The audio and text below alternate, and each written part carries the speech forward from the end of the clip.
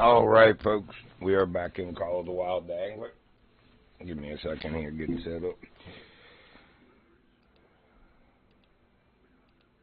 Doing a little bit of a test here to see if I got the Discord and the YouTube videos finally. I got it into the Twitch videos yesterday or night before last, something like that. Anyway, I think I found out how to get it onto YouTube as well. It's just a whole different approach and a different place in Streamlabs that you got to do that. But anyway, hopefully one of my friends will join and we'll be able to test that out.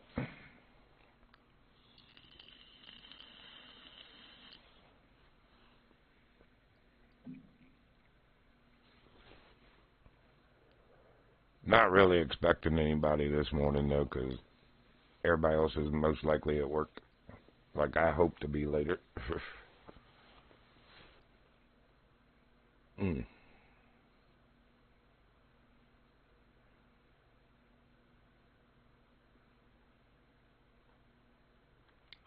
was I fishing for?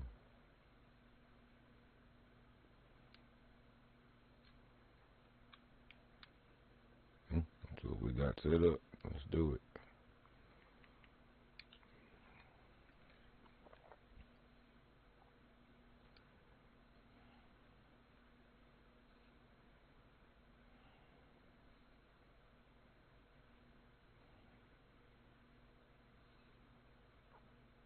Ain't been in this game since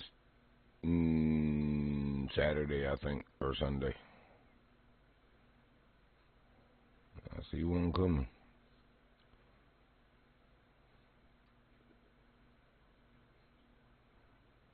I think I need a bigger hook is where I was at.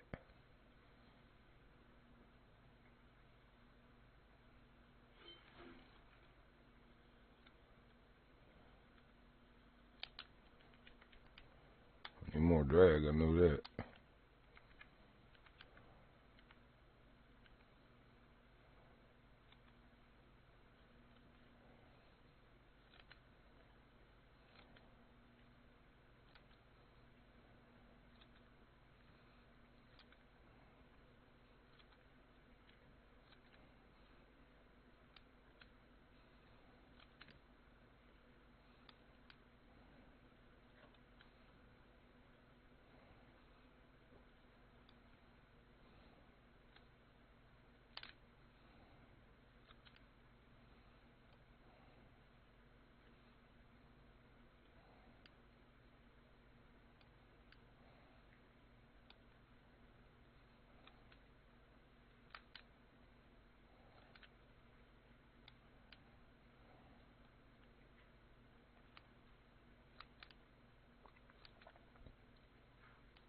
Oh, give me a break. He snapped it on the... Oh, this game. This game. Alright. That's okay. That's alright. That is alright. Not gonna get me like that this morning, you know.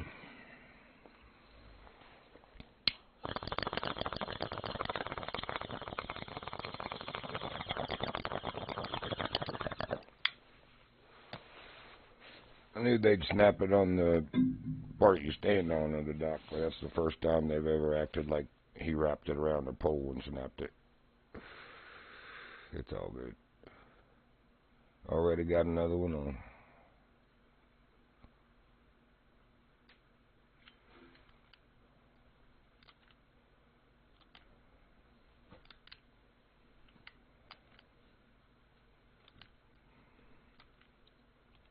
This one seems more like a silver anyway. We're gonna have to fight him for a minute and wear him out.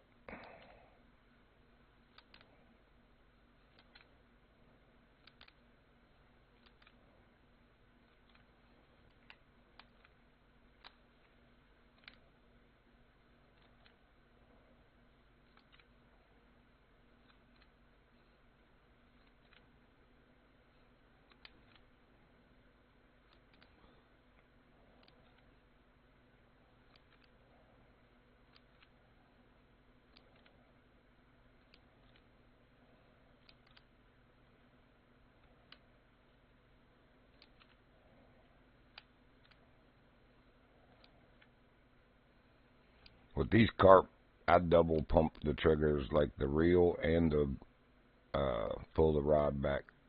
That's what seems to wear the carp out quickest. Every fish on this game is different how you fight them, but the carps, as you can see. Whoa, no, no, no, no, no, you don't.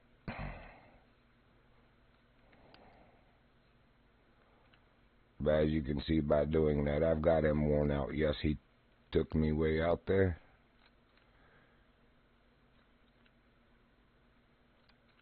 But he is tired. And he's gonna come.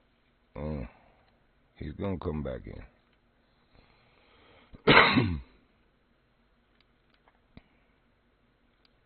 Just gotta keep doing that pump act. Oop, pump action.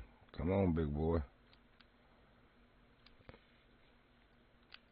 So 185 must be the length of line on this lure, or reel lure.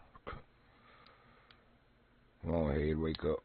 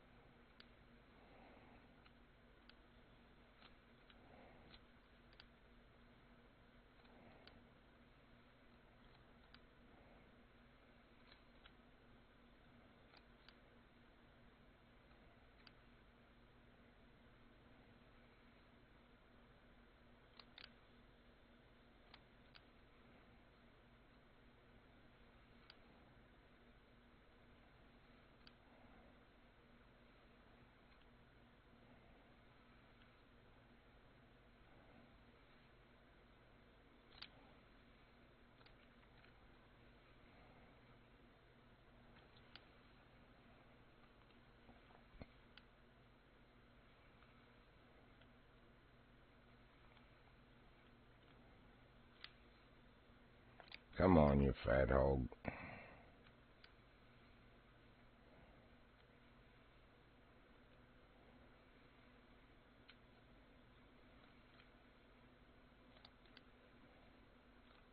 Gotta go back to the pumping action till you stop him. Win a little bit back till he takes it again.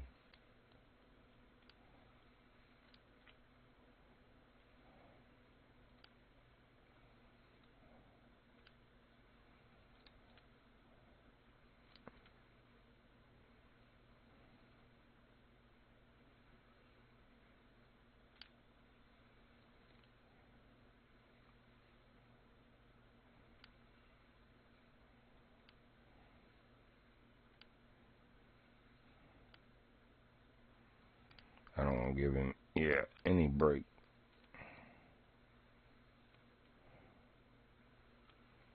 Keep him worn out like he is. He's going to make little bursts like that, but he ain't going to gain like he did. He might go out again like the legendaries do. Get him all the way up to the dock and then make another second wind run.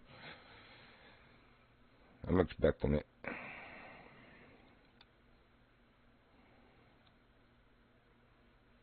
But he had us at 185 feet. We're like a third of that. Less than a third, so. Come on in, Piglet. I know you're tired. Oh, they're letting us get him on the first one.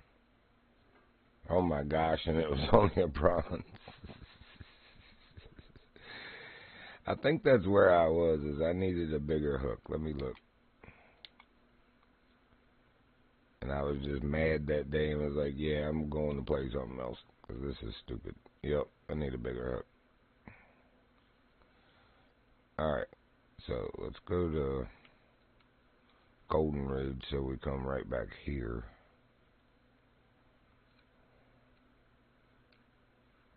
In Spain.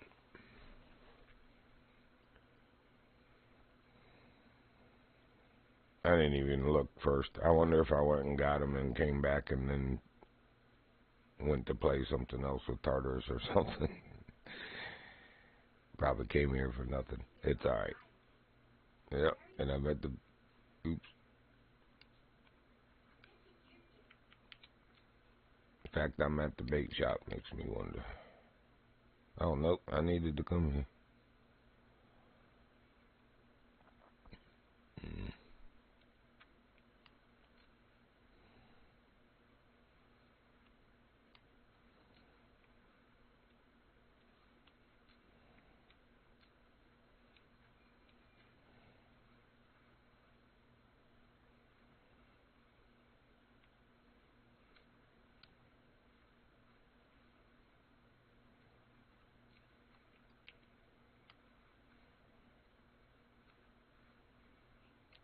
66 of 81. We're still 15 from being completed. See if we can knock that down. Hey, and good morning to whoever is watching. Or good morning here. I'm not sure where it is, where you're at. What it is, where you're at.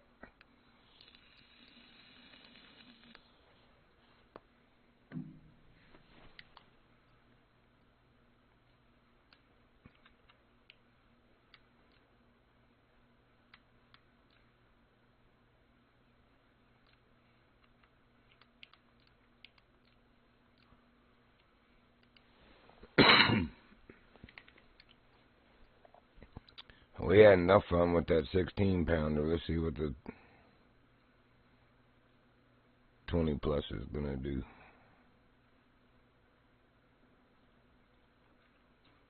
Probably bump that back a little bit.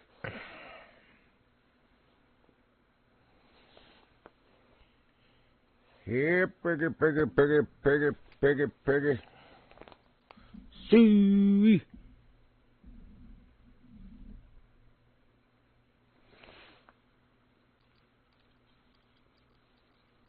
Come on, Peggy. It didn't take them bronze ones any time to come straight across the pond at it. These ones are scared. You got a big hook. Like a really big hook.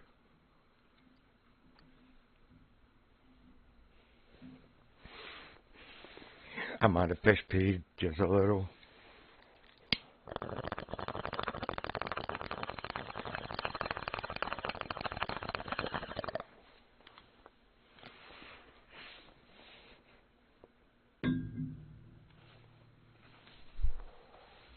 Might have to go back to the one I didn't want to go just one size bigger because it might still be catching bronze, wasting time. But good grief, we caught El Matador on the 4-aught the other day, so we know the big ones bite the 4-aught. I'm just looking for a silver here. You can do it.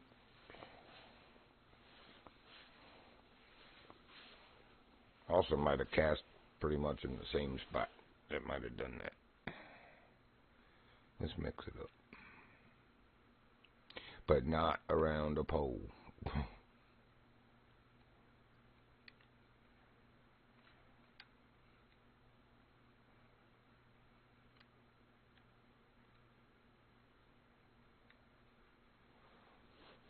You might run it out to 185, but you're going to start from right here, Bubba.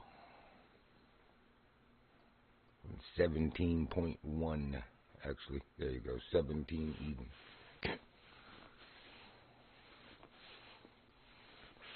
Time is changing on us. It's actually alright. Carps are day or night. For me, they bite better at night, usually.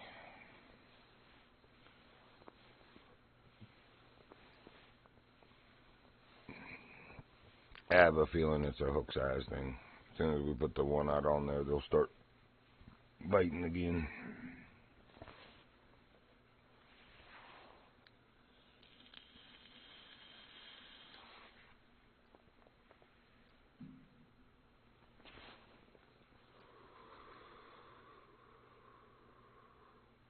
Oh, so we're actually going back in time. I'm getting younger.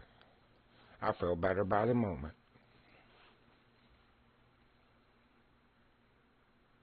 I feel younger and more vibrant. More full of bait.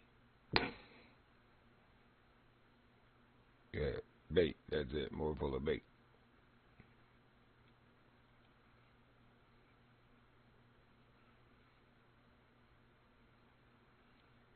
Well, I wish somebody was around that could get on Discord so I could know if it's working on the YouTube stream now or not. I'm pretty sure I got it like I did on the Twitch, but like I said, it was called something else and just a totally different way of setting it up for the Streamlabs for the YouTube stream. So, but I am 99 and 44 100% positive that I've got it.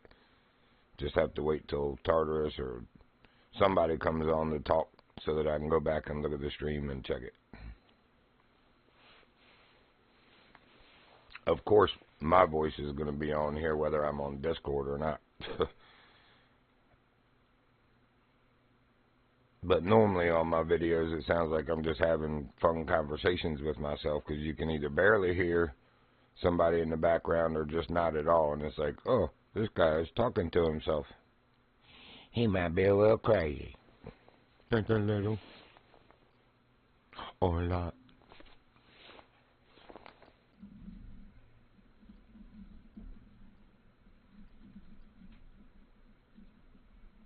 Yep. Gotta go back to one eye. Two, just too big. They're scared. They didn't officially say they're scared, but you know, sometimes you can be scared without saying it.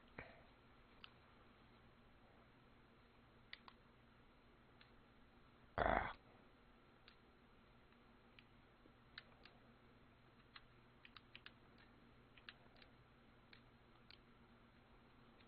Alright, now I'll bring your little piggly cells up. Bring that on in here soon.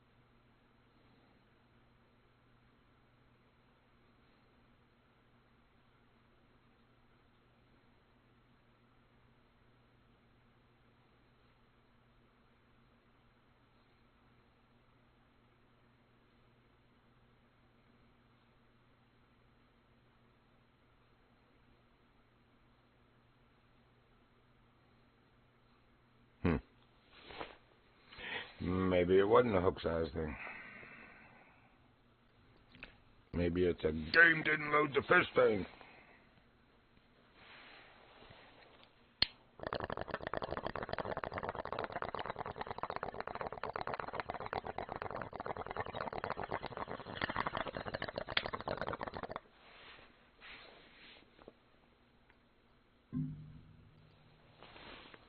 They just want me to cast way out there where it's going to be quite the struggle. We'll play your game.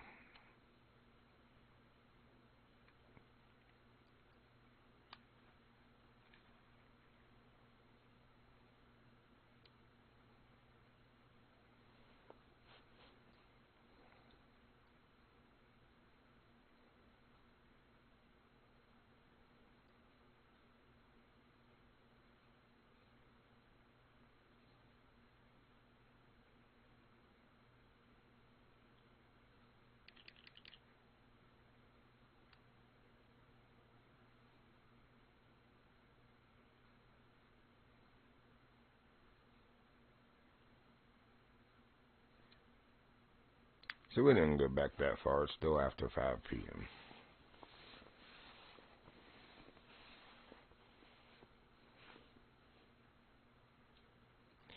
Boy, we had a couple really nice days, unseasonably warm for January here in Virginia.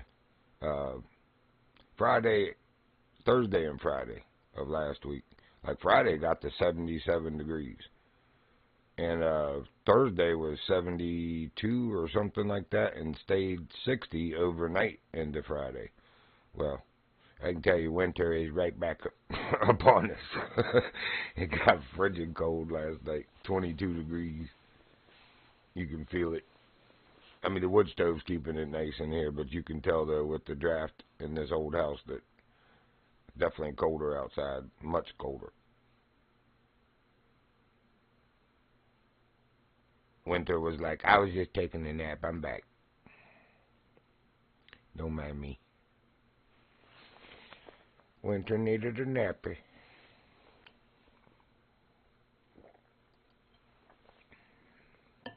It could go on and take its dirt nap for all I care. I'm tired of being cold. Need that warm weather to bring back good work conditions for outside stuff.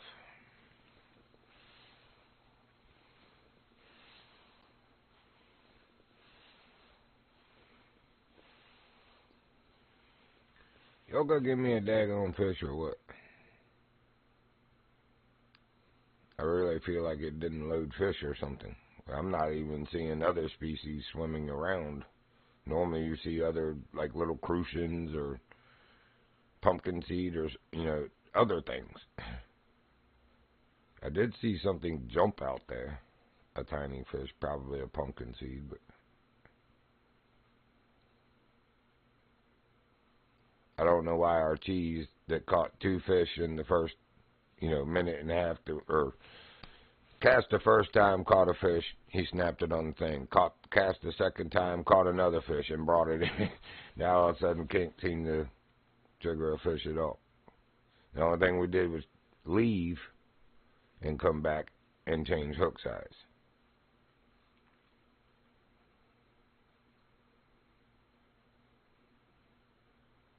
I'm almost positive there's something not right. I hate to do it. We're going to do the verify game cache integrity thing. This game, the more I progress into it, the more I seem to have to do that, especially to get done with these challenges. Because it's like you'll just be sitting there indefinitely waiting on it to spawn the fish you want or that you're trying to get that it wants you to get, and it won't do it. Yeah, I'm like 39 of 40 achievements on this game on Steam. The last one being reach maximum reputation, and in order to do that, I got to finish these last 15 fish challenges. So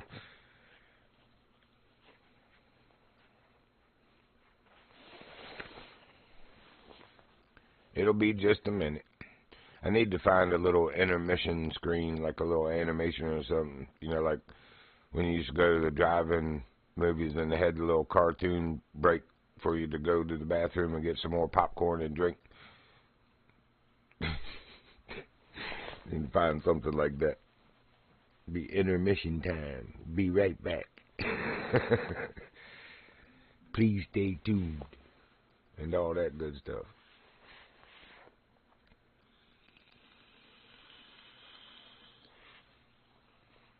I was right, though. It's already downloading one of 2 items. It runs through and does a verification of what's in the file folder. Then it does the download, install, and verification all at the same time, so it's a little bit slower, but we're at 20% already, so of the 2 files. And I've noticed it's the first one that it downloads that takes the longest. Once you get to like 65 or 70%, it goes even, well, I wouldn't say faster, but it goes faster than it is now. But we're at 25. And I got 1 gigabit per second internet, so it's not that. It's definitely not Steam's download servers either. I was getting, 960 megabit per second, or megabytes per second, because it was the big B.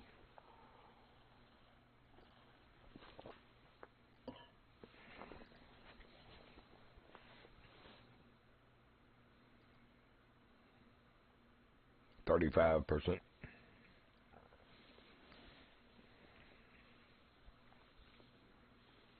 I noticed this with the legendary fish too. There's actually a couple quirks about that. I appreciate whoever's there still hanging out and listening, but there's a couple quirks about the legendary fish. If you're not getting that message when you come in and you just join the game on your own, then you need to go out and come back in if you just have an Xbox or PlayStation And because that sucks that y'all can't do what I'm doing in Steam. But if you're on PC like me and you're in Steam, you should go verify your game cache integrity on the game. You're going to notice it's going to download one of two or just one of one files. And it's like, I don't know what that file is, where it goes, how it gets broken, but it's like something happens in the game. Maybe me losing that fish, and then leaving and coming back. I don't know. Like it didn't save right or something. It's hard to say. The Steam Cloud shows that, everything was up to date, but obviously something's wrong. So that's one way to fix it. The other thing we noticed with the legendary fish is with the Apex Connect, where you join on a friend. Like if I've already caught the legendary fish and I go in Spain and my buddy wants to come in and catch the legendary fish, but he joins on me through Apex Connect, he doesn't get the legendary fishes active notice ever. But if we come out and he joins the Spain map, he'll get that notice, and then I join on him, and I've already caught it, so it doesn't matter, but he'll have the chance to catch the fish. I don't know why that's like that.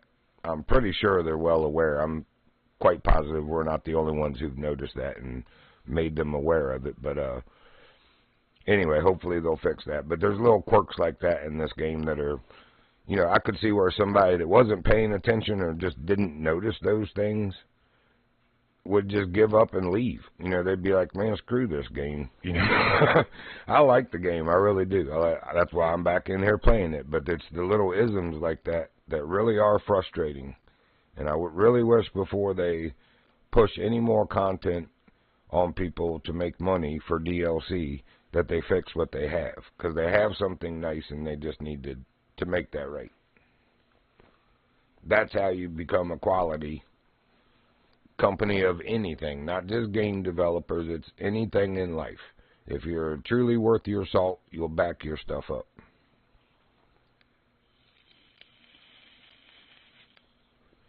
I'm expected, with my work ethic, I have to back my work up. I'm expected to do it to a certain quality and that it will be a certain standard and last a certain amount of time, with a warranty or a guarantee. So, and that's in pretty much any construction I've ever done, any manufacturing, any of that. I just don't understand how game companies, and not just them, like I said, other companies that don't do the right thing, how they get away with that. Anyway, we're at 95%. I'll quit blah-blahing about that, because I don't even want to hear it. But it is true. You can't deny it. If they're worth their salt, they will fix this awesome game before keeping on selling stuff. And we're done. Coming back in the game now, which it should show you here in a second, I would imagine.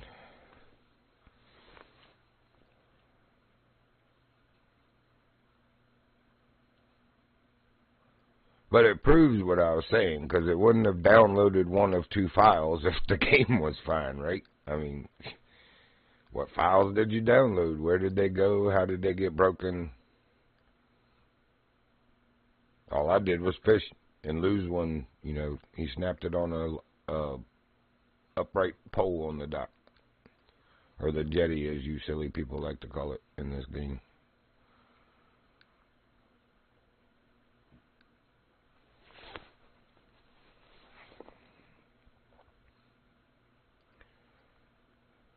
Now, first we're going to check to make sure it saved, what our rig was with the 1/0 hook. Because we went to the 2/0 and then back to the 1/0 because I thought it was that. But we'll see if that's still there or if it's got the number 1 hook on it again.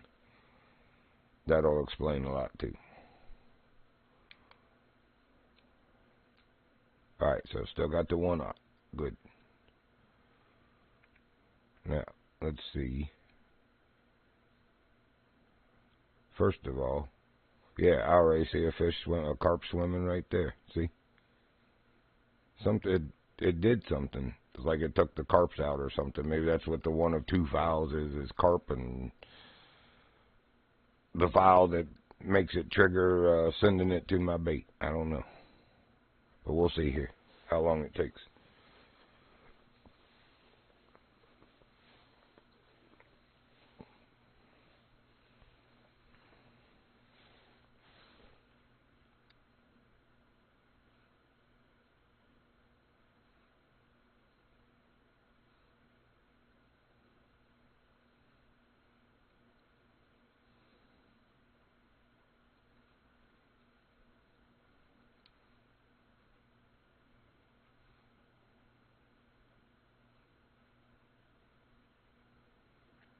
I'm just glad we saw a carp swimming right there. That made me feel a little more confident in it.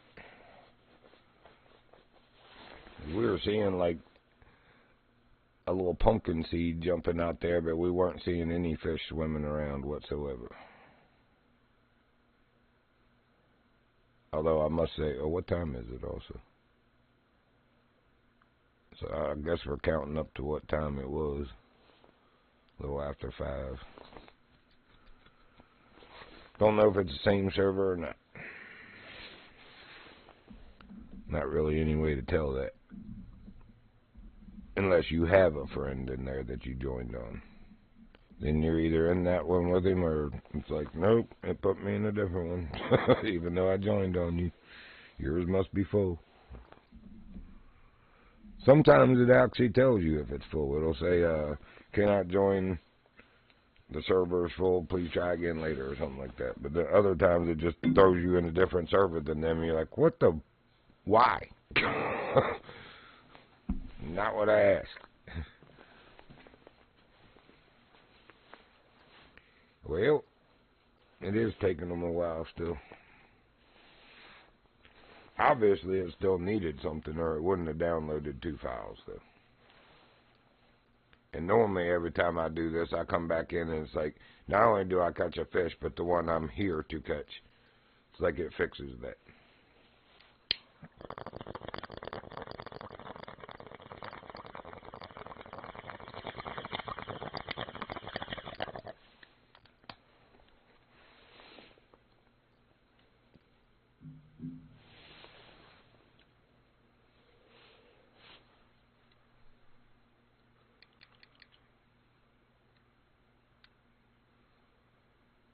Redworm.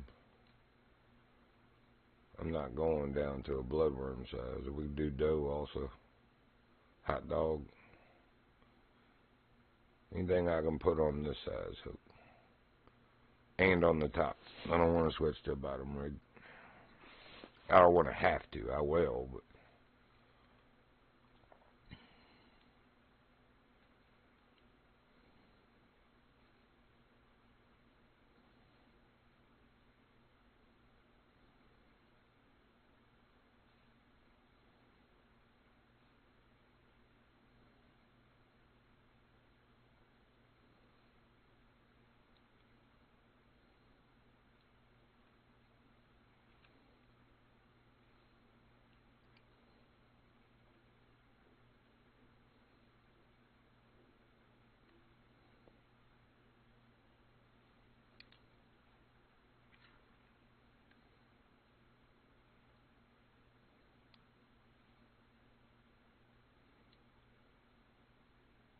there's a little fish.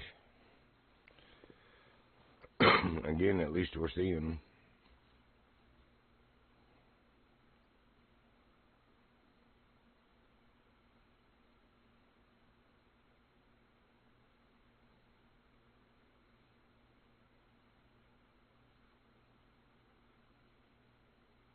Yeah, it's a crucian, it looks like. Could be a pumpkin seed. If it is, it's a nice one. Very nice pumpkin seed. I'd sooner guess crucian though. See, 445. So this is not the same server. What's weird is I thought the same server, but you know, if it put you in a different one, but the same map, in other words, that they were 12 hours apart, so that like if it was 5:44 p.m. in the one, it would be 5:44 a.m. in the other. That's how it usually seems to run, but this one Seems to be within. Oh, we're still. Oh, no, we're not. It's within a half hour to 45 minutes of what the other server was. It's unusual. So I wonder if they have even more than 2 per map. In other words.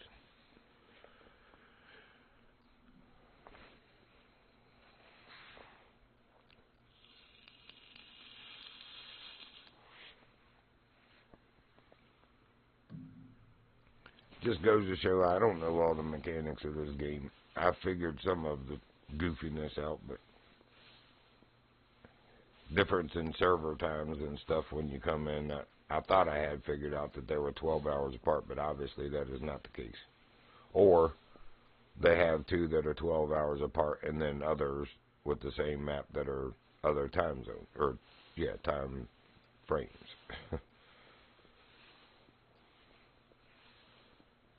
So yeah, that is a pumpkin seed. Man, those are nice pumpkin seeds. I ought to just, for fun, switch over and catch a few of them.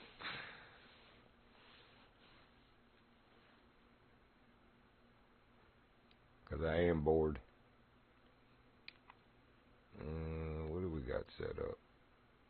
What are you set up as? And what size? Oh, that's perfect.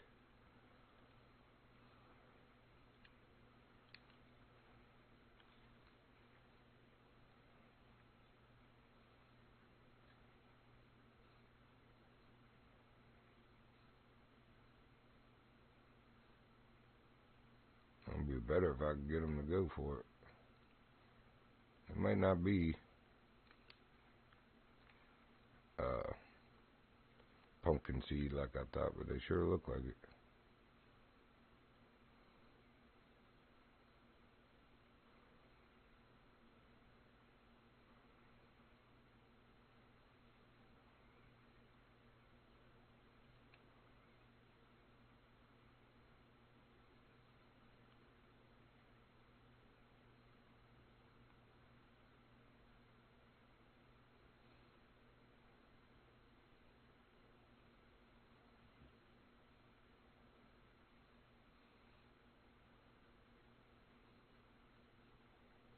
It says they like spinner. That's the smallest spinner there is.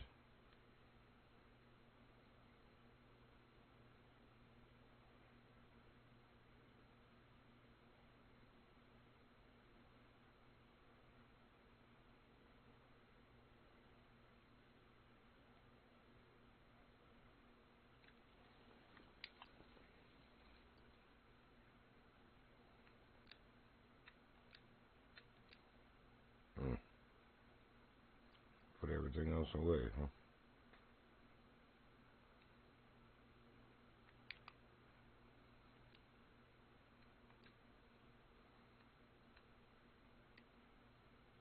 No. Oops.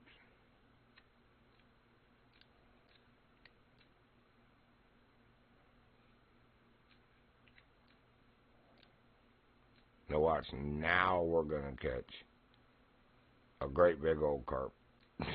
Just stick ungodly sized carp on some 4-pound line. Okay, the bluegill, I keep saying bluegill. The what you call them are still there. The pumpkin seed. Oops. I thought I just did that.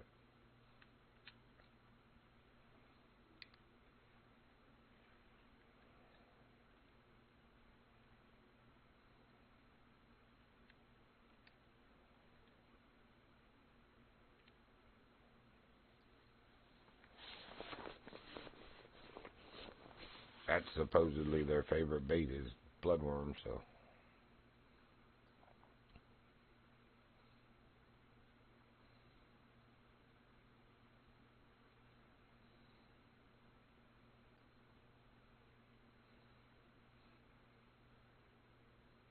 Well, now you won't hover at the top when I'm fishing on the bottom. Little butt nugget. I'll go back to carp fishing in a minute, or else I'm going to go fish for something else that's biting. I got 15 of these to do, daggone you.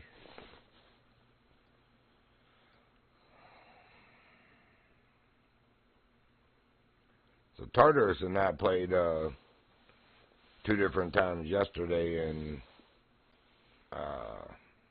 Tom Clancy's The Division 2.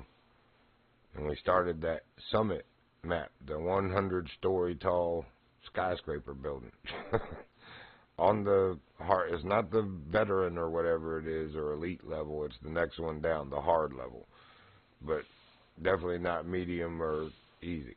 Anyway, we made it, we're at level 60, so we're 3/5 of the way to the top. That's where we left off yesterday, but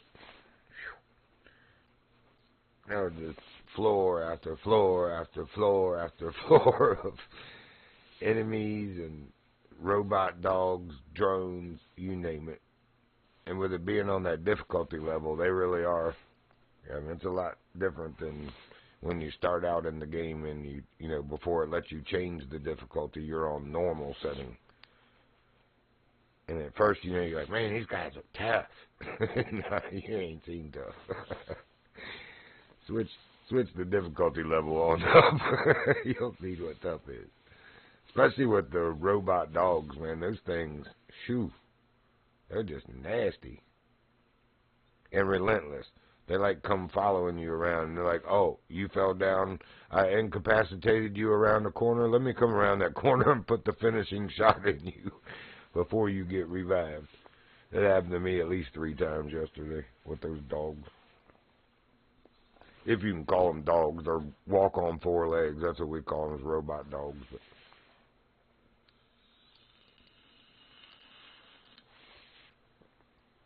automated killing machines on 4 legs, put it that way. Alright.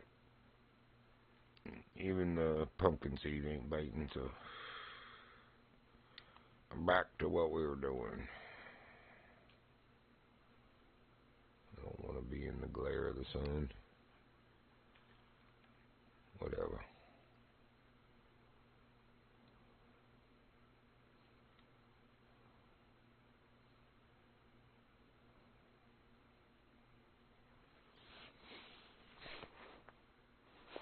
Dude over there catching nice silver large. Oh, 2 dudes catching silver largemouth.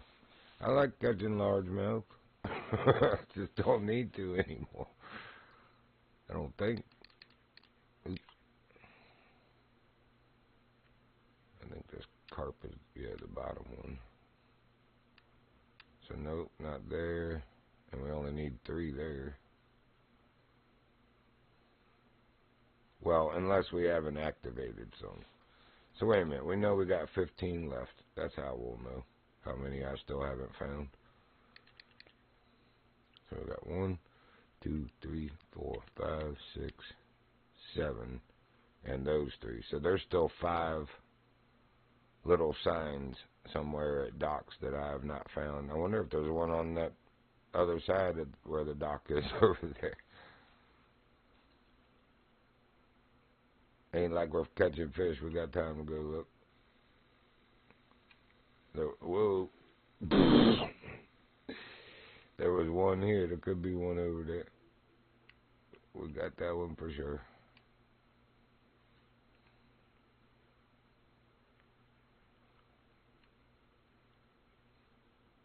And see, we don't have to catch the carp here either. I just was catching common carp here and figured, you know, when in Rome. So, anyway.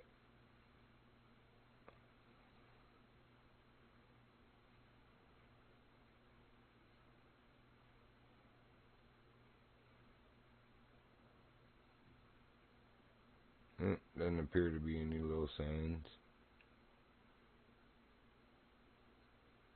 Huh. I like this dock better than the other one, to be honest with you. It looks more stable. Even if it looks like it's been around longer, if it goes with that structure. Well, I don't know. The other one, the structure would be gone already if that's the case. Wow. It's a lot more shallow over here, though. Probably better for fighting carps. We could try. Oops.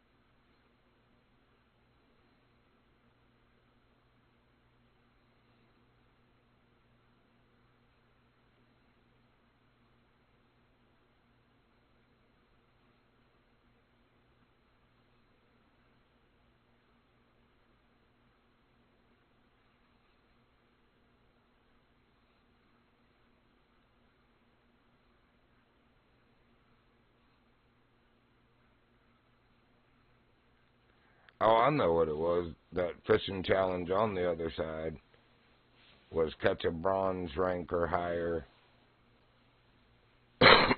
on such and such line, I think, at that other dock on the other side of the pond here. And we did that, and I had the one hook on there because I thought I would knock out if I could catch a silver on that size line, which I'm glad I didn't because it was like 8 point something, I think, half of this. Or maybe it was 11, I don't remember. But anyway, I was going to try to do 2 with 1, knock out the silver on 15 or less line. But it only worked out we caught the bronze. But that's why I stayed here to catch the silver. And there just might not be any. So we're going to move on.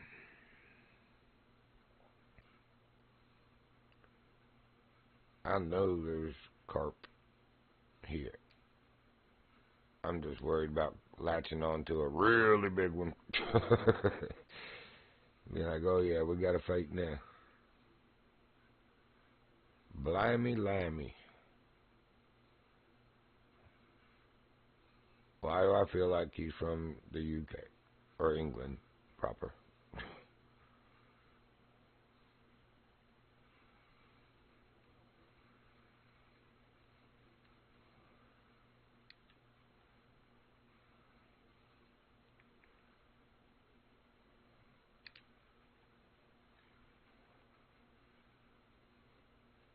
Well, here we go.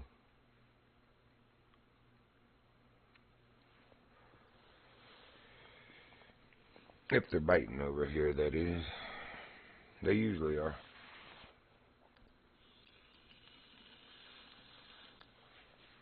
Something coming already. Oh, maybe not. You little turd. You better go back and take my bait.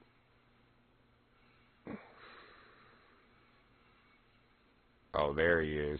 Oh my gosh. I'd say that's at least a silver. Looks like a mirror, though. Oh.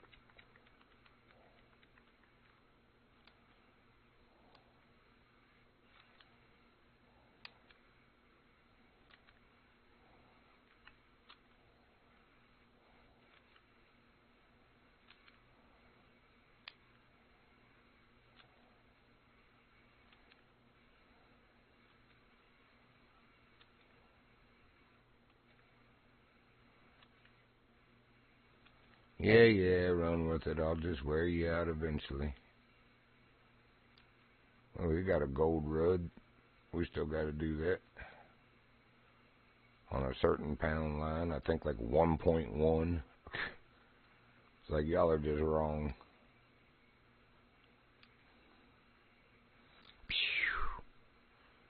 Man, y'all ain't got used to that food yet. It's been several days now, and you're still farting like you're pooping your little fuzzy britches over there.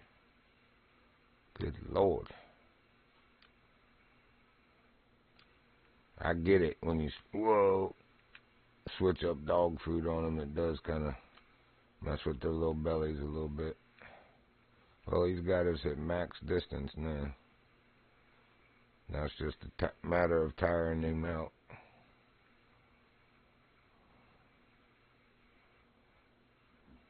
Oh my word, dog. You stink.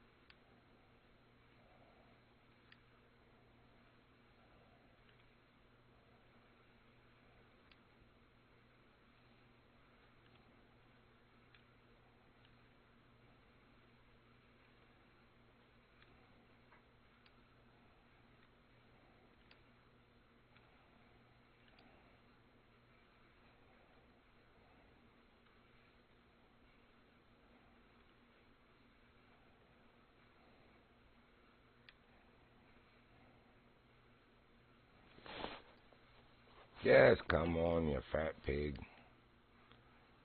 We ain't got him tired enough yet. He is flashing harder now, though.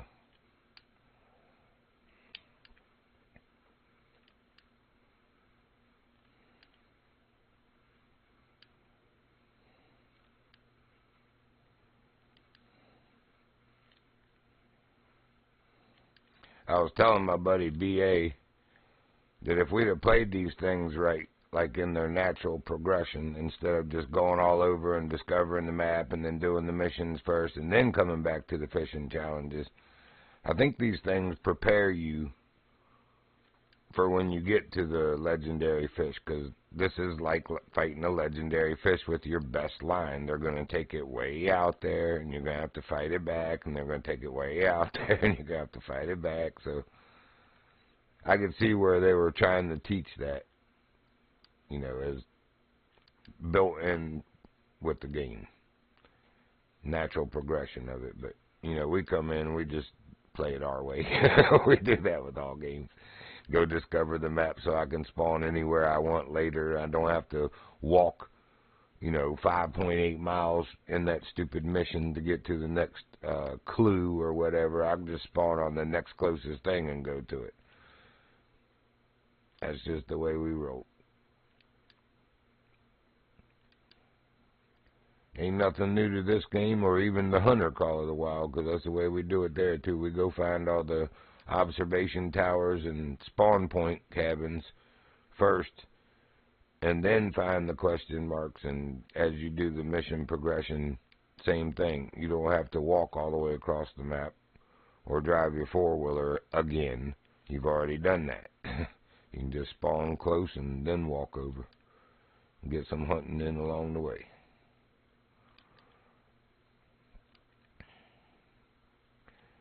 Alright, come on, Piglet. Almost down to 1/6 of the what you took me out to.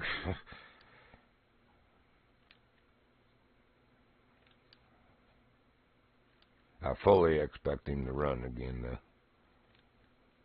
Because we're right where we're about to bring him in. Oh, let me bring him in. Oh. And it's a Maricarp. That's what I thought it looked like. That's alright. That is alright. Hey, level up. That's alright, too. That is alright.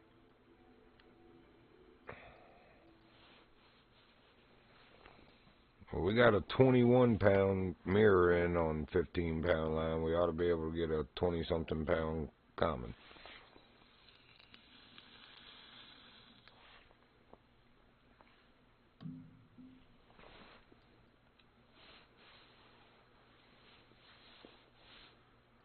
Yeah, that's the right kind.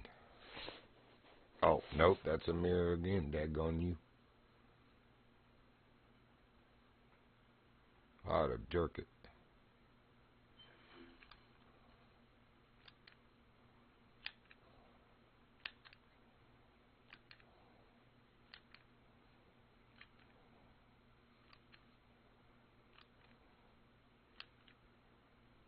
We'll go to redworm next, or doe, just to see if that's what the other species wants. But we'll probably still end up catching the mirror. This is what I was talking about it with this game. They waste entirely too much time of your life. Make you stand at a certain place. Well, they're not on this one, but they're making me catch a certain fish with a certain size line and giving me every other fish but that fish. Now, they did give us two common carp at that pond. One snapped the line, the other one was a bronze.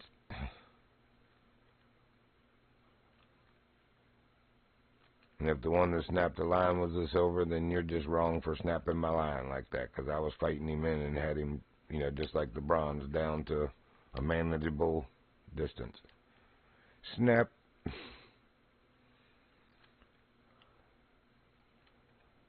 I would say this one's just a bronze, because we're fighting him in a lot quicker than the silver we just caught. And we're still on a 1/0 hook, so might need to go back to the 2/0.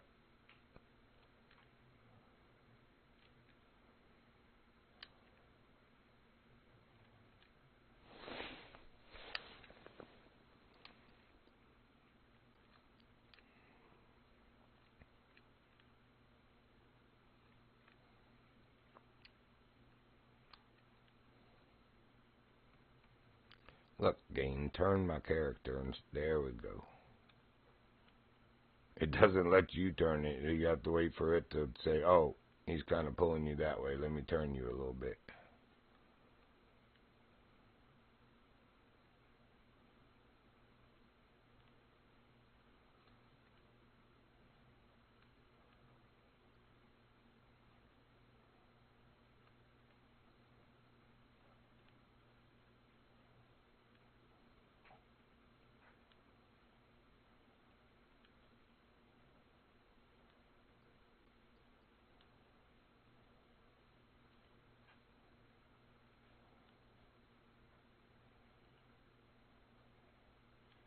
Oh, I've still got my hideous outfit on, I think. Bright and loud yellow as I could get. With the yellow rubber boots and everything. It's shorts. Because. Come in here, fatty. I know you're just a bronze. Don't try to act like you're something special. Oh, it is still a silver. And less than our line weight. That's surprising. The one common we caught was a little over the line weight and was still a bronze. So, anyway.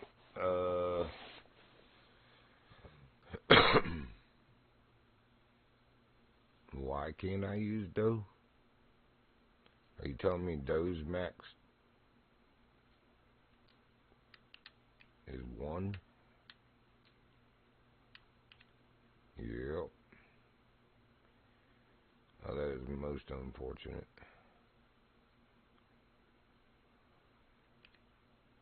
And red worms is 2.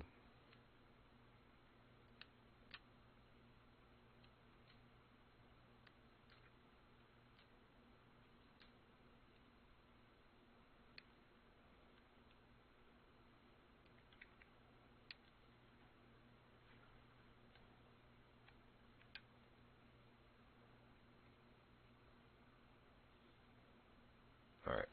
Hopefully I got enough time to check on this fire real quick.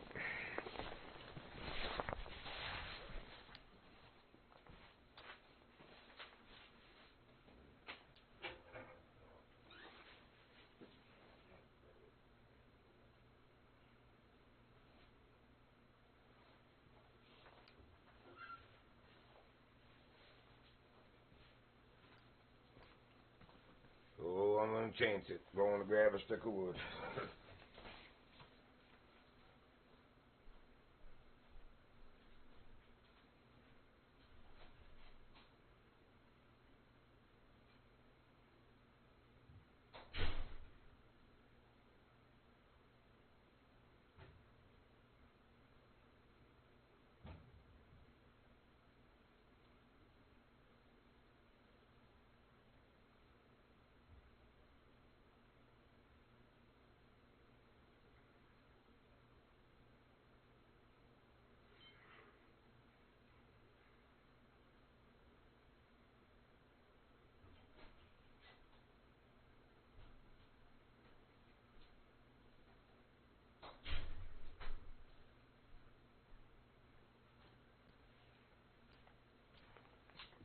Did I miss it?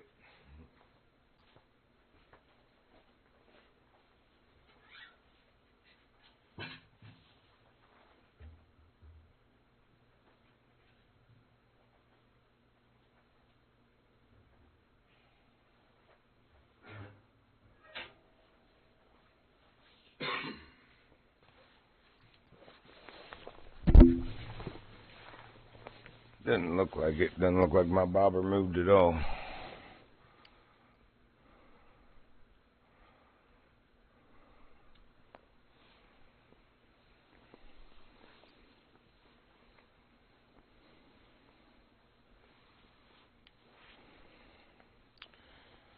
Boy, it is frigid outside. Phew. I got a nice big heavy coat on. You go out there and it just hit you all the way to your bones. That wind chill. Mountain life, you know. on the side, but near the top of a mountain, you get good winds, even with the trees. Like, everybody else cut all their trees, so they got nice views and stuff. I'm like, nah. I'm going to cut my trees back enough that hopefully they don't fall on my house. But, I still want the surround. Not only as a wind break, but a sound break. You know, it helps in the summertime when they're full of leaves.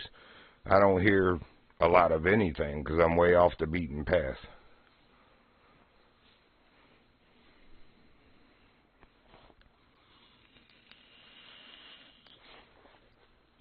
The quote-unquote road coming into my house on the deed plat is listed as a fire trail from when they used to do logging on this mountain.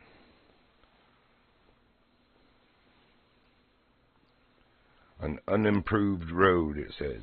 A fire trail. And they mean it on the unimproved part. I used to scrape that road with my tractor when it ran. And the neighbors that used to live around here actually took me to court one time. They fabricated a neighborhood committee called the Mill Pond Road Association. That's how I destroyed them in court too. Anyway, and tried to collectively sue me for scraping the road. Said I destroyed the natural crown of the road. First of all, you have to create a road, and the crown has to be created, so there was no natural crown. Secondly, I scraped, you know, from the right side, in other words, with a 1.5% grade lean from left to right on my scraper blade so that it would leave it high in the middle and lower on the side, and then same as you come back down the right lane back the other direction, high in the middle to lower on the side so that the middle of the road is higher and it tapers to the side to shed water like it should. Had pictures and everything. But then I brought up well, Your Honor, I've lived here at that time for 21, it's 29 now, but 21 years. I was never even made aware that there was a neighborhood association. I would have liked to have been a part of that. And he made them, well, he told them they had to. He didn't make them because they couldn't. But told them they had to produce, you know, documentation of a neighborhood committee and the established rules of the neighborhood and this and that, and show what the guidelines were for inclusion. You know, because if you're in the neighborhood and you're expected to be held by those guidelines, you have to be included in the committee or in the association, in other words. So, anyway, I destroyed them with that. There was none anyway, and they almost got themselves in trouble for perjuring themselves in court. You know, they got a very stern warning, and you made it very clear that if he wanted to, irregardless of what I do, whether I retaliate in a civil suit, which I don't play that petty crap. All I needed to do was prove I did nothing wrong and walk away and make them look like the jackasses they are, and that's what I did. But as far as going back after them, nah. Anyway, he made it very clear that irregardless of what I did, if he wanted to,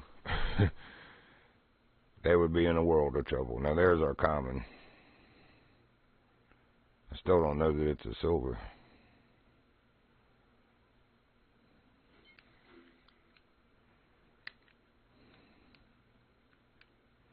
I would say not.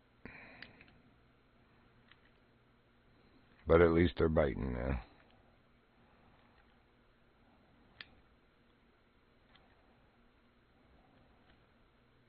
Oh, you little heifer. Tell me to collect my thing and then let him run on me like that. They love doing it.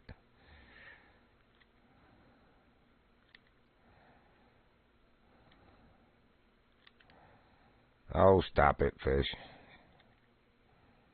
He ain't even that big.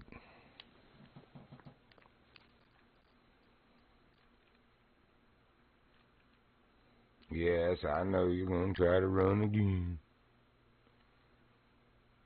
You just like wasting my life.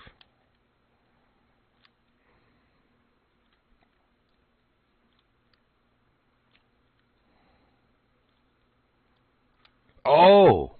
What the what did I snap on?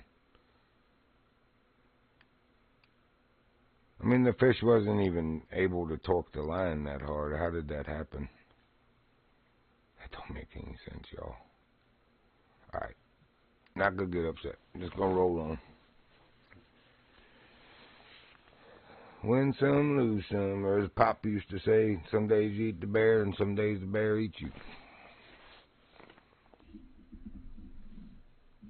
Stupid bear. Well, good morning, baby girl. You waking up over there? You waking up over there? Oh, my goodness, big blinky eyes. Hi, baby. Hi, baby. Good morning. Sleepy head. You and your brother are trifling all up under the covers on my bed. Spoiled rotten. Wouldn't have it any other way, baby girl. Wouldn't have it any other way.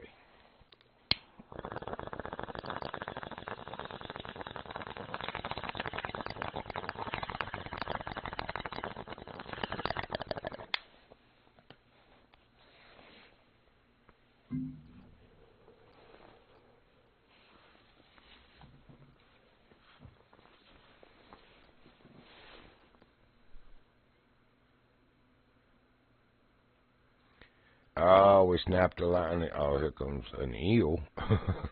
I'll say we snapped the line again. Now we gotta fix the game again. Wouldn't surprise me. I think I need an eel on like 6.61 or less. That's the silver on 4.1. Yep. We got the 4.41 on that bottom rig. You'll tempt me. I see you out there, eel. Alright. Alright. Alright. That's it. Y'all forced me to use force. Oh, wait a minute. Can't do that yet. Gotta go here first. Put something like you on there. Sure.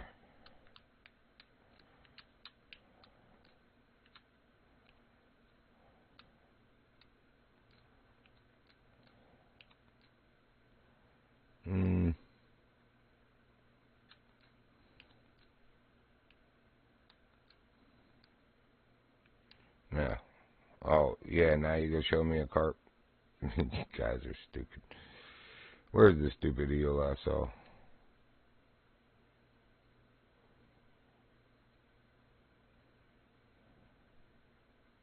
And it is getting later, that's good. About to become eel time.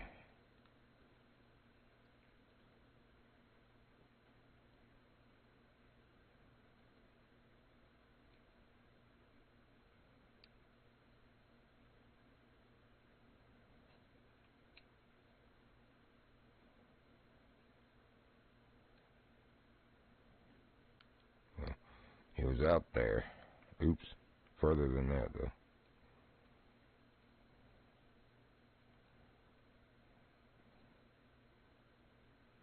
Those eels actually cover a pretty good distance pretty quick comparatively to some of the fish.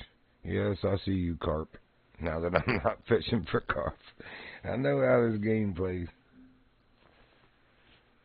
It's just like when you find floit, the lure in Norway, the swim bait, and you have to catch a gold rank. Well, first of all, you have to catch a fish with it. And same with the Tomatito lure in this map. Good luck catching a fish with it. But once you do, I can tell you where to go. If you go to that one dam where the bass and the pike are, my very first fish I caught on it was a silver largemouth on the Tomatito lure here. And that finished that. But good luck catching a gold rank pike on the float for the challenge in Norway. But once you do, man, I use that lure all the time. I catch pike with it. I catch all kinds of stuff with float. That's a good lure. It's just the game, has a mechanic in it when you have to do the challenge with it. it's a little bit more of a challenge than I feel like it need to be. Somebody on Discord with me? Almost sounded like. Guess not.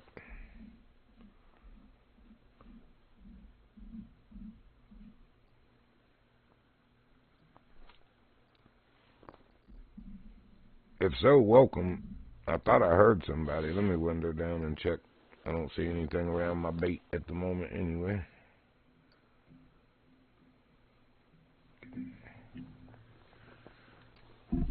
Oh, here comes the eel, though, right when I'm about to do that. Alright, quickly, Discord.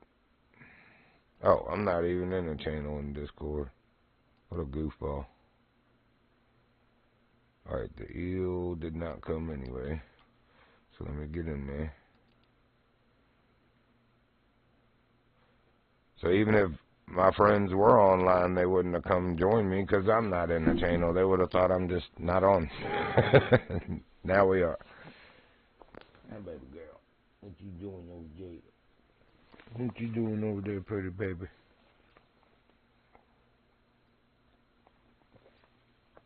Actually, I think even though it says they like the minnows best, I believe the bloodworms on a 7-hook was what was devastating to the eels.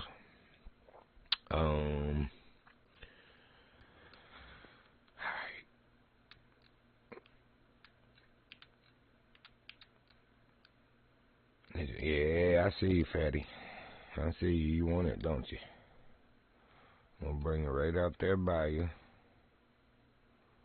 Come on over there and get that bloodworm, buddy.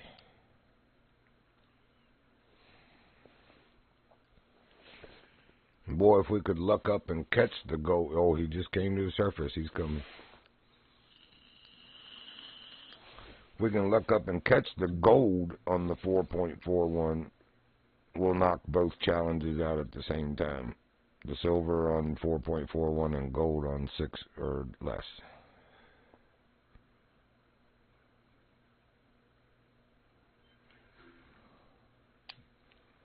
Whoa, drag.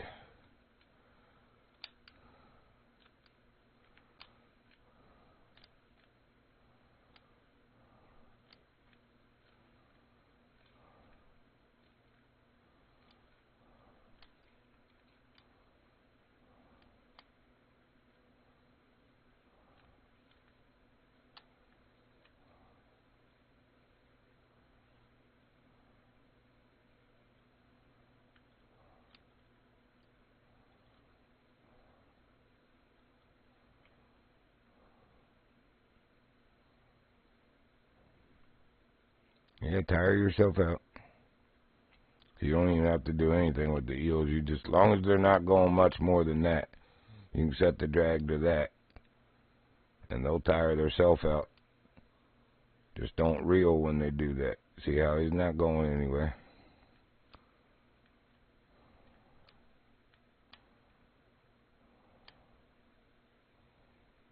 Not far anyway. What do you get, 4 feet?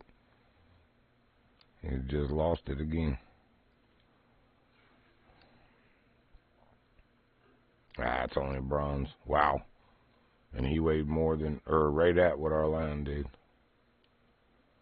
So gold's going to be probably a little unrealistic, but we're trying anyway. If not, maybe we'll just get the silver like we need.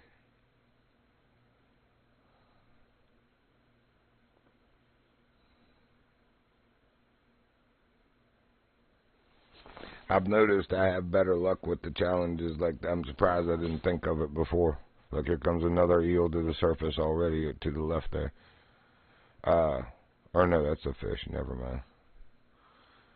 If you have it selected like on this carp one, but then you start fishing for the eel and you just so happen to get the eel challenges, see, they'll let the eels come bite stuff because you're not, according to the screen, you're not fishing for that. If you were, you probably wouldn't be getting any eel. Just like we weren't getting the carp we needed. Now, I know good and well you are not going for my bloodworm.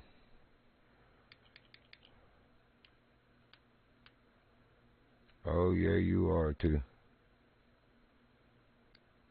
I don't think so, buddy. Not on 4-pound test. Yoink. Ha ha. Psych. He's like, ha! Throw something there and then now it's not. What's going on?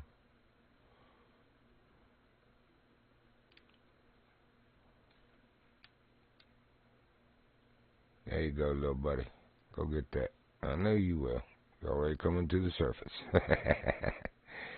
And here it goes. That's a fat one, too. Let's try to bring that in just a little bit more. Come on. Come follow it.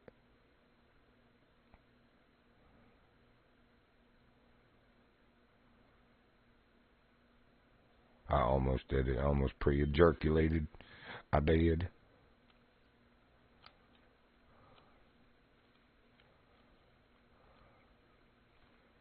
Oh, this is definitely a silver.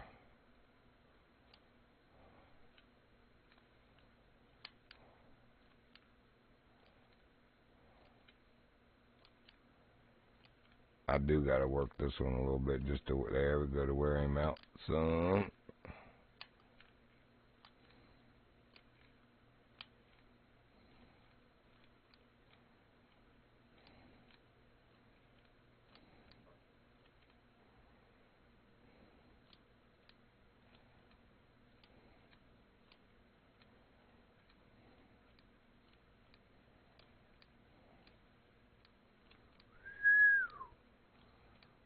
Tweaking my line there, Bubba. Stop that.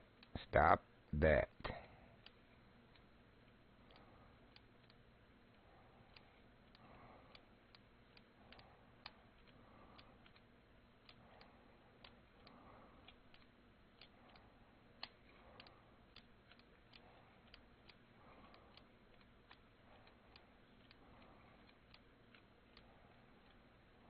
Oh, they're going to act like he's going to snap it on that, and that's going to make me mad.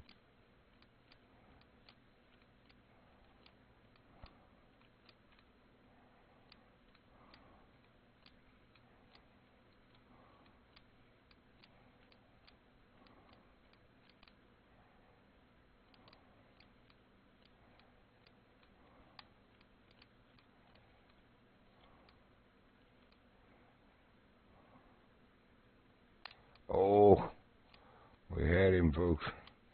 He's coming. Oh, daggone it.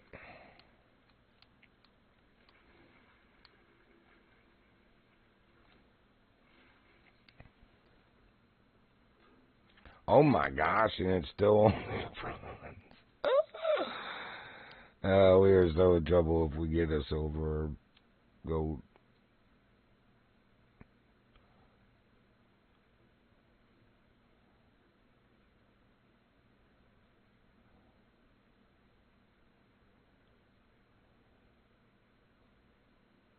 That dock over there is actually the best spot for them, but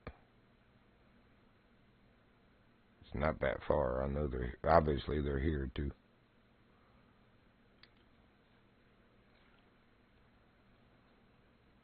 But that's where the actual eel challenge was, on that dock straight out from our bobber, or somewhere, yeah, out to the left a little.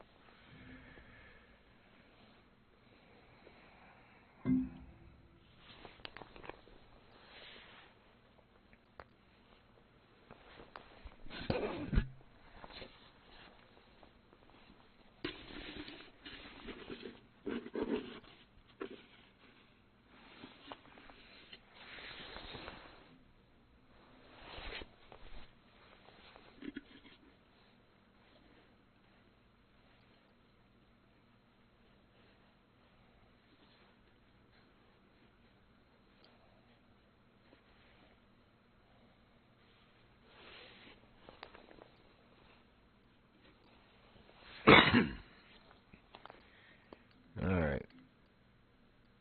Trolling the water ain't gonna bring one. Let's take a look where they're at.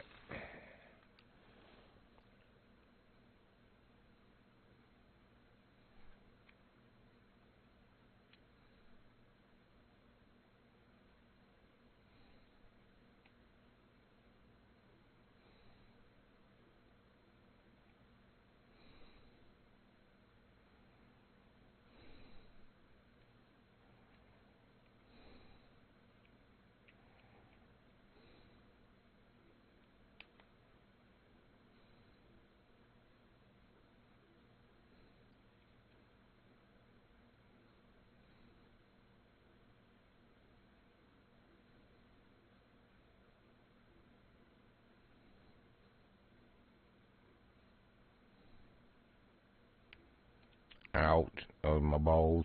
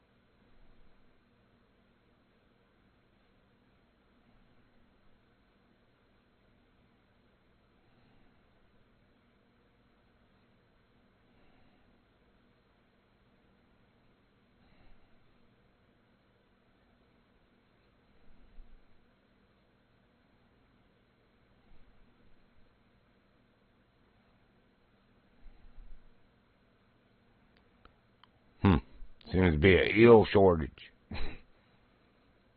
All of a sudden. Eel shortage. Ain't that something?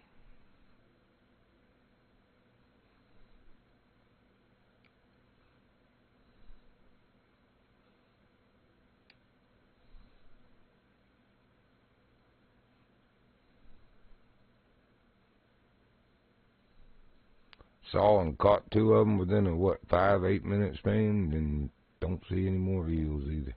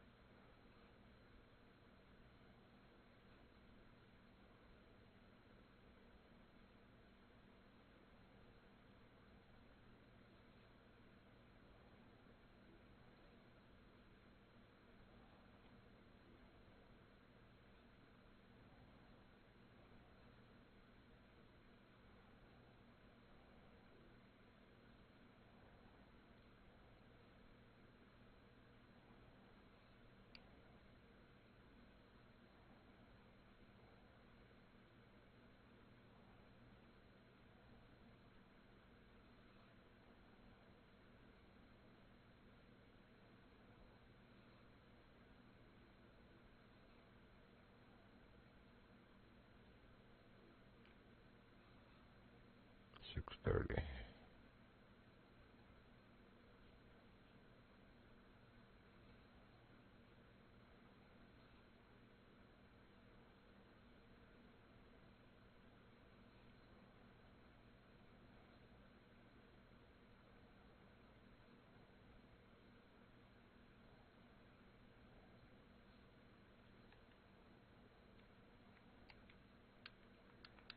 Oh, they made sure you're not getting on that. They're like, no, Virginia, we know people like you.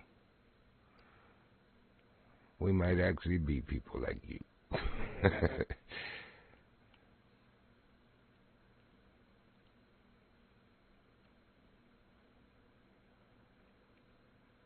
Can't see as well from here. Not high enough up.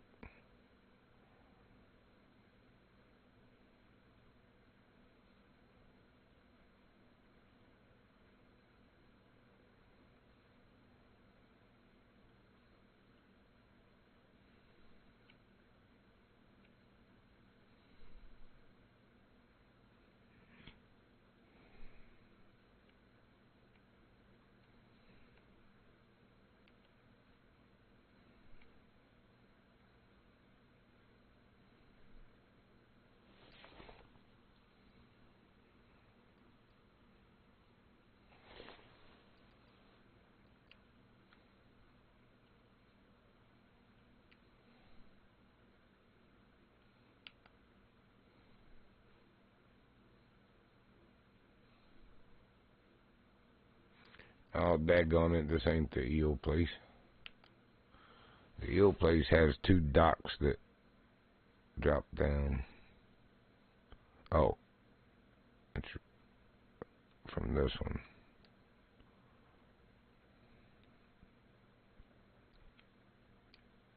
Oops.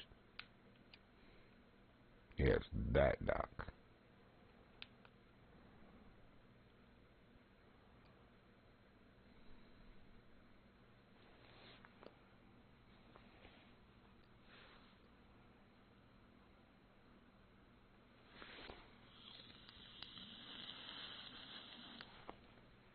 It don't feel that cold in this house, but I just picked my vape up in the mod body is aluminum, aircraft aluminum, and it feels cold enough like, well, not quite that it's been outside or it would be frosty, but cold enough to the touch that you wouldn't think it'd feel that cold in here, because the air doesn't feel that cold.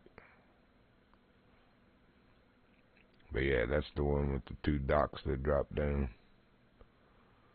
This is the eel challenge spot.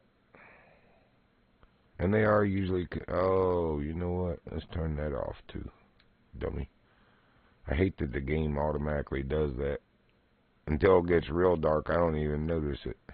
But I barely noticed it on those weeds there.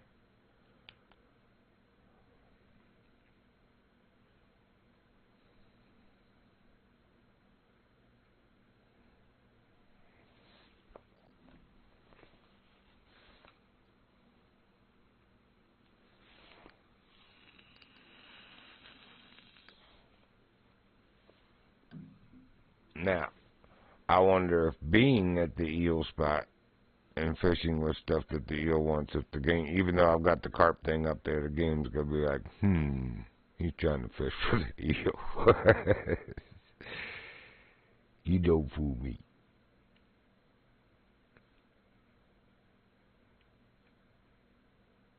Wait, don't make me get in a boat and chase you down. Come back, be my friend, eat my bait.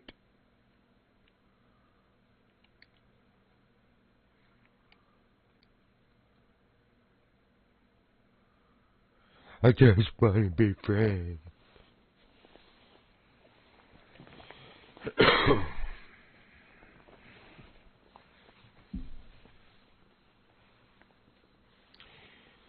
Yeah, back to the Division 2.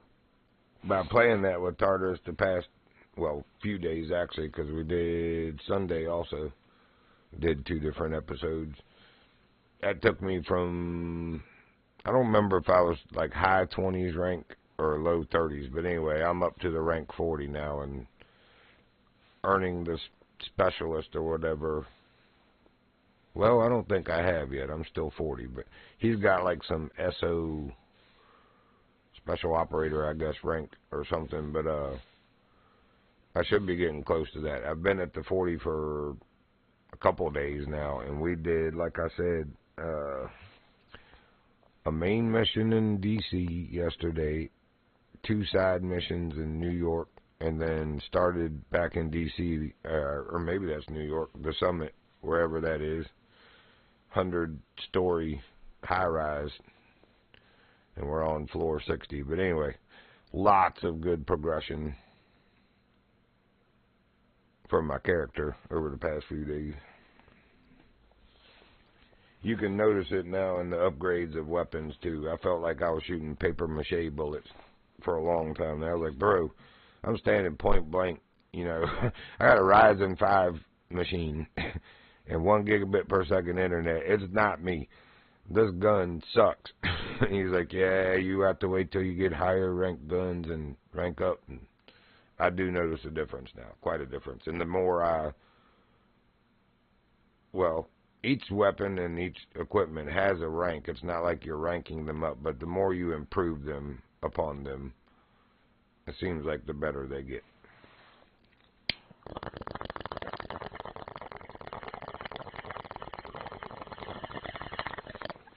But now that I'm 40, which is I think the highest you can go in the game other than the SO ranks, I'm basically just collecting guns now, the purple superiors and the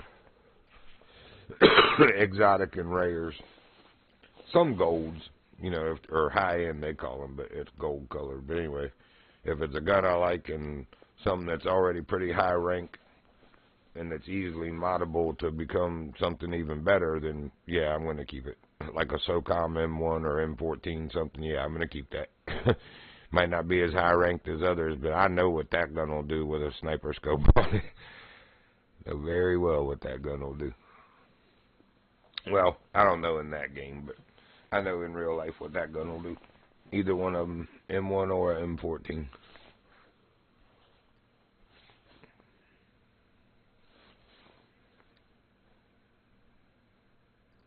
And traditionally in Clancy games, the SOCOM M14 has always just been a nasty beast. Nasty. Nasty, nasty beast.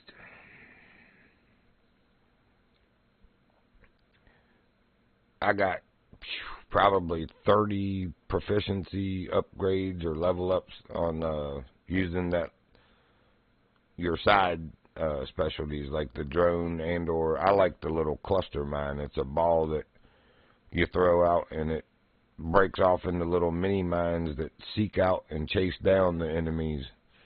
And I got pretty good with that one yesterday. Leveled it up. Probably 20 of the 30 level ups of proficiencies were on that one alone. But that's a pretty cool little device. I like it better than the drone. If I use the drone, I usually use it as a healer drone to patch me or my Tartarus or whoever's playing with us up. I like that you can select them and it'll fly over them and heal them as well. Alright, so now eel ain't biting either. And I'm getting bored listening to myself.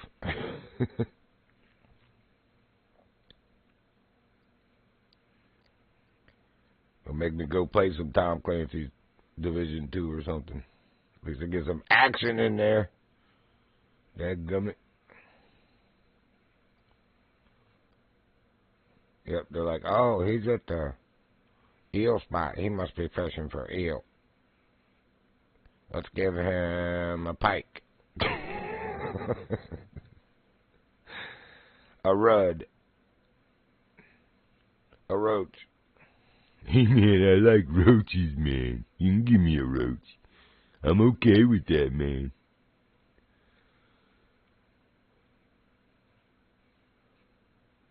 Alright, boing. Go away, boy, you bother me. W.C. Fields. Come on, man. There got to be some eel. Come on, man. Come on, man. Make me get a boat, man. I'm gonna get a boat then, man. I'm gonna chase your eel down then, man. Yippee-ki-yay! Hee-hee! Chasing the eels down. It's like the buffalo back in the West. I have some wild visions, I tell you. Luckily, you don't occupy my brain like I do. You'd probably jump ship. I'm getting out of this boat right now. I don't care if I do got a life vest. Or not.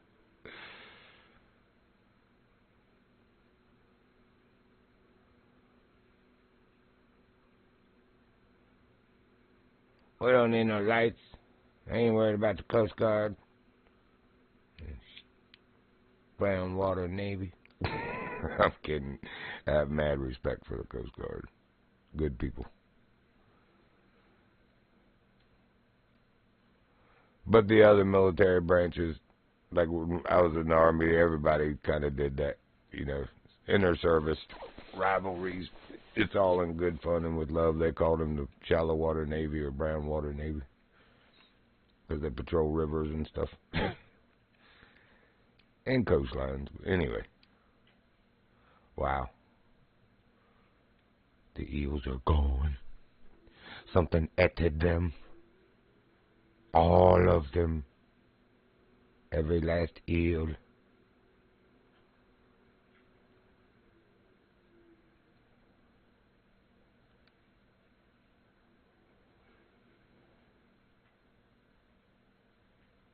what I've been told to do. If you don't catch anything or see anything, just move a little bit, and we'll try here. But I just don't see anything even. Not like you can't see the eels on the surface. Squiggling about, usually. Oh, there's one. Go on over there, buddy. That's all we need to do is cast. Oh, you're going the wrong way. He's off to the right there. I know you can see him. Oh, you turd. Come back this way. Alright, we'll do that. We just needed to cast, so they showed us where he was at. It's right over here. Oh, yeah, right there. Go get that big guy. Still looking like a LeBron's. That's a LeBron's, James. Yeah, he's coming for it. He's coming for it.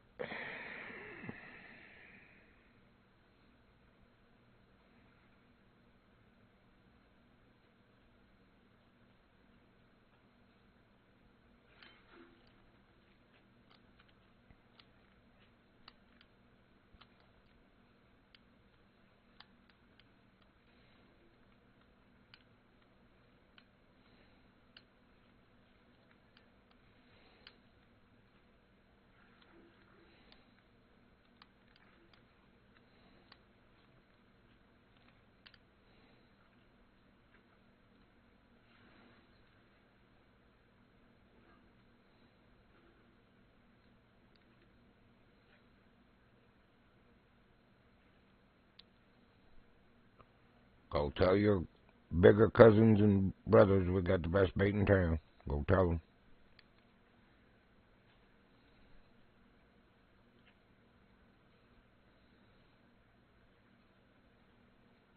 Alright, so show me another squiggly.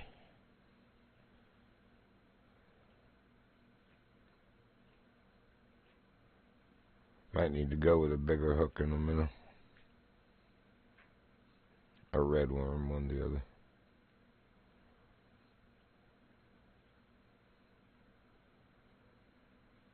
I think they eat hot dog too, though. Oh, no.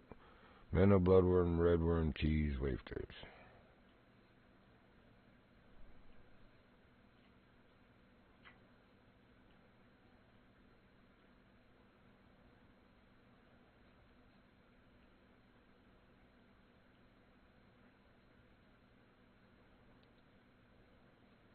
I don't see any squigglies out there.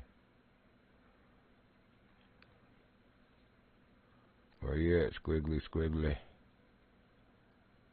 Gotta move again. Might have to move again. Where we at? Alright, we'll go north a little bit into that cove. Or to the mouth of it. Oh, that's this way.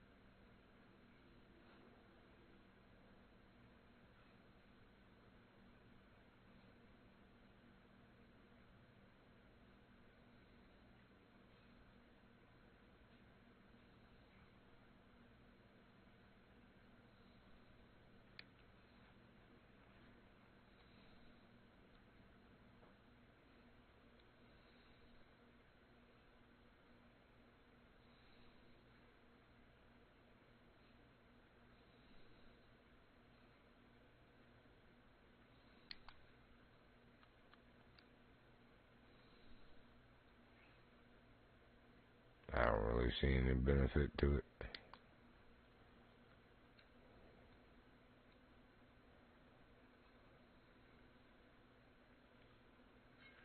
And something biting there I couldn't even see.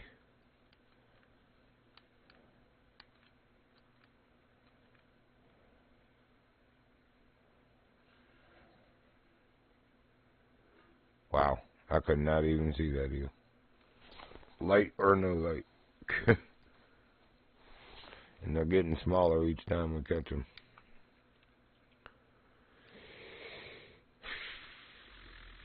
Of course, now I'll switch and they won't bite. Oh, and we got rid of the 6.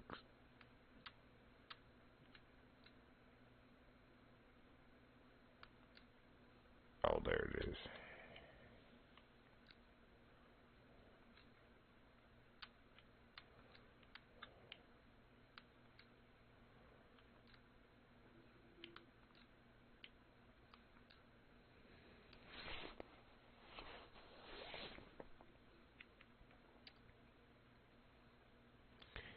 Any more squigglies, any more?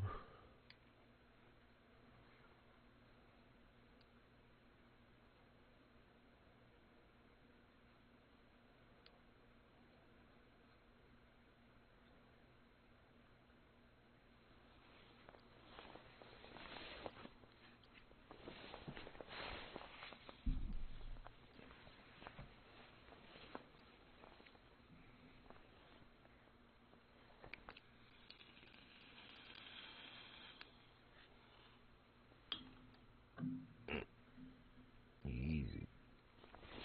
Let's just see if we can see any better this time with it. I don't think so. Oh, there's a eel though.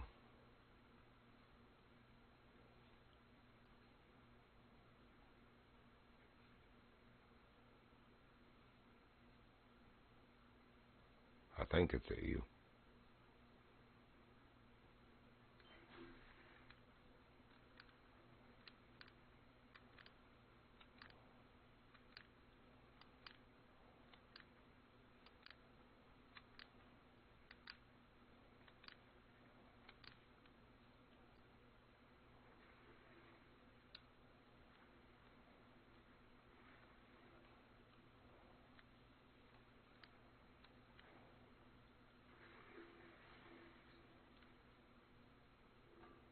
Oh, wow.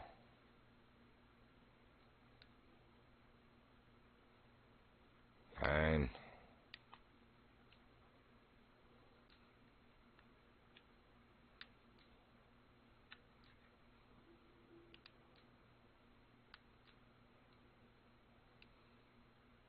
Oh, I can see my dashboard better with the light.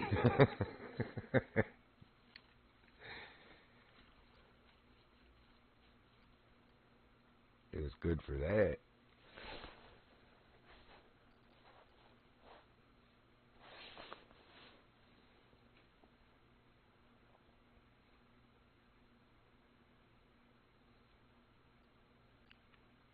I thought I saw one to the right there for a second.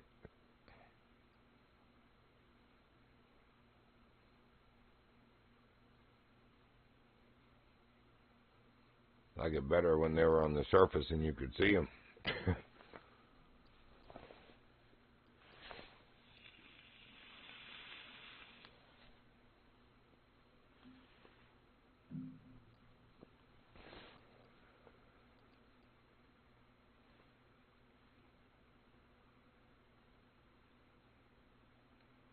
I went to the 5, now I can't get a bite.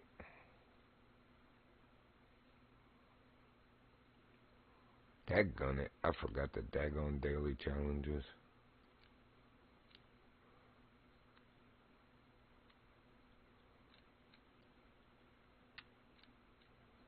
And weekly.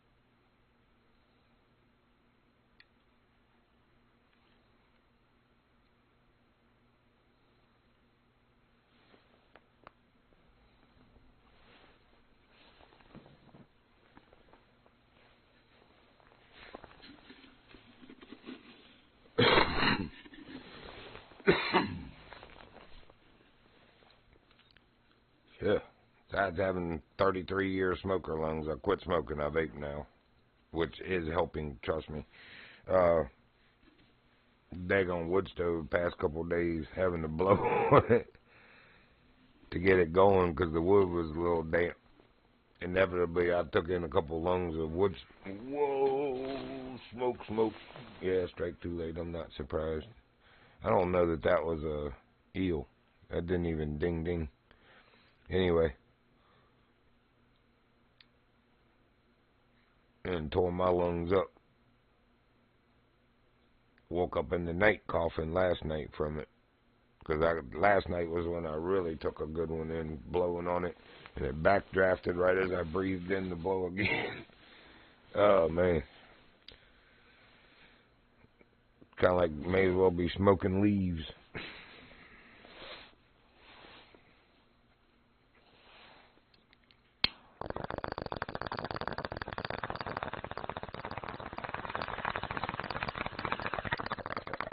Yeah, they got me on that last one. The controller was sitting on the bed beside me. I were not ready. I weren't.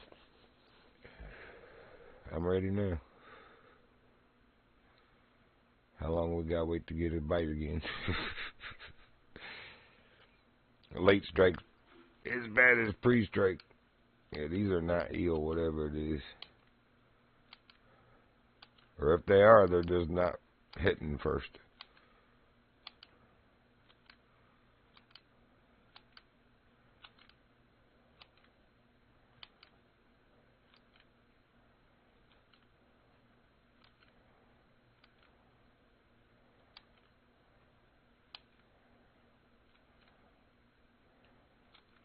Good grief.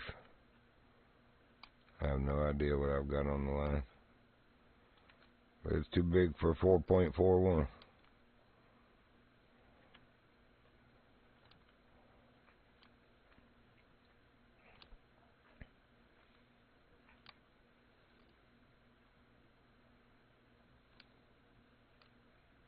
I think I just saw something jump out there, so it's a fish, I think. I don't believe eels jump. I don't believe they can't. Too long and slender to have the push-off force of a big rear fin like a fish. They are strong, because they're basically a long muscle, like a snake.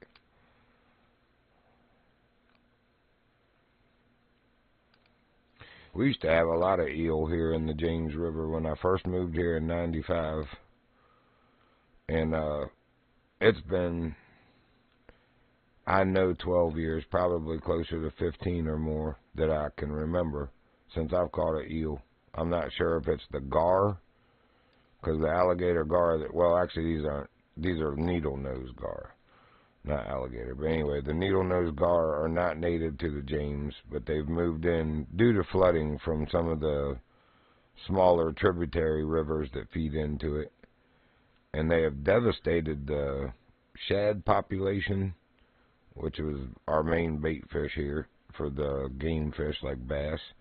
Because that river's chock full of smallmouth bass, man. It's some of the best smallmouth bass fishing on the eastern U.S. And those aren't my words. That's Field and Stream Magazine's words. Is that Buckingham, Virginia, on the James, is some of the best smallmouth bass fishing on the eastern United States.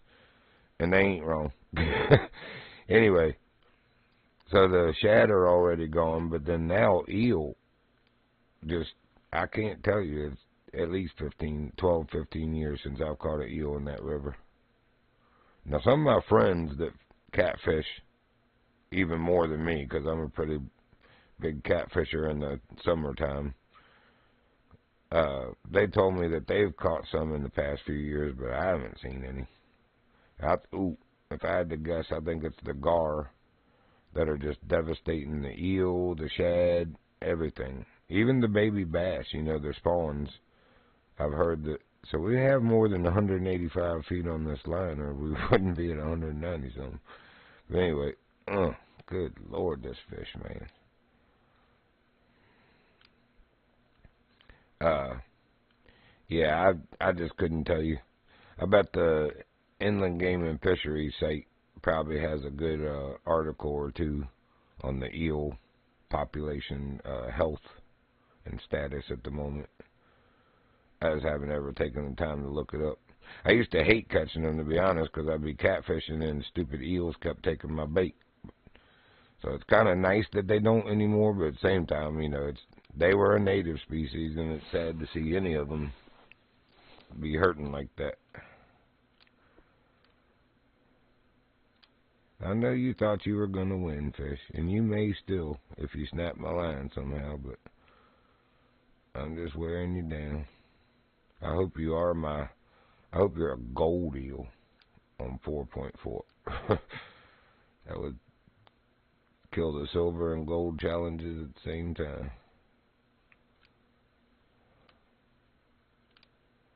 If it's even an eel. Kind of seems like it, but it didn't strike like it. Struck like something else without biting first.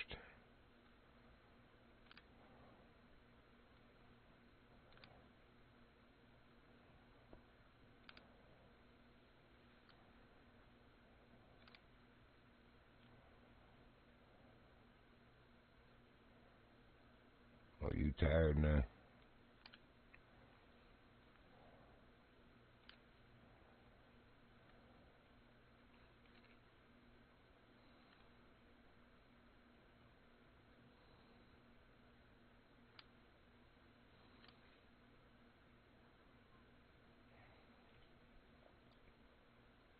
Oh, it's an eel. Oh, you dirty heifer.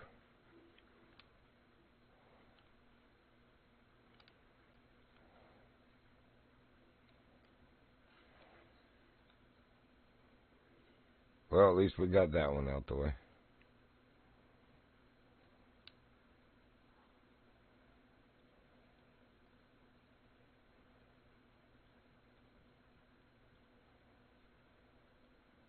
Wow, we almost knocked the 6.61 out in one thing. That was 6.48. That was good. On the daily challenge or weekly, whichever it was. Alright, let's put the 6 on there. Oh, I do have it. Good. And we were on a 5-hook. A red worm.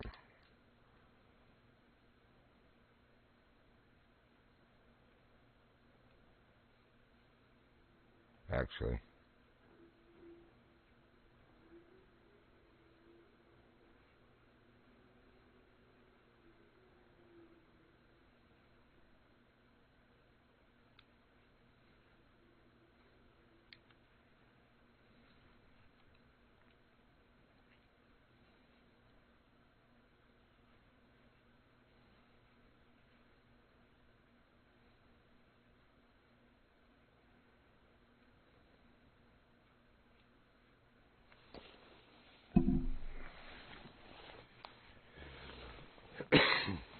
I think when I was fishing for these the other day, I did read that a 3-hook was for golds, and I was like, I just didn't want to believe that, because eels don't have a very big mouth.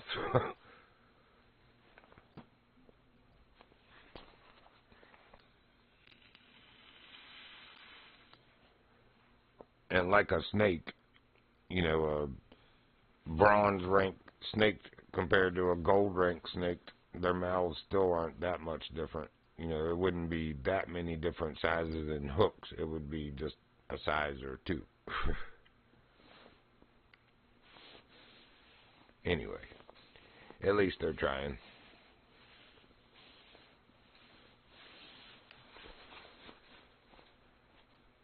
I'm glad they got those charts out there, the help charts on the official Discord thing that give you, I mean, it's basically the same bait reference as what the game tells you their preferred bait is, but the hook chart size and the known best locations on the maps is nice to have. And they go a little more in the depth on the, sorry, somebody messaged me, go a little bit more in the depth on the descriptions and habitat and traits of the fish. Check this real quick. Make sure it ain't something important. Oh. That's a bell. Imagine that.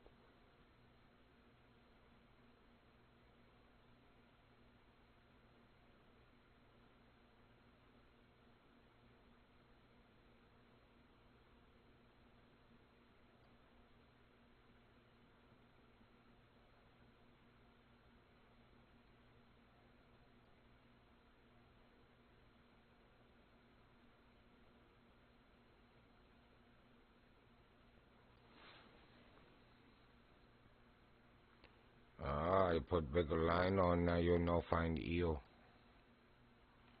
What a shame. Same bait size, same bait, same hook size, but bigger line. Like, nah, we ain't gonna make it that easy.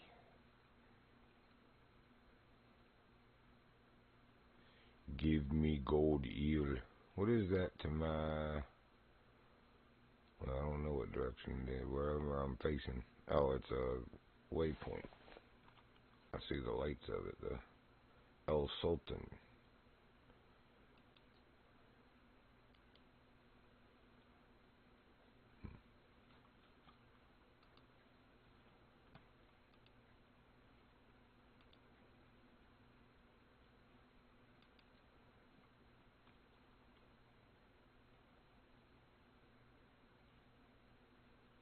Interesting. It wasn't one of those. Well, that's normally when you give me a bite when I'm busy with some... Oh, there we go, goes the eel. There ain't no gold, though.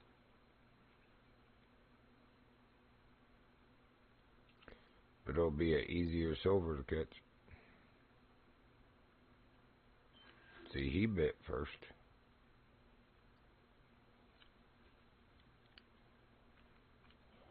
Oh, yeah, I can give you a little more drag.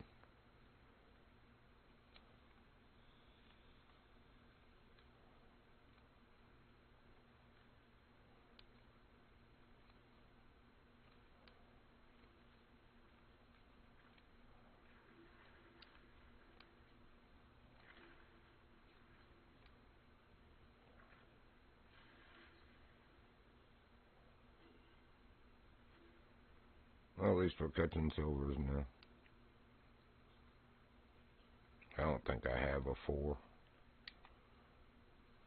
Maybe not even a 3.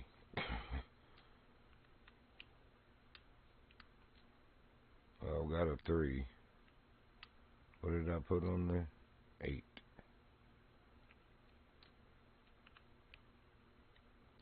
Huh.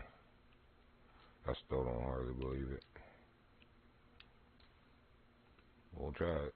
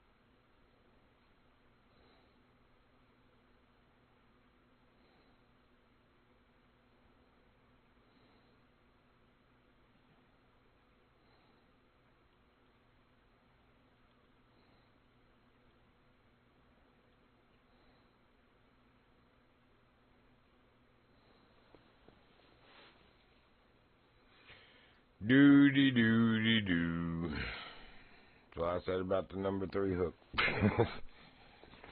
Gotta have a 4.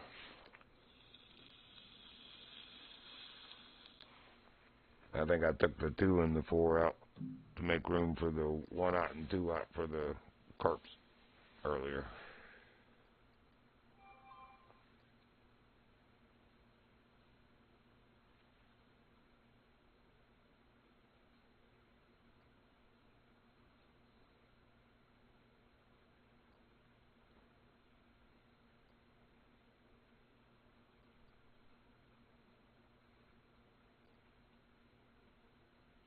Let me take a look real quick.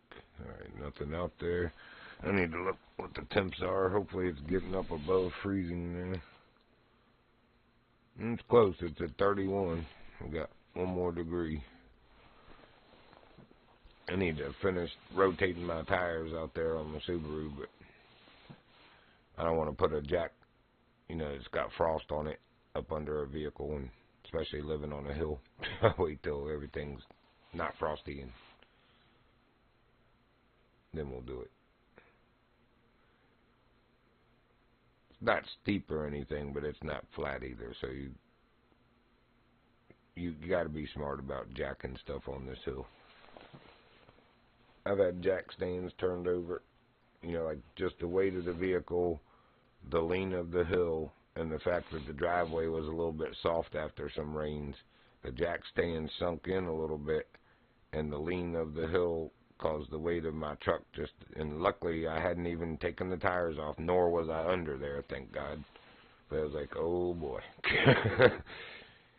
Back in my late 20s or early 30s, when I first lived here, learning that stuff about living on this hill. But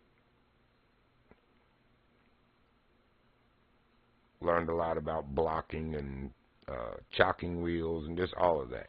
Just how to jack here and do it safer. And you definitely don't do it when there's frost on stuff. It's just a slippery surface, metal to metal. It's just asking for trouble.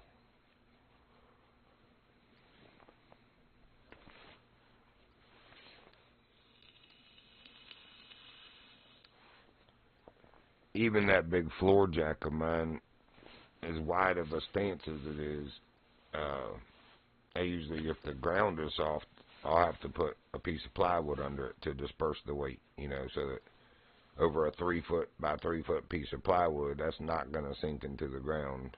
As long as you got sturdy plywood, the jack's not going to crack through it either. I've jacked my 4x4 truck up with it and not had any issue. It's a 10-ton jack, but again, it's the strength of the plywood underneath it. Because the weight of a vehicle will crunch the wheels right through some weak stuff if you use that particle board or wafer board, whatever they call it. Ask me how I know. Again, learning these things when you're younger. God must love me for some reason, because he looks out for me every time I do something stupid like that. I've thankfully never been under the vehicle nothing fell that time either. It just, the jack sank, and it was like, yeah, that's not going to work. But anyway, just trying things out and doing things stupid. I still try to be safe about it with my own life, health, and safety. But there's been a couple times where my vehicles came close to having some catastrophes. Again, thankfully the wheels were still on the truck when it fell over. Because, man, if you had already pulled a wheel and the truck tipped the jack stands over like that down to the ground, you'd be sitting on the frame and the rotor on that side, the brake rotor. And getting a jack back under there would be really hard, first of all. It'd just be a monumental challenge to get that back off the ground. And, depending on if it landed on the jack stand, it could have cracked a fuel line or a brake line, or, just any number of things could happen with stuff like that happening. Jack stands are made to hold vehicles up, not tilt them over, so. Yeah, I think we might need a 4 hook. Alright, let's just do this smart. I kind of just want to knock the eel challenge out since it's nighttime.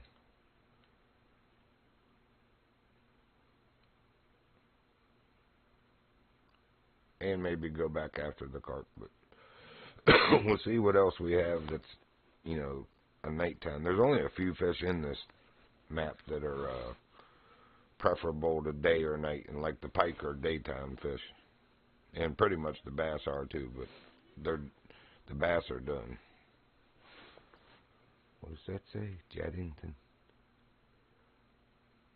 Be third.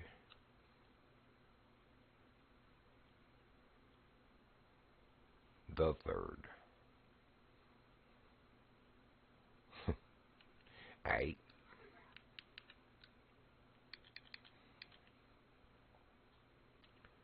Let's see, what can we lose? I guess for now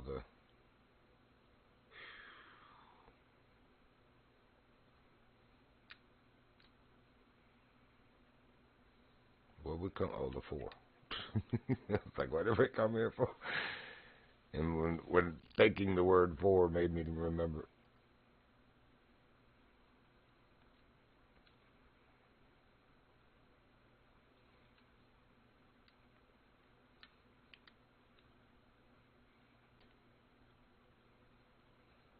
Now it's going to be daytime, probably, knowing my luck. This is what I was talking about, is how they like to do me. Alright, we're back at the dock. Well, it is counting down. We'll see how far it goes, though. It is 11 in the evening. Whoa. Hopefully it won't go too far back. Well, I guess we could look around while we're here. Oh, and put that on while we're thinking about it.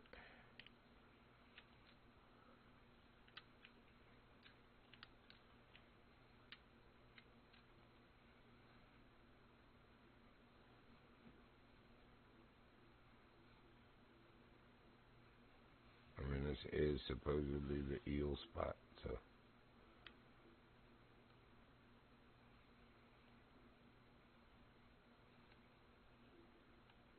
And I completed the eel challenge here, so they're definitely here. We can give it a try.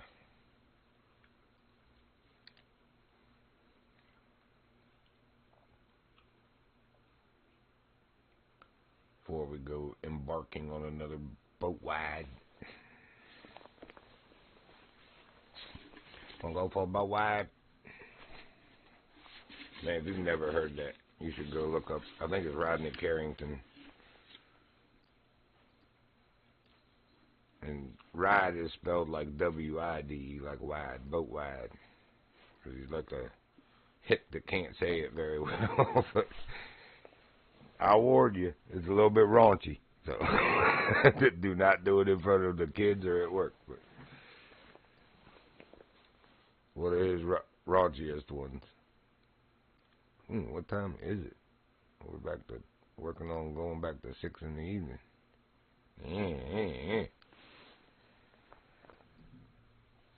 This how far back you going there, gang?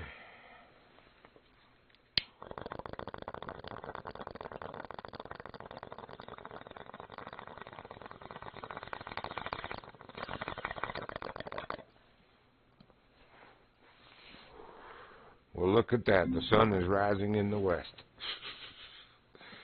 The world must be about to end.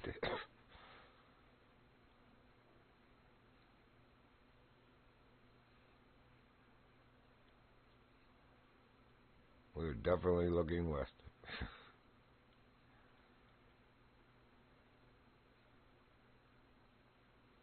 Well, wonders never cease.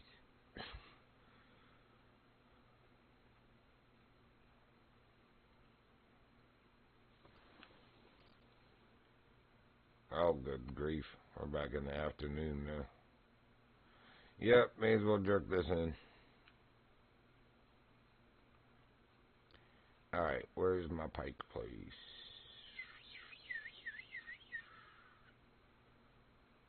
Where's that dam at? I think it's right in here, because I think the cave is... It's where the cave is.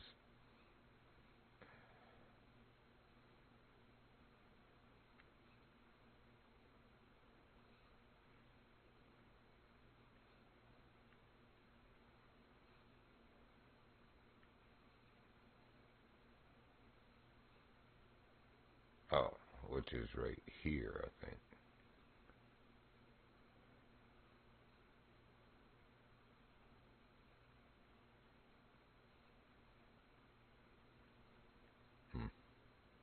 I don't want to go from there.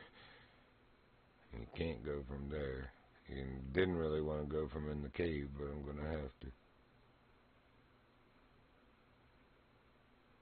Catching the stupid fish in here was a pain in the butt too, but you can catch, I think it's chamizo barbels in here.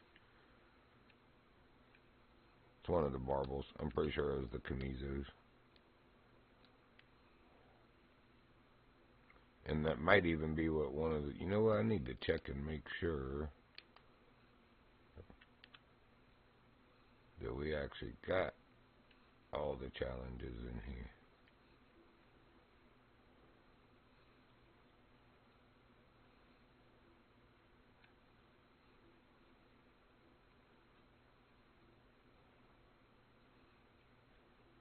So we got that one for sure. But is that the only dock and the only challenge is the question.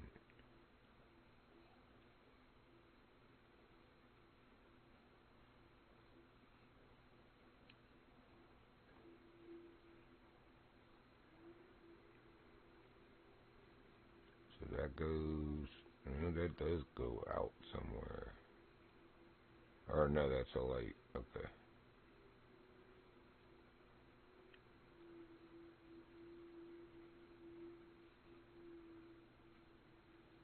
Check that out.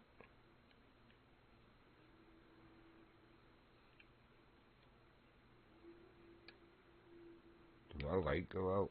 Yes. Why? Oh, because we went in the bright light.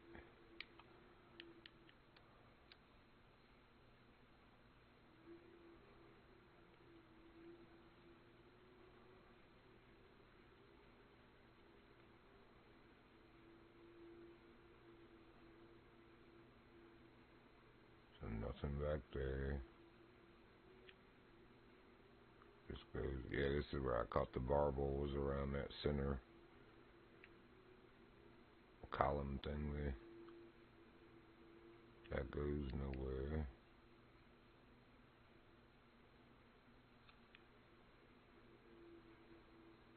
And that goes out, which is where we're going.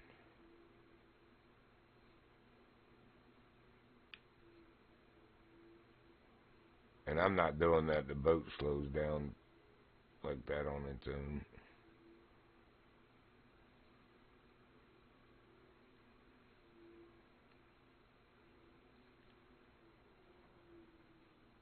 But this is really good largemouth and pike fishing here. You know what? I bet I don't have any of that stuff with me. Daggone it. Daggone it. Daggone it.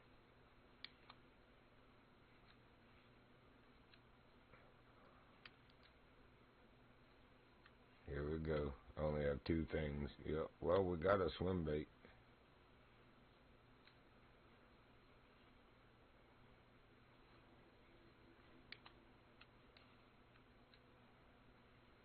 Maybe. Just maybe. Oh, wait a minute. Wait a minute. Wait a minute. Wait a minute. Wait a minute.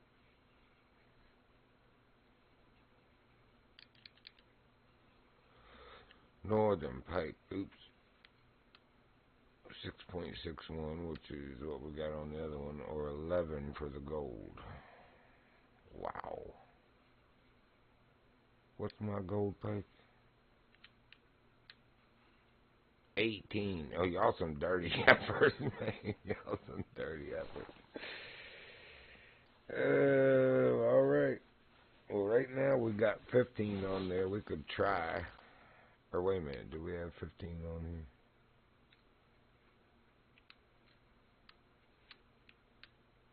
No, 8.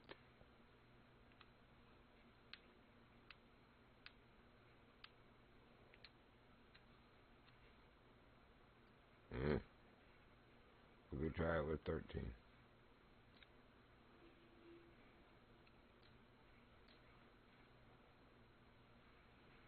Only 5 pounds more than what the line is. only. That's funny.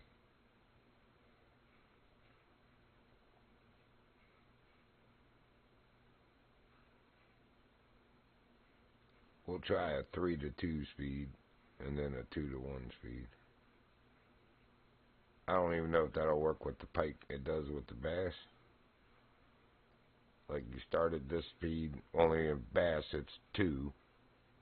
You start at 2 times, and when they get to about 50 feet, switch it to 1 time because something was chasing it. And as soon as it slows down, I was triggering a bite every single time doing that. Evidently not the pike. Or at least not from 3-to-2.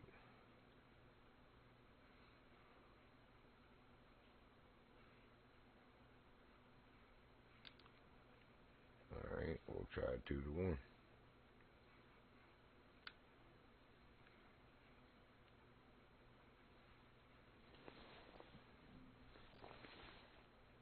What time is it? Oh yeah, it's still afternoon.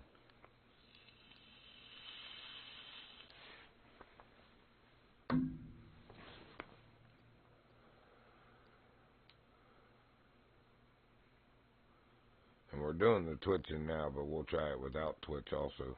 Because sometimes they just bite different ways. Sometimes they won't bite the swim bait either. In which case we're in trouble. I have to go get some cranks.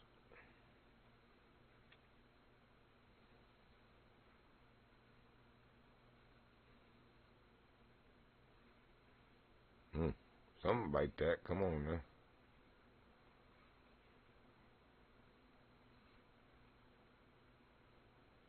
I have to go get my Floyd. Don't make me go get Floyd. I will. Yep. You know what's going to happen. In that case, we may as well just do it in this server. We got to go back to the stupid cave anyway. That way we don't lose the time of day. Because if I was to say, if we leave and come back, it's going to be nighttime again, and then I don't have what I need for those fish. It's like, rah! I've already upgraded the tackle box twice. I don't want to do the third one because they want, like, your firstborn child and everything. Here, let's go look at what they want. So it's 5,000, 10 golds, and 3 diamonds, which I don't have any diamonds in this map. That's for the backpack. Oops. And for that, it's 2,500, 10 golds, and 3 diamonds.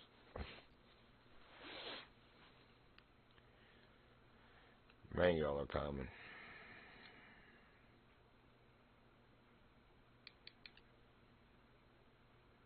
I've got one space.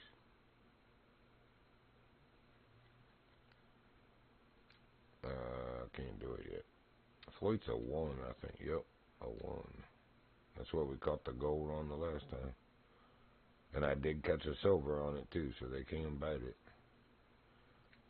We've got a 3 on there, I think. Yep. Do I have a 2? Nope. Alright. Let's back out of there and take that off that rod.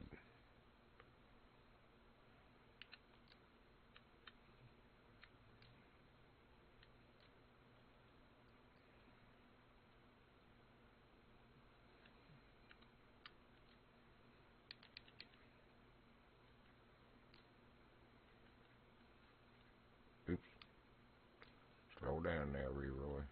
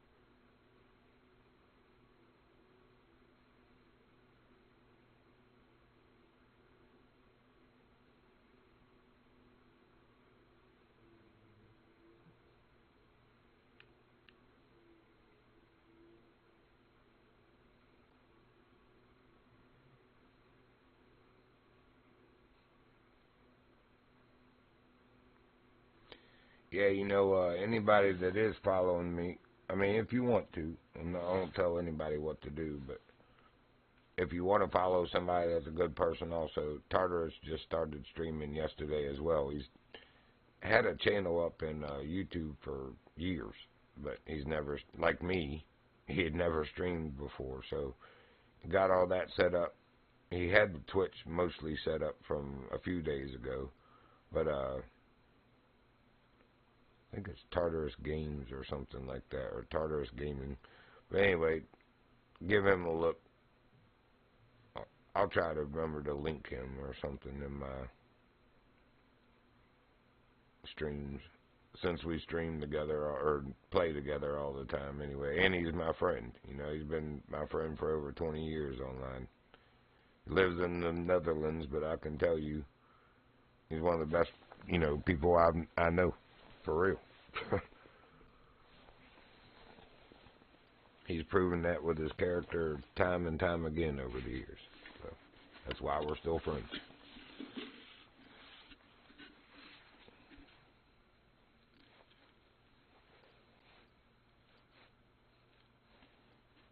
You might even be able to see that it's a channel I follow. I don't know how much Twitch shows, my followings.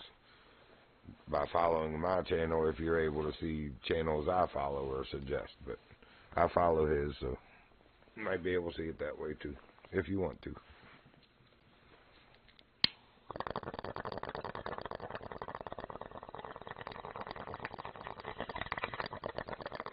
And although I'm not sure what's going on with him or what the problem seems to be, we have another friend, Trip Killer, that streams on YouTube or Twitch every morning with Guild Wars too. It's not anything I play, but if that kind of stuff interests you, he's got a pretty set schedule with streaming every day as well. So I think it's like 5-something a.m. Eastern U.S. So whatever that translates to your time zone.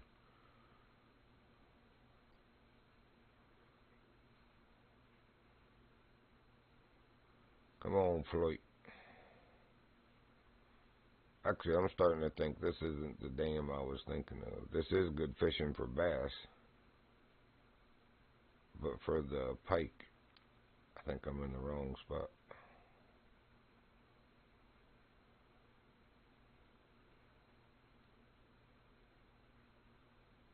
Unless they prove me wrong here in the next few. Nope. I don't even see one. Alright, so I think that's actually on, that lake. That's the closest one with a boat launch.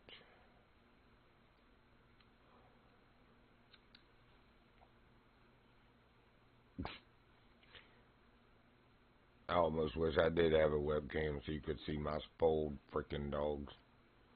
Prince is completely under the blankets, but Abby's like laying with her little front paws and neck and head out. Just very precious. But she looks like a little peeple laying on the bed. She normally has her head on my pillow. Little trifling turd. It's just too far away from her at the moment.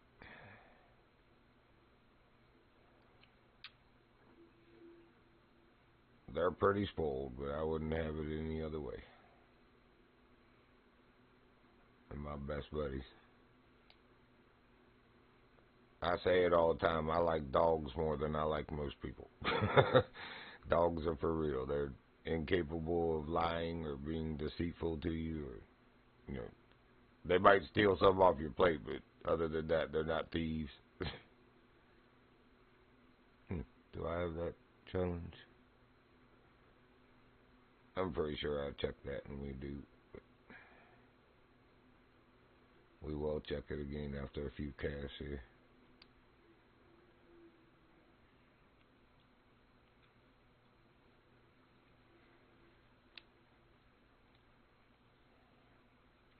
Alright, Floyd, let's do the dang thing.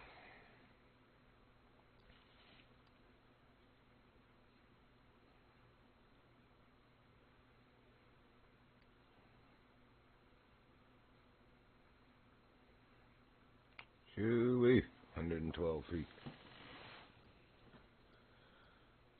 No matter luck, I'm going to get a silver one because we don't have the right size line. Well, it won't count, but...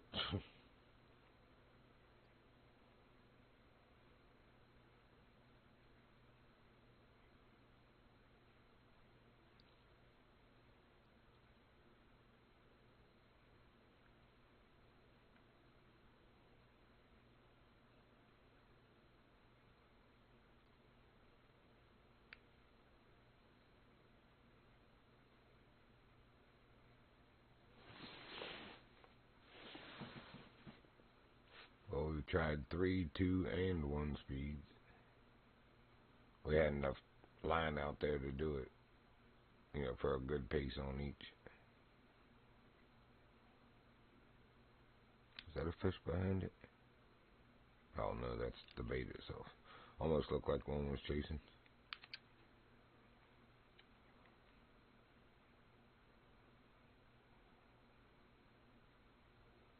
We'll try just straight reeling on 2.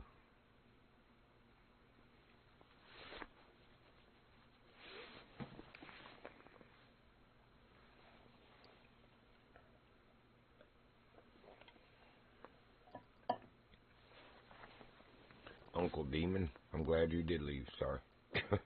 Don't know you, but why would you even take a name like that? That's just weird. People are weird. That's another reason I like dogs more than most people.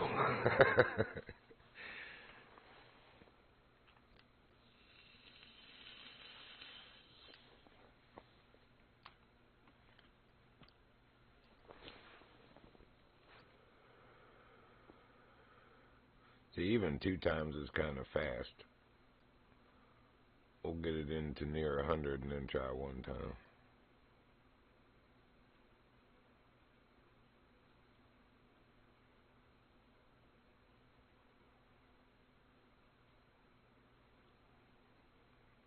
That's like a modern gas pump. I'm looking more for like that, the older gas pumps. I've found that speed usually, you know, depending on what you're fishing for, triggers it, for me anyway, better. About a foot a second or just a hair faster. And I can even like half trigger it. That's why I like the joystick also. With a keyboard, you're either pressing the key or you're not. With the joystick, you got that trigger that you can squeeze however hard you want to squeeze on it. It's like variable speed on a drill.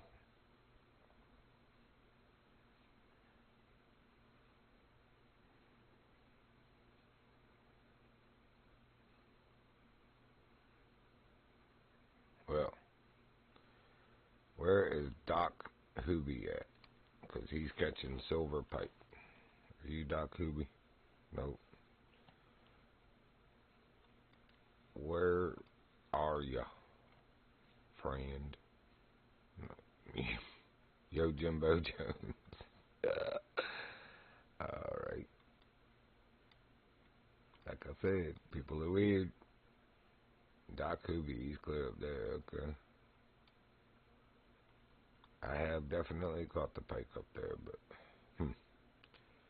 closest one will be here.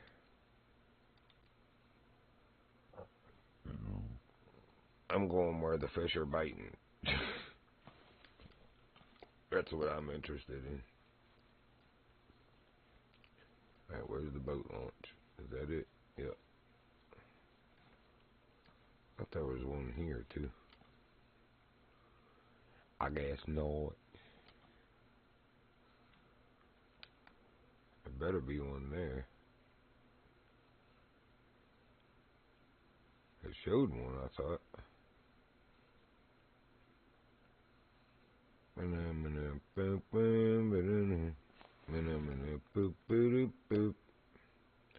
Uh-oh.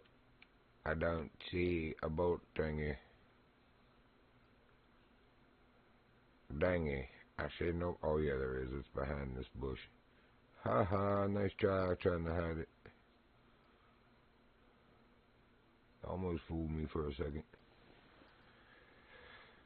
Alright. Looks like we got this fishing challenge as well. Let's verify. We did. I did not check that other one at the other lake, but I'm positive I checked it the other day. I was like, well, let's check this while we're here. It's on the stream. I could go back and look.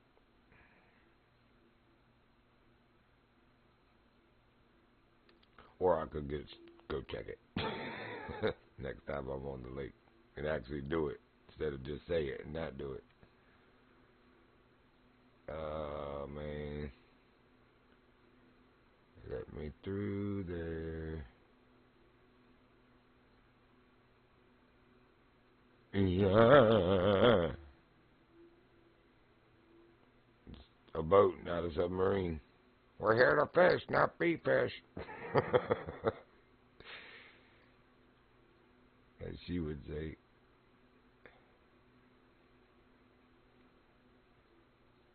Oh yeah, we're right by him.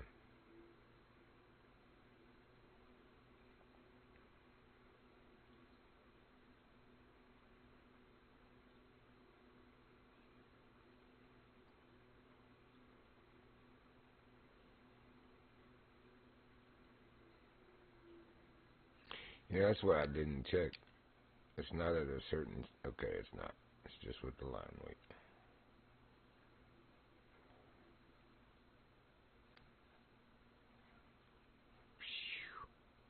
Dog parts again. Lord have mercy, child.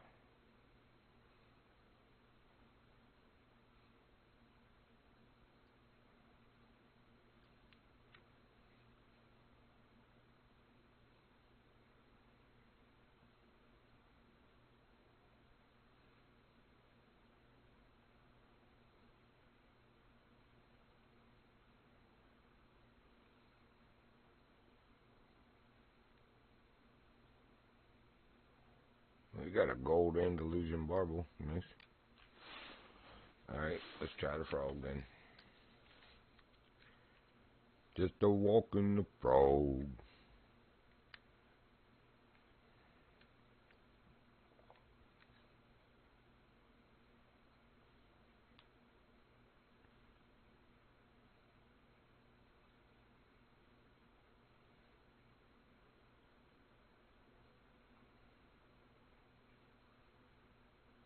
I know they bite a one, float as a one, and that's what I caught the gold pike on. So, what you doing under there, kiddo? You alright?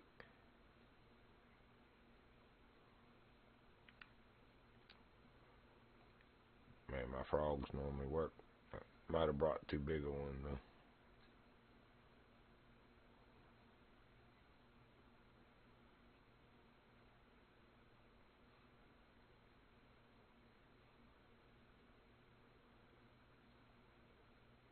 Thought that was my frog at first, that floaty.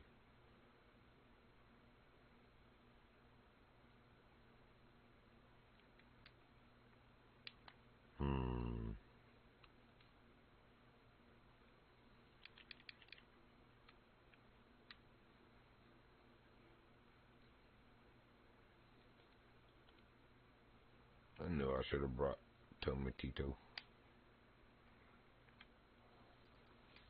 Caught bass with it. I ain't caught too many pikes.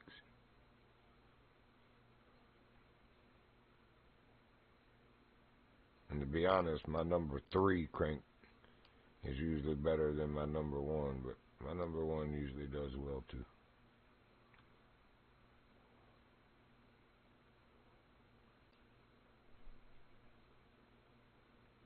Wow.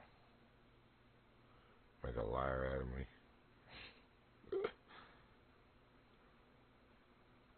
But does well with the Norway man. Stupid Spanish fish. You don't speak my number 1 crankbait's language.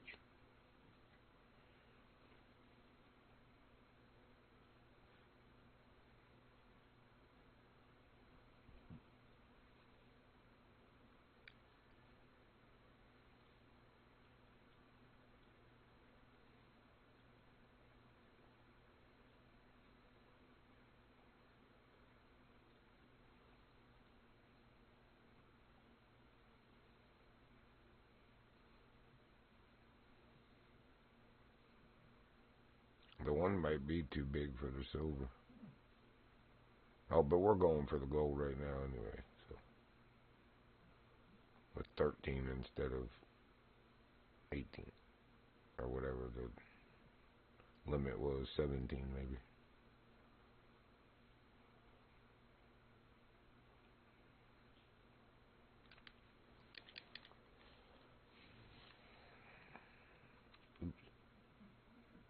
Oh, with 11. Oh, well, we are screwing up.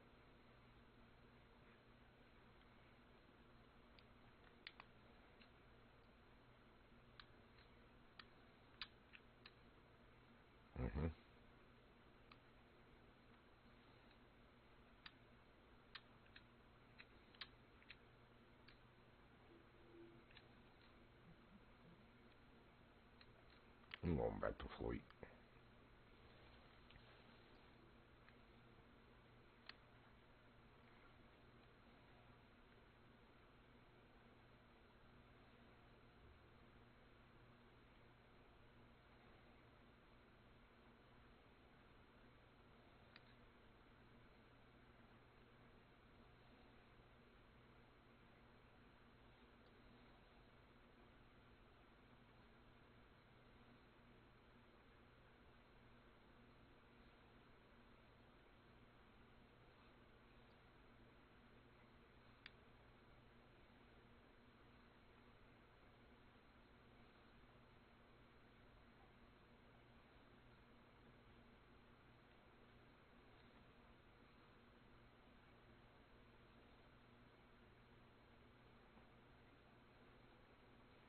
Might have to put some minnows or something out there. I wonder what they're biting on. Or if he'll even answer. Or if he can, because if he's on console, I don't know if he can.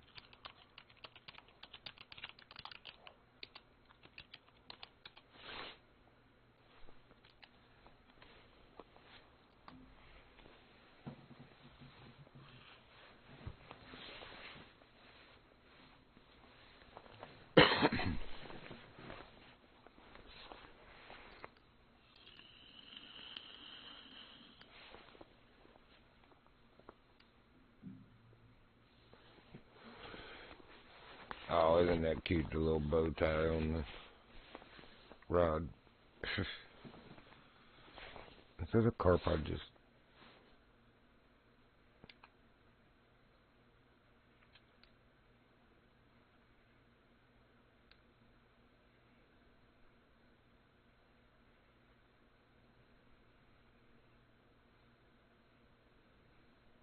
There, he's just catching eel now. So he's probably using top bait. Gotcha.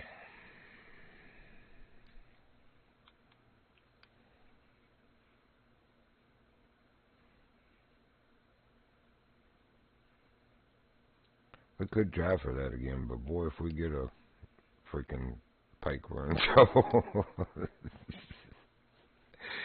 Like big trouble. Big trouble. I need to stir this stove real quick. Hopefully they don't bite.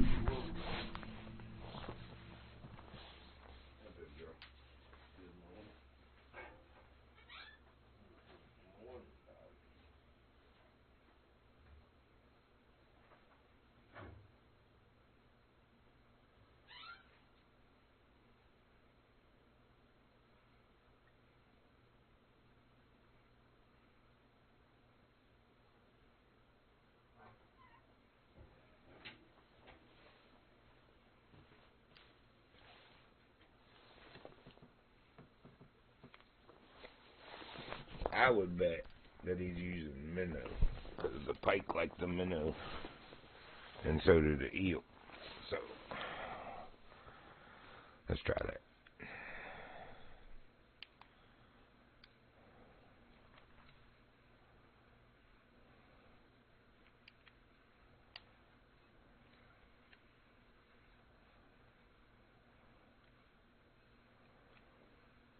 He was probably fishing for pike with the minnow and got an eel on accident.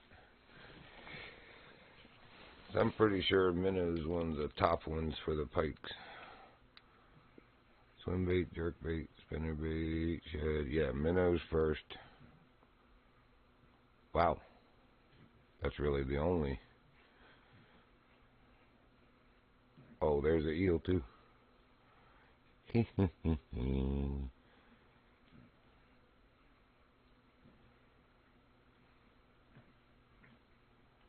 Look how little his mouth is nibbling on that.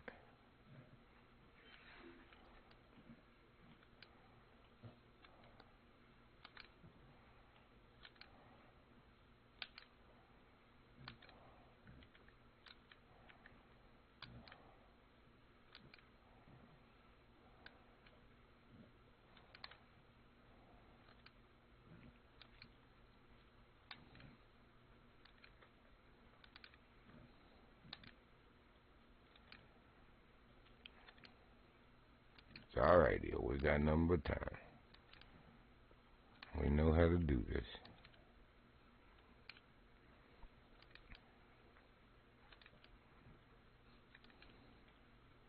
I don't think it's a gold though.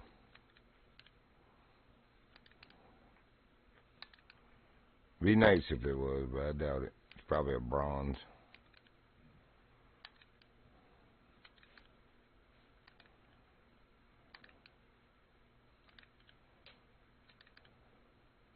Oh yeah, that fire popping there. Just needed a good stir. A couple of the pieces weren't even touching the coals. They were kind of, normally as it burns it drops on itself, but they were still kind of suspended. So as soon as I put them down on the coals, it's popping and cracking there.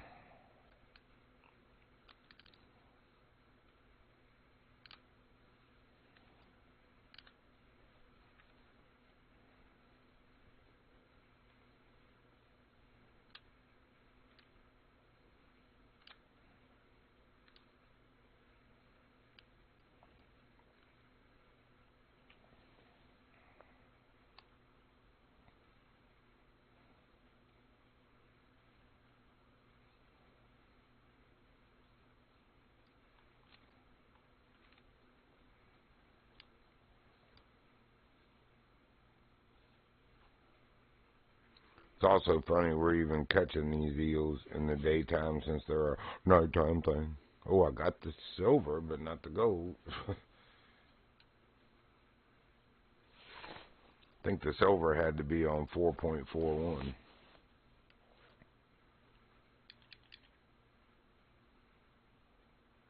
Did we already get that one? Oh, yep.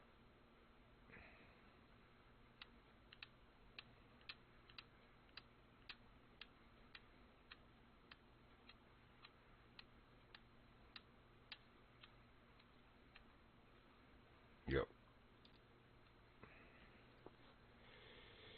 Daggone it. What size hook did I put on there? The 4. You're going to make me go to the 3.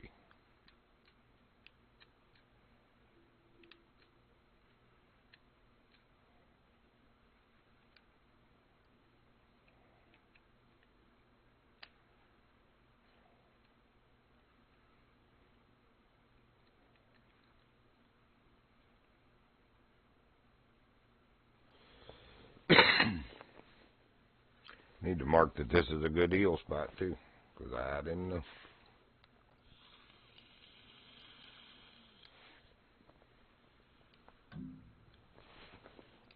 Now, supposedly, only golds or diamonds can bite the 3 hook, so we might get a bite, we might not.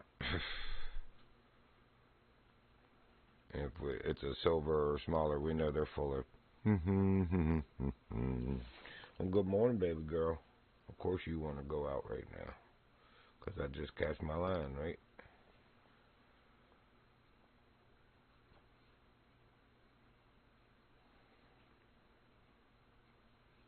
Well, hopefully I won't miss a fish, but if I do, oh well. Come on, I'll be right back.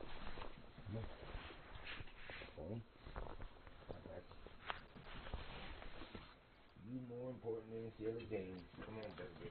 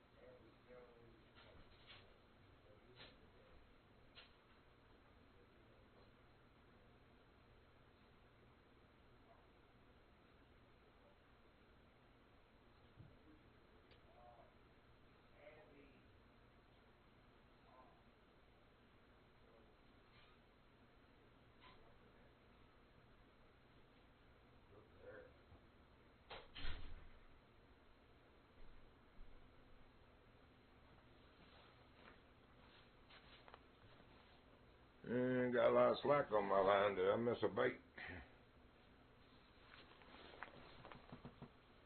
Probably.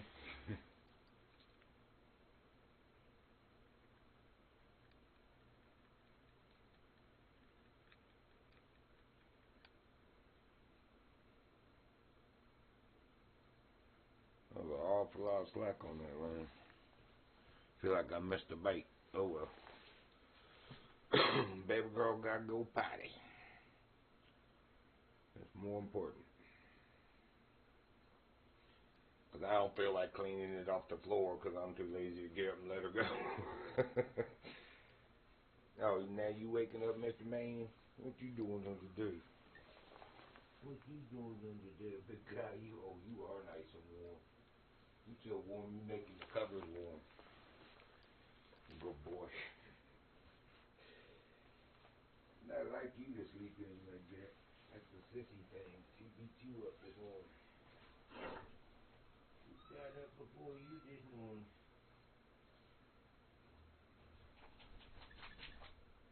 Good morning, baby boy. Yeah, good morning, my baby number one. Strap it down. Hold on. Oh, you got it. Okay. Good boy. Are you still limping? What did you do, buddy? What did you do to your baby?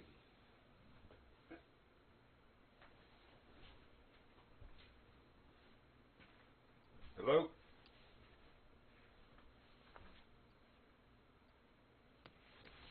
That's when I heard somebody.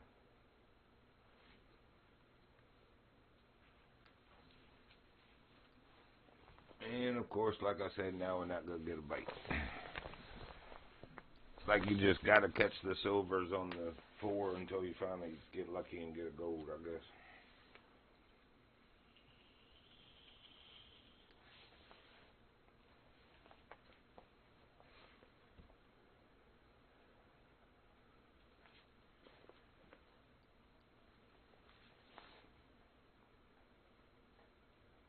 Or I missed a bite like I thought and I need to recast.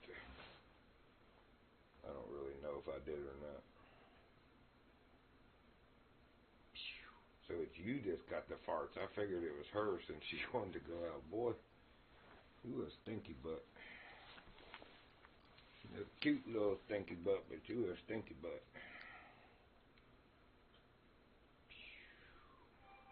Bubba, bubba, bubba. You need to go get that out your little butt.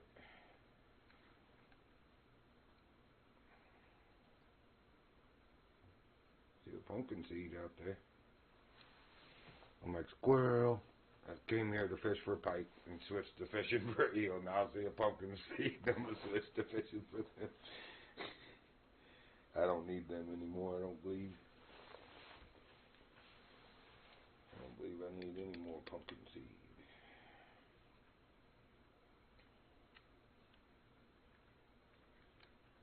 Oh, yes, I do, too. It's just at a specific location.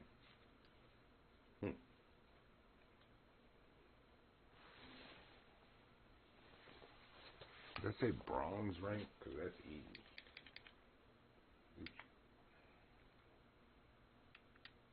Yeah. We'll leave that for one of the last ones.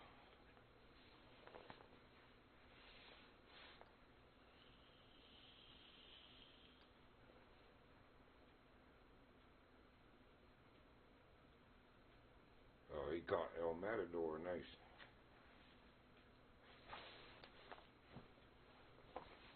I don't know the guy, but we'll be nice.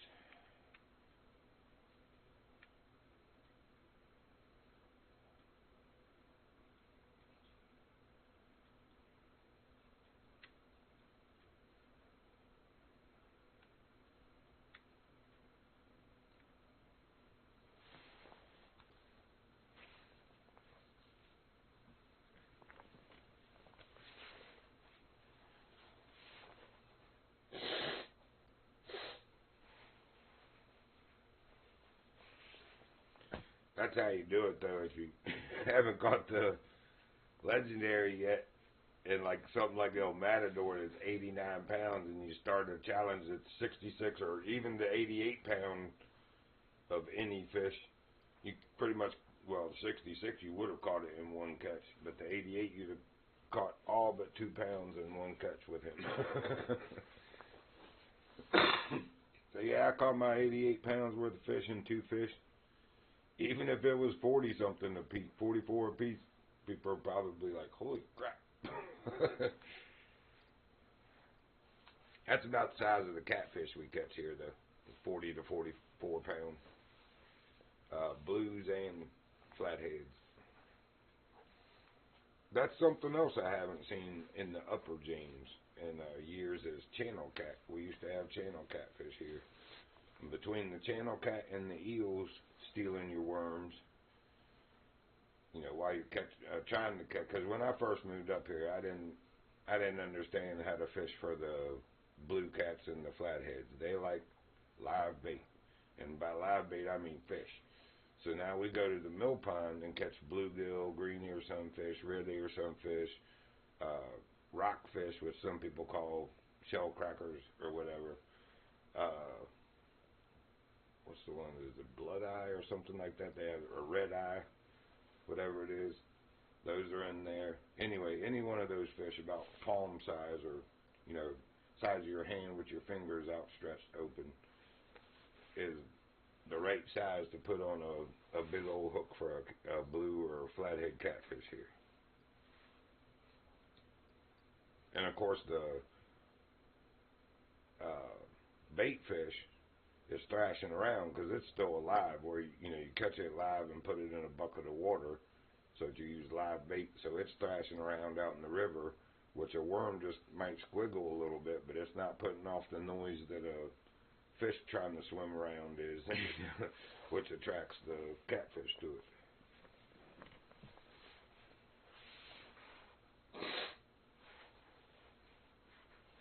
It usually only takes about 5 to 25 minutes and you've got a catfish on the line, even if it's only a 12 to 25 pounder.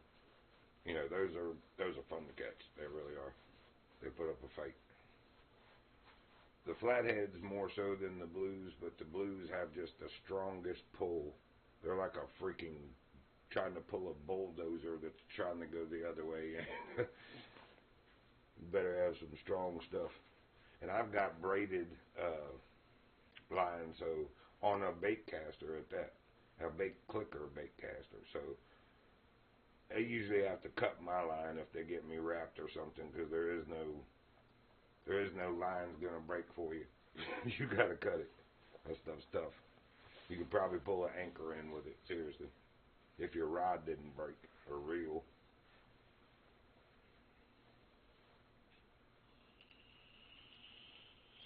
Alright, let me get baby girl. I know she's doing it. Prince, you need to go out? Need a potty? Not yet? Okay. We'll wait.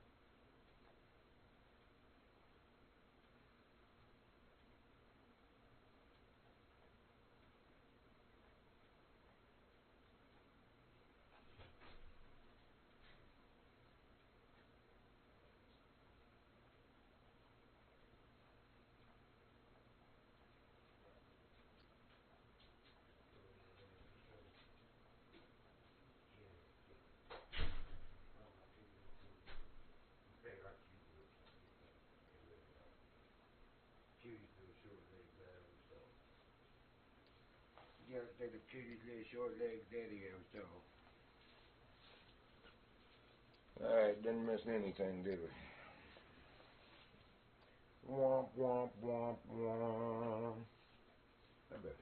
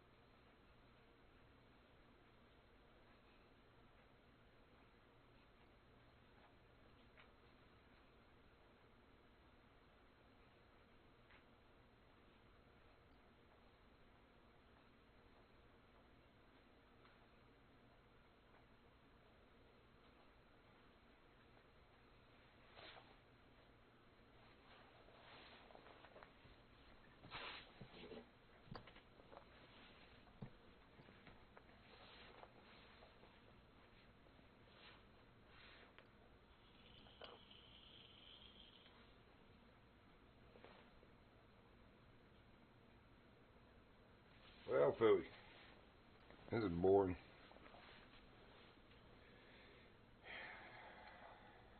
Almost rather put the 4 hook back on just to see if it's going to work.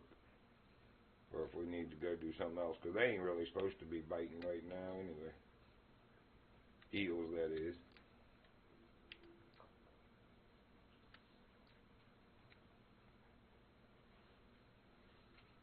Oh, he either left or moved on somewhere else.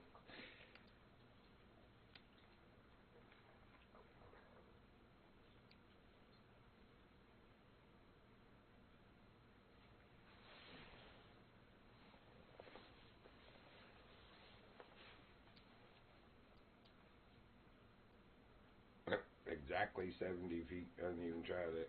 I don't think you could if you tried.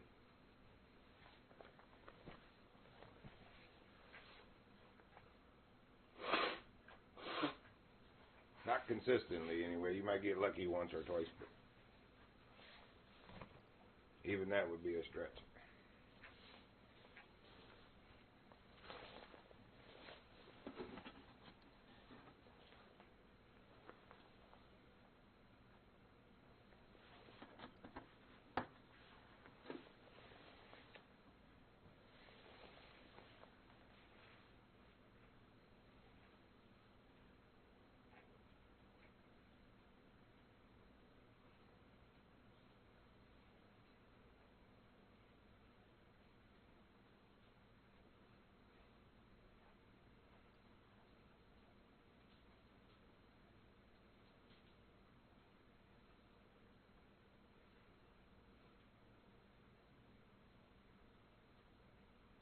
Amy the Huntress is catching them now.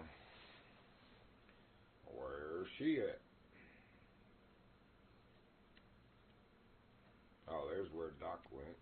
There's Amy. So they're still on this lake too.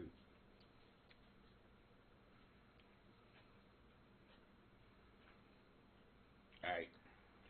Back to Pike.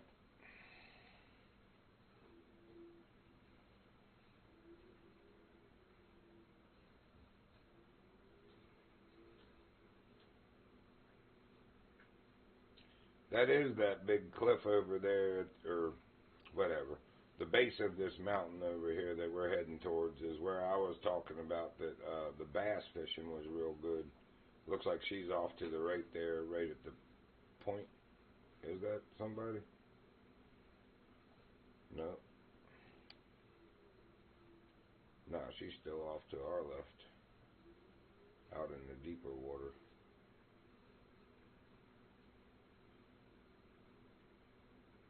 But over towards the base of this mountain where we're talking about.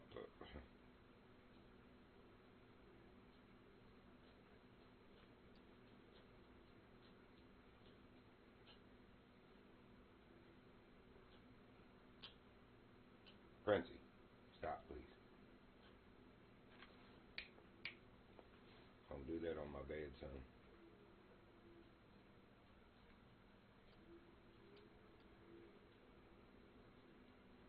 I don't want to get too close to her, make her feel like I'm trying to stomp all over her, but it doesn't affect other people, but it's annoying.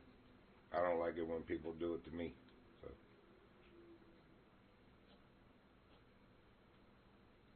I don't even see her still, so we're good. She's right there somewhere. Oh, I think I faintly see the boat straight out from us in the pole, but that ain't, oh, phooey. This is not what I wanted.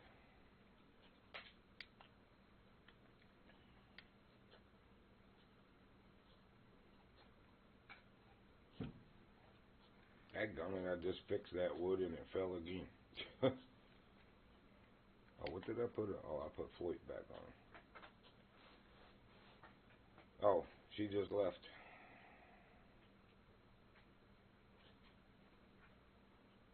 "266 feet deep. We ought to be able to find something in here, I would think. Matter of fact, I don't think I'm going much more than 150.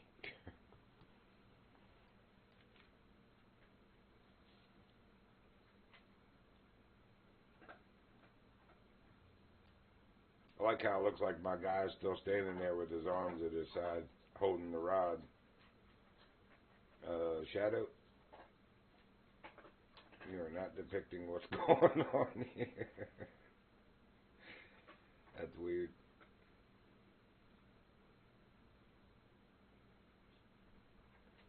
Come on, Floyd.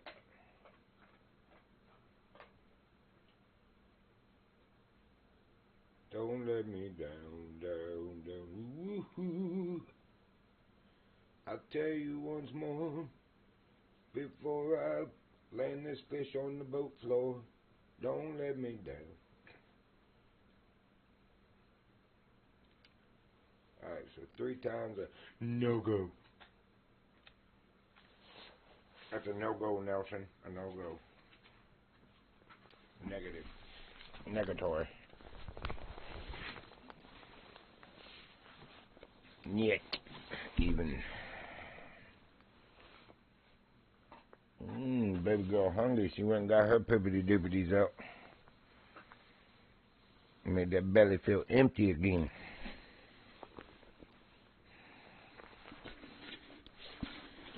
We'll let it sink more this time. Just to add more time in the water. This is where we were using the frogs, though. I was like, really? Because normally in open water, first of all, frogs, I mean, they're dumb animals, but they're smarter than to cross big open water like that, usually. That I've ever seen. Usually in shallow water and, you know, especially with lilies and stuff. Alright, we'll try 2.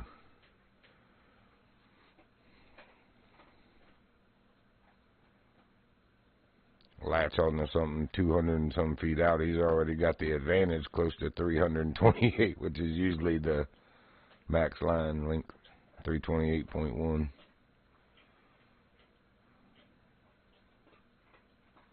My shadow is still not depicting us right. That's funny. I don't think I've ever noticed that, or else it's just not done that before.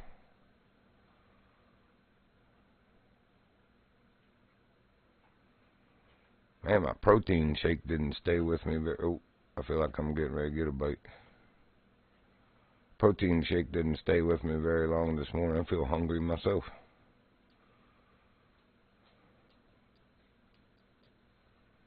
We'll try one time for the last bit here.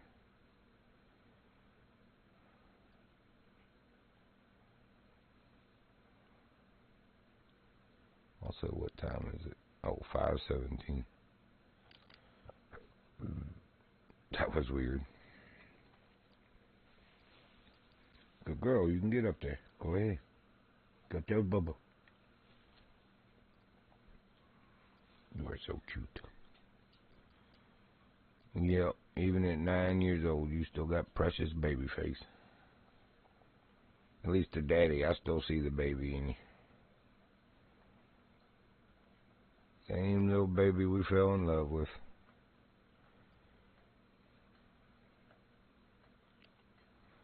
Alright, this ain't happening. No, you're alright. You just came in. Just 'cause I'm talking to you doesn't mean I want you on my lap. Turd. You're not a baby anymore. You're still my baby, but you're not a baby. You'll always be my baby.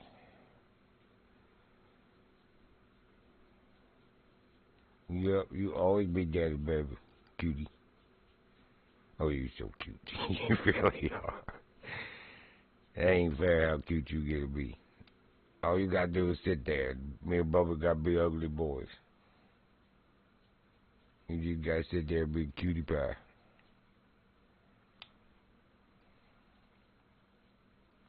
Wow, 268 here. You just thought it would be sloping. Must be a very deep mountain. What's that word? Cove. Mountain cove here.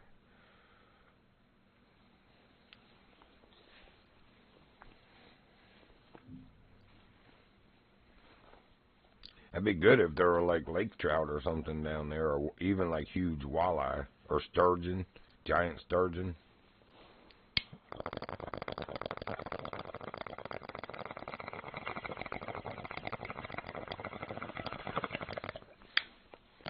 Or in some parts of the world, catfish that can eat a man, like the ones from the Mekong Delta, like really deep waters like that. My grandparents, my dad's parents that is, lived in a place called Springfield, Ohio.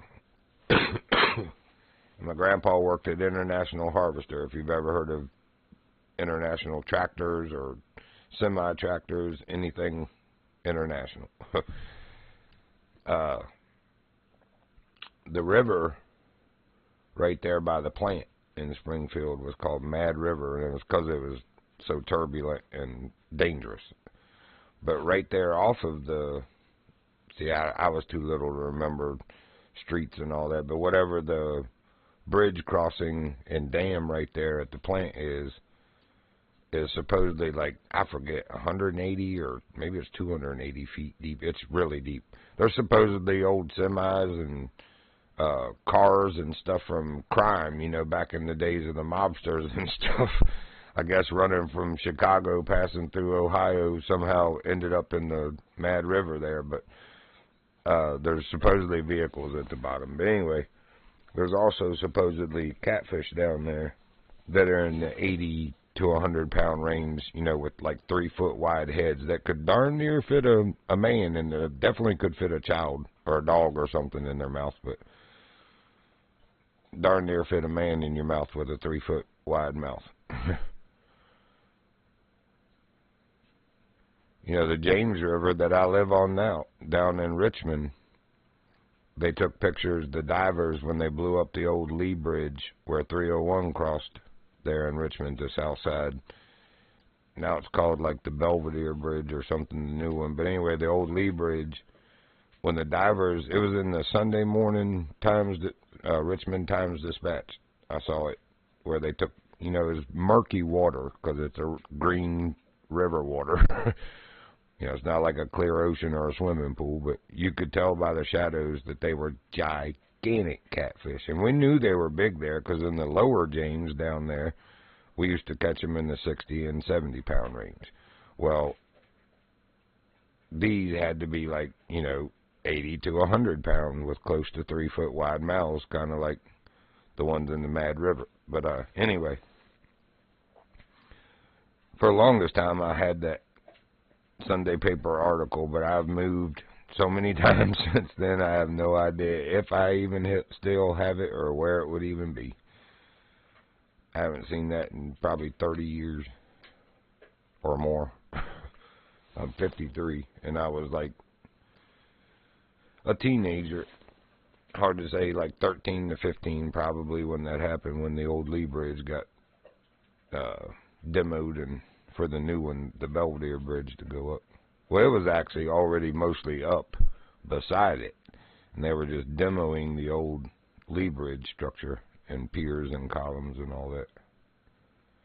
It's a very, very, very old concrete bridge that looked like it was still good, but you could tell, especially if you'd ever floated the river underneath, like when big semi-trucks or a whole bunch of them were going over on 301 at the same time, little chunks of concrete, like just surface concrete. It wasn't like the structure itself, but the fact that any of it is flaking off tells you that the concrete is degraded enough that, that could eventually become very life-threatening. And that bridge, it was lower than the Belvedere, but it was still like 110 feet off the water. So the Belvedere is like 130 or 140 feet off the water. Because the James River does flood pretty bad down there in Richmond. It floods bad here, too. I lost the trailer and everything I owned almost, except for a few things, in 96 to a flood up here.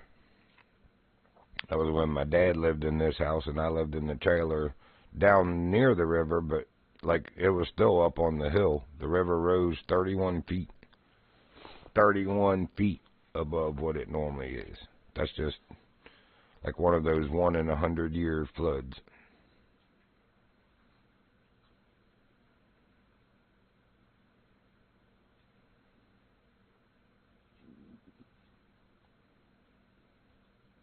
It was the second highest recorded flood mark on the James, or the Upper James, in history of Virginia. So anyway, the first one was in 1969, Hurricane Camille, and it killed a lot of people because people didn't know and just didn't have the forethought or knowledge to not build as close to the river as they did back then. And it might have been a necessity to be near it so that you could have like a water wheel, to generate some kind of power. I don't know why, but lots of people built close to the river back then, and a lot of people died in that flood. Bodies washed up in the town of Scottsville, about 25 miles southeast of me on this river. And there's a horseshoe bend in the river. And because the rocks are so big there, that just kept, it was just, there's old black and white photos in the town of Scottsville to commemorate and, memorialize those who lost their lives. But anyway, it was a lot of people. A whole lot. Like a couple hundred. Shame on me for not remembering the exact figure, but enough that it was like, wow. That's pretty devastating too. Because back then, in those times, that's a lot of people for the community. It wasn't crowded like it is today and over developed and populated. That's what I'm trying to say. All right, we need to try something other than this. Because Floyd's letting me down.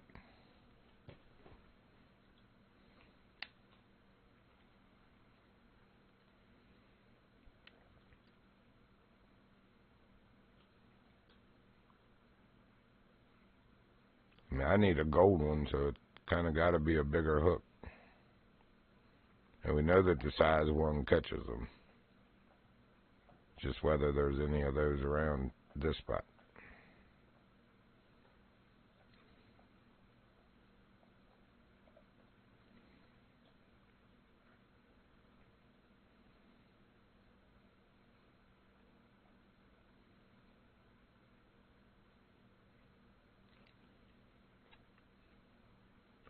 I pee freely, do you? Bro, really? Sometimes just not even twitching the frog works. So we'll try that a couple times too. Oh my goodness, what's the matter, my baby? Why her pout? Oh, I see why. You ate all the food. You want me to put more in there? Are you hungry? Jamie, I saw you. Hold on. You hungry? Poor the baby trying to starve the baby. You know better than that. You know better than that, cutie pie.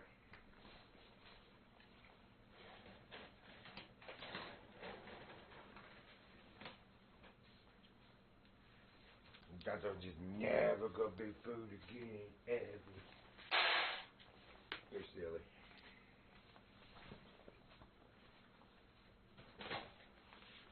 Now you can quit all that pouting. Yeah, now you can quit all that pouting, cutie pie. How big boy? What you doing, baby? What's my big guy doing? Oh, he's such a good boy. Yeah, he's my good little 11-year-old boy. Swear, man, time just goes way too quick with dogs. They deserve, I feel like, to live longer than a lot of people I know. But they have such short lives, they really do. He's 11 and she's 9 now. It's just crazy to me that that much time has passed. They're definitely not my first dogs. I raised 19 or 20 dogs on this hill before them. We had 2 oops litters of border collies that, some of the smartest dogs on the planet, I swear to goodness. Too smart for their own good sometimes. But yeah, I had 15 dogs on this hill at one time between those 2 litters. I wasn't going to go dump them at a pound or just dump them off in the wild. It was our mistake, you know, for not realizing just how determined a male dog can be when a female's in heat. They'll take cuts and deep cuts to their face, breaking welded chain link fence wire just to break out. It's like, okay. You wouldn't even think that dog would be able to do that. I mean, that's thick gauge wire and it's welded. I mean, he literally broke it, shoving his face into the diamond pattern of the chain link until it stretched and broke the welds, and just kept shoving until he got his, you know, front leg and body through. It was on the camera in the garage. And he got himself stuck for a couple hours there while we were gone at work. But then just kept working and got himself through and got her through the fence of her fence. That little hussy backed up right to her fence and curled her tail up for him. I was like, oh, you little hussy. I mean, it'd be one thing if he had to break out of his and then break into yours, but you, like, literally backed it right up to you backed that thing up. She did, too. Little hussy. And then 11 months later, did it again. Not even a full year with a second litter. And I had actually, like, barricaded the lower portion of the dog kennels with plywood to where even if you broke the, well, first of all, you couldn't shove your nose through the wire anymore because the wood was right up against it. So they had to really do some digging and chewing and biting and working on the wood back between 2 of the houses where we didn't notice, you know, for a while. He worked on that. Little scoundrel. His nickname was Harry Houdini because he could break out of anything. He really could. That dog was something else. And his sister, she didn't break out the pins. She was like the master lock thief or locksmith. She could work the hatch, so we put a lock on the gate so that you couldn't open the hatch without the key to the lock. Well, this dog, like, I watched her on the camera. You could see her wheels turning in that smart little brain of that border collie. She's sitting there and that's looking in the 6-foot-tall fence of that kennel, just staring at the top of it. And I'm like, oh, she's working out a plan on getting out. I'm watching it on the camera after she'd done it. Because I literally thought somebody was messing with us and coming and letting my dog out of her pen because gate would still be closed and the lock would still be on it. I'm like, how are they even doing this? How are they doing it? So I started watching the cameras, and I saw her working that little math formula out in her little super duper smart mind, looking at the top of the fence, and she looks at the feeder, which was sitting up on a cinder block, you know, so that dirt and stuff, well, first of all, so dirt and stuff wouldn't get tracked or knocked into it, but second of all, it was closer to, they didn't have to bend down real far to eat. It was like closer to just stick your face in there and eat. So anyway, she looks at that, and she looks at the doghouse. She jumps onto the roof of the doghouse. Then the feeder's like 1.5 feet, probably taller than that. Jumps onto the top of the feeder, almost slips off the other side, but rights herself, and then looks at the top of the fence just for a brief second and is like, bloop, right over it, because it was only like 3 foot tall then. It's a cute little hussy. She really was like too smart for her own good. She couldn't go anywhere because the big garage doors were closed. She was stuck in the garage, but she was all proud of herself that, ha, ha, ha, I get to run around free in the garage and y'all are in the pen. I miss that girl. I miss the boy, too, her brother. They were twins. They really did look like complete twins. Where the little hussy that got pregnant, she was like a tricolor border collie. They were the black and white, the twins were. It's funny how the different color variations can come out in those, in both border collies and Australian shepherds. You really get some beautiful dogs with those two, besides being incredibly smart. But they are a challenge. You know, a lot of people get them because they're pretty, but, I mean, you got to be ready for, I promise you, there's nothing more destructive in this world than a bored border collie.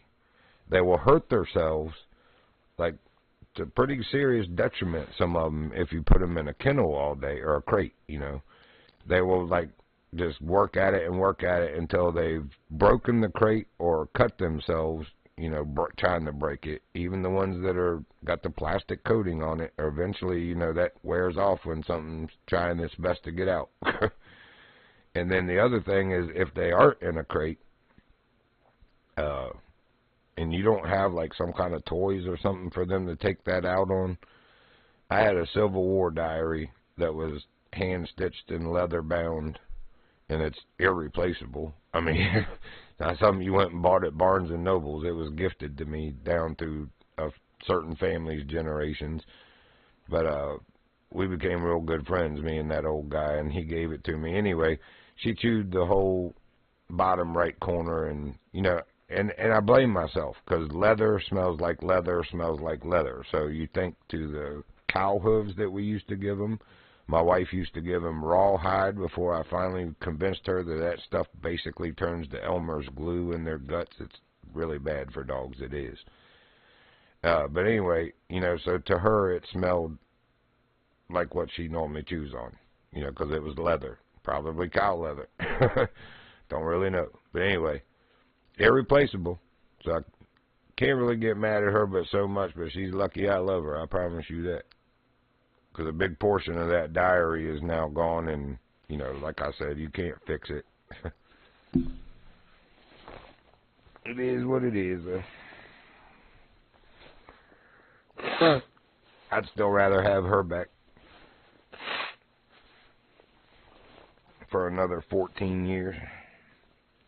She and he both lived to be, well, no, actually, she was only like 12 and a half when cancer got her, and then he was 14 and 3 months, something like that, or 3.5 months when the cancer got him too. They had cancer in that bloodline, and nice as it was having that many smart dogs, oh my God, the heartache after heartache after heartache, because they're all the same age, you know, after when they start going. That was rough. I won't lie, that was rough. But I'd go through it all again just to have some of them dogs back, I promise, or if not all of them.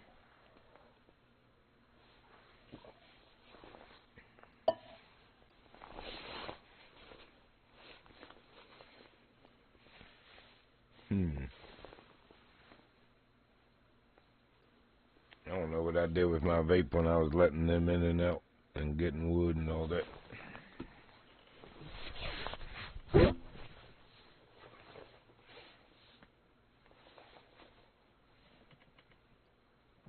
Interesting.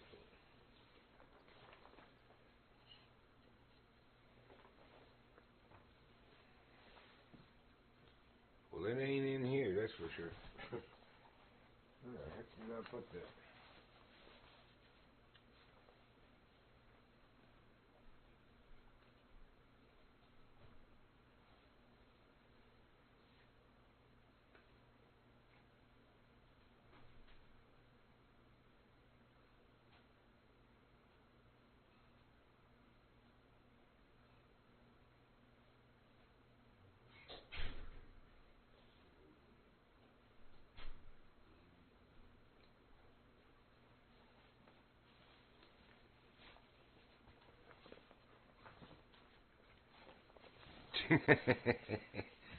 Nice. I just remembered I'd set it against the upright back part of your chair when I was working on the stove, so I sat back down on my chair but never sat back, so it was behind me. I'm like walking in the other room looking for it. It's like, where have I been again?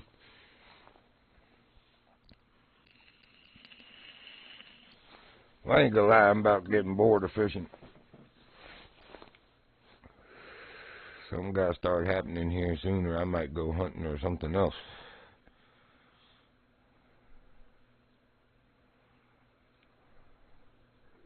We'll give it a move.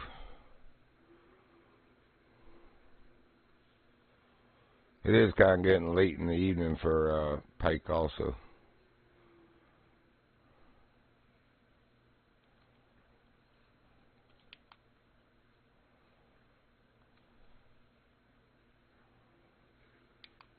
And, am I messing up again? That's got the 1102 on it, so we could try.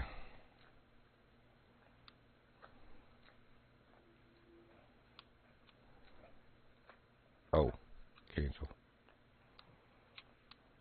I didn't know I had to actually put a bait on it. There, you happy?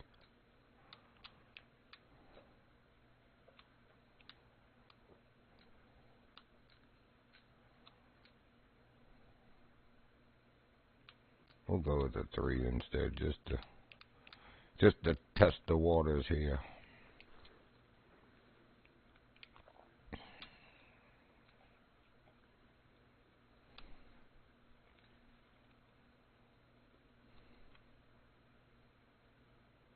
I see a fish already.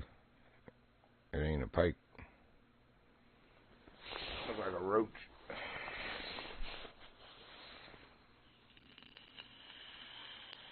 Or a trout. Could even be a barbel.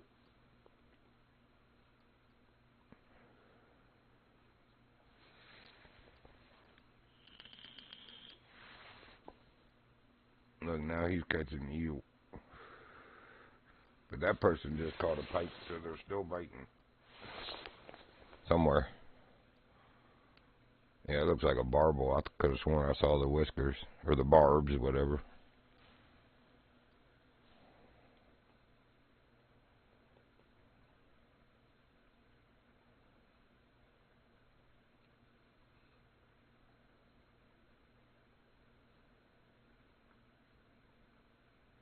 Turn back this way, show me them barbs.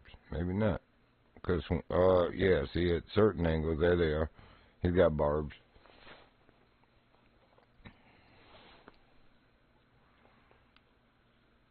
Barbalane.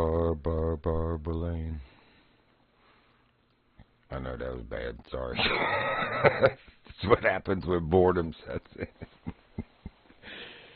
Oh, man. Give me some pike, please.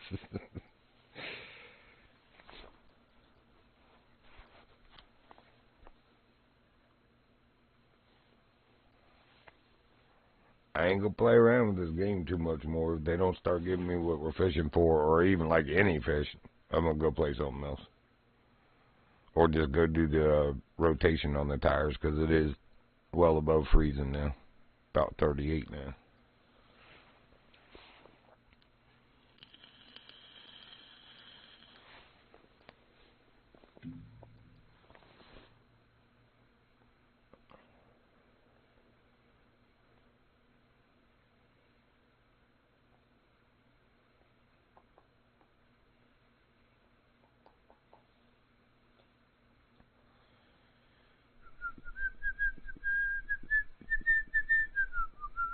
Yep, now I got that stuck in my hand.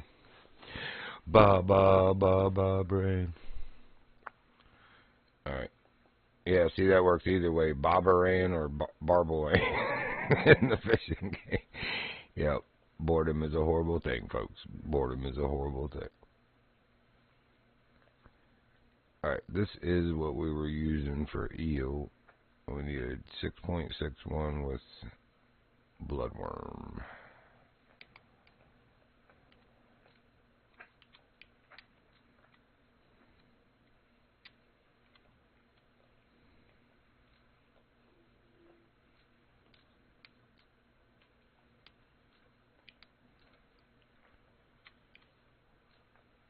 Do they eat eggs? I don't think so. Nope. There's only those 4 top things and then wafers for the bottom. And I have not even seen an eel, but somebody else just, Yo Jim, oh, that's the same one. Same one. Oh, I put the 7, okay. But that's right, we said we can go all the way down to 3. Because we were using a 4 with a red worm. It's coming back to me. And tried several fish species and got all confused what I was using and where. And I remember now.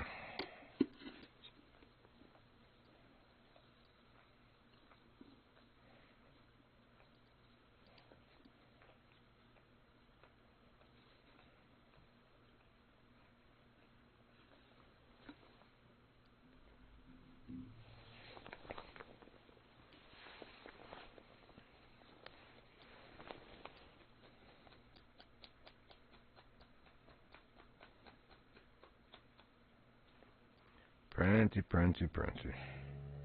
Don't you back talk me. Brrr, young self. Silly boy.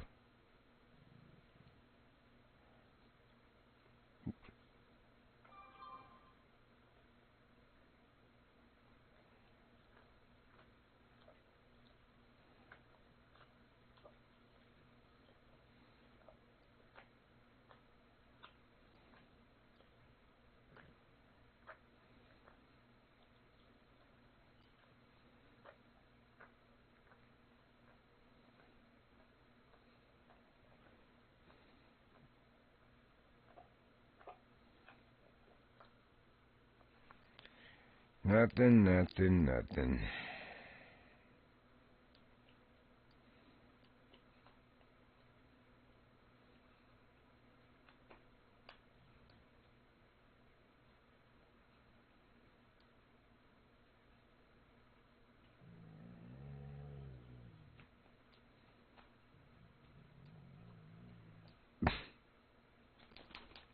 You are a silly dog.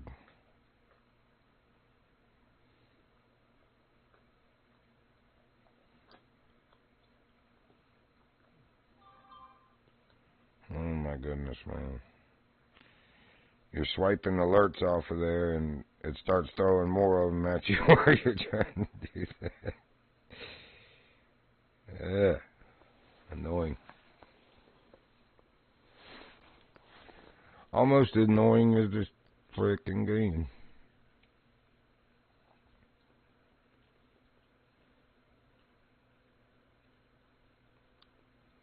Where you going? General Eli. Didn't he just catch some northern pike? Heifer?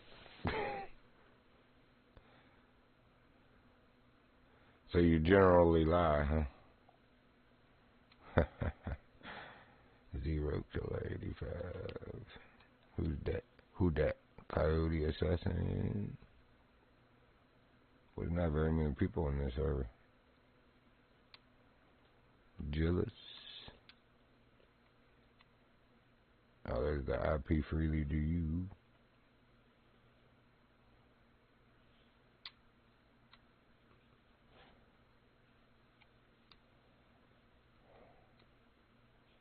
Oh, you got clear. Oops, clear up there somewhere.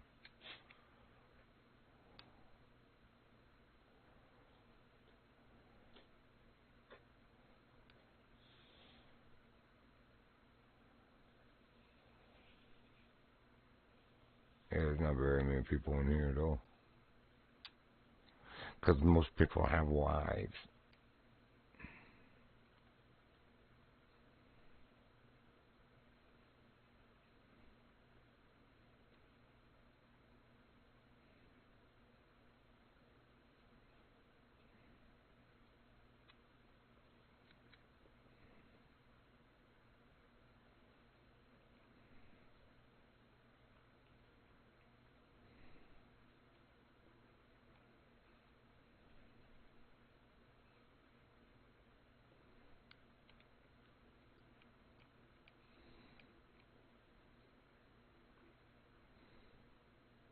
Anchor Marina. Why does that look like milk?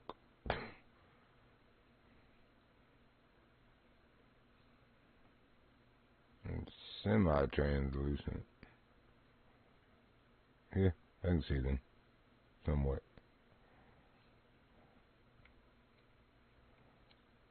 Alright, let's find a nice booth.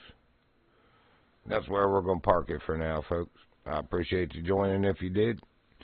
Hope you enjoyed it. We did catch some fish, and I think we did knock one of the silvers out for the carp or something, but I forget already. I don't even care.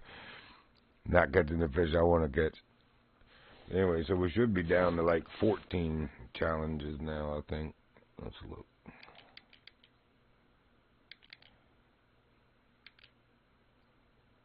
Oh, that says 40 of 76. Why, when we come to the map, does it say... Wait a minute. It was 66 of 81 on that. Challenge missions completed. What am I missing? First of all, and why are you missing 5 of them? Because there's 81 on the map itself. We're going to look at that again when we exit out, but...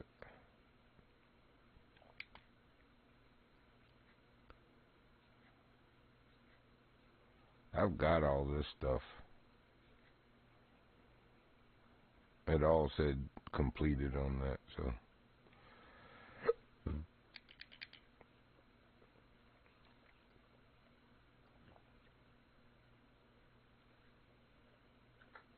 Unless there's more main missions or something that I'm unaware of. Those are the only 4 I've ever gotten to spawn up. That's a freaking tutorial.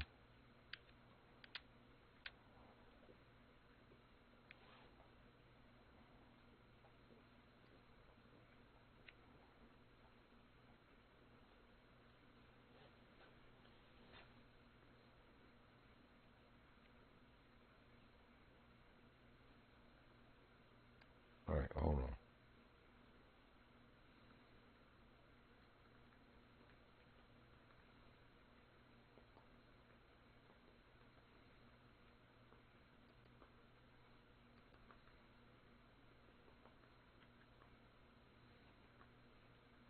As you complete challenges, more will unlock.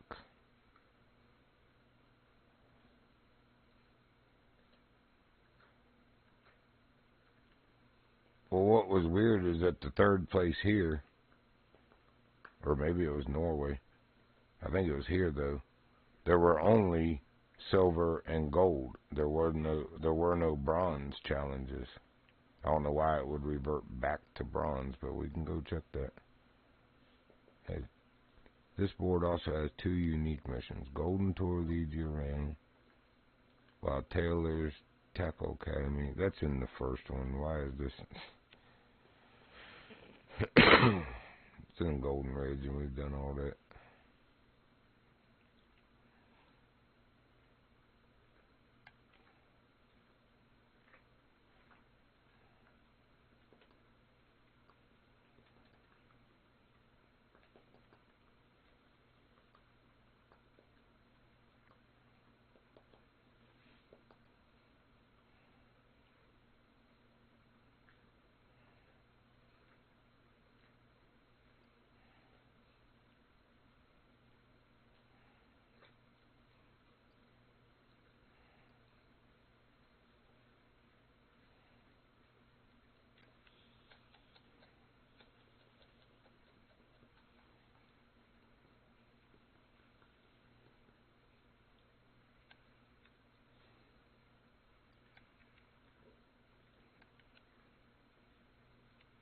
Yeah.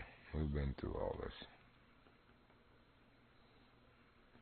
It's just these and whatever ones we haven't found. I suppose I could look at that again.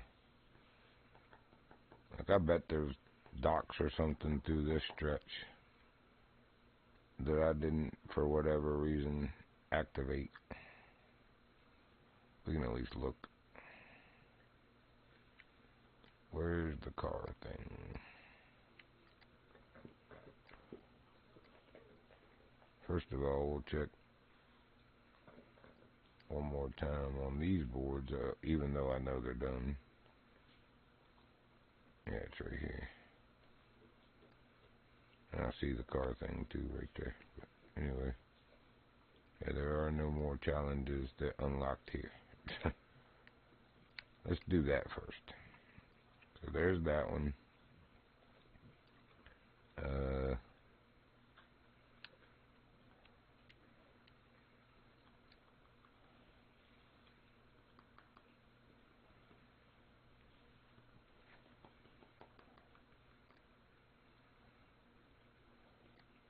Oh, there's that one. And nothing unlocked there.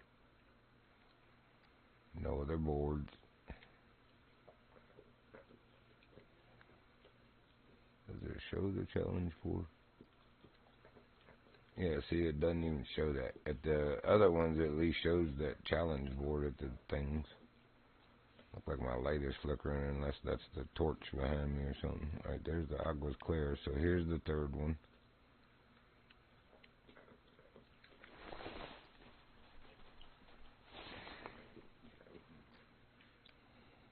But I believe it was the one we were just at that only had the silver and gold, no bronzes. Felt like I was in Battlefield or Division. I wanted to shoot the propane tank and make it explode. Yeah, you might be spending too much time in those games when that's the first thoughts you get. So yeah, nothing triggered there either. No other challenges.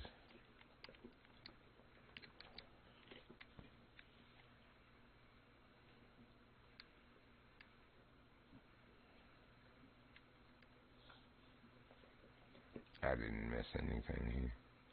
Because when I did all the findies, I've been around all of this. We can go check on the dam if they hid some over there or something. I don't think so, though.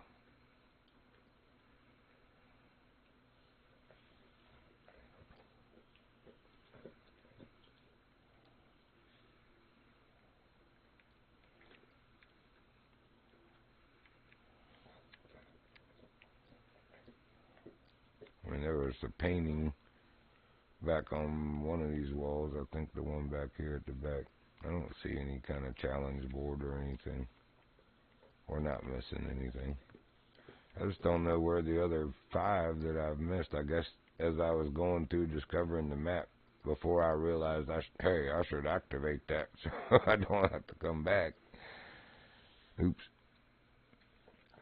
I guess that's what was going on, but I don't really know for sure.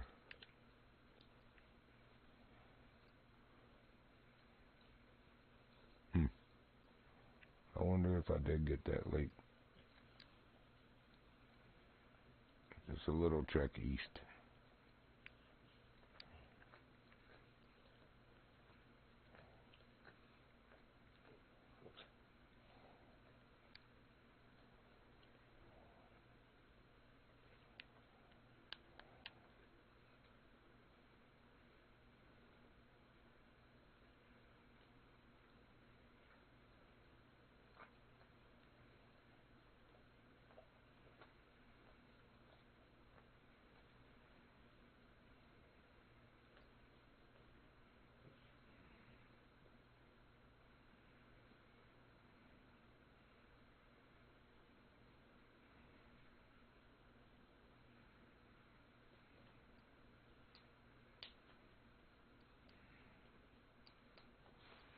Bubby, you so itchy today, boy.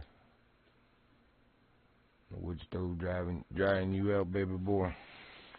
It dries me out. It probably is drying y'all out.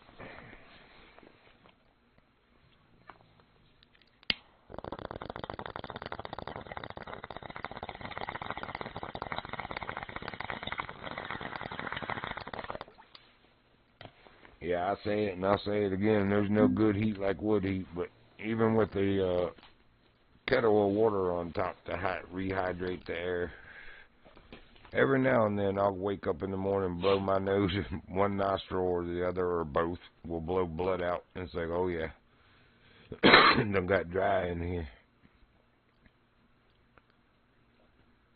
And my skin, I noticed, is like dry around my eyebrows and around the either side of your nose in that little crevice. So I'm sure it's probably affecting the dogs with dry skin too. Poor dude. I'm going to have to put some coconut oil in their food or something. Rehydrate them a little bit naturally. Oh, I'm pretty sure I got this one. And I remember checking it.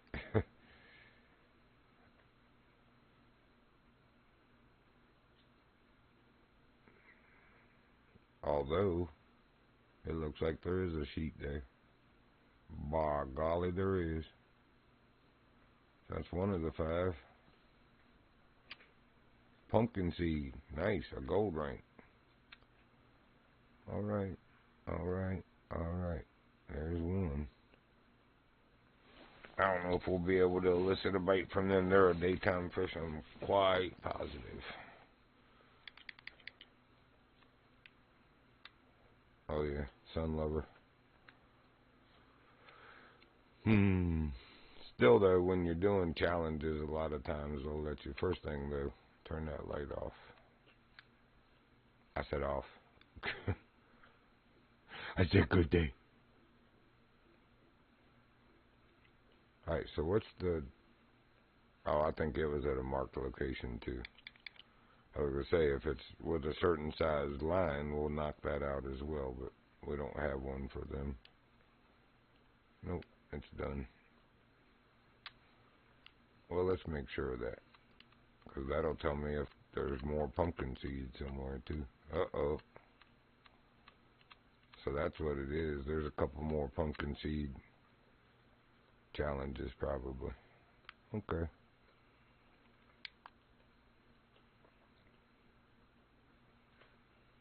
Too bad I haven't actually, although those are usually the ones that are on the boards. The challenge boards are the ones with a such and such size line. And we know we've done all that. So it's got to be just these ones out here in the, oh, we got what we need actually. Size 7 with a bloodworm. It's got to be just the little docks, you know, individual ones that I've missed. But now we're down to 4. We got a gold tench. Good game.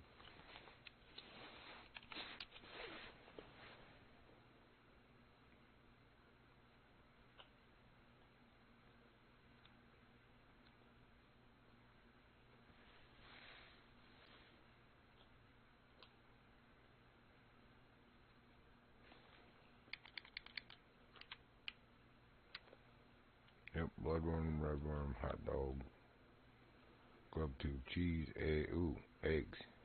Okay, because they're one of the few things here that eat the eggs. I might try that.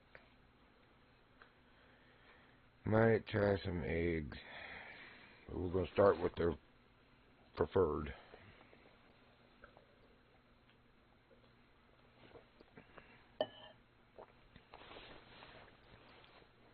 And what do I think I still got 6.6 pound line on here.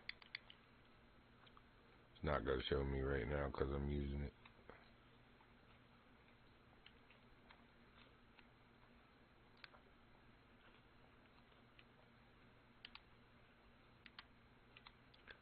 Daggone it, I did have some 15 with me. Yeah, so I've got the 6.6 on here.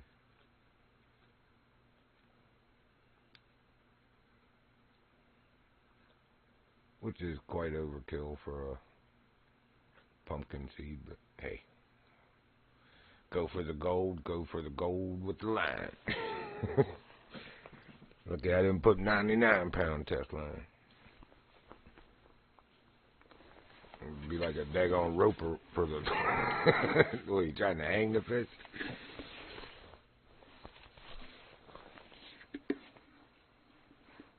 What is that, the stringer for after you catch him to keep him? Put him on the stringer. Keep him in the water. Big heavy line. I've got some of those that are so old they're made out of chain. Stainless steel chain. And like every probably 8 inches there's this big, like a safety pin hook. So you just put that through the gill and the mouth and you hook the fish on each individual hook on the chain.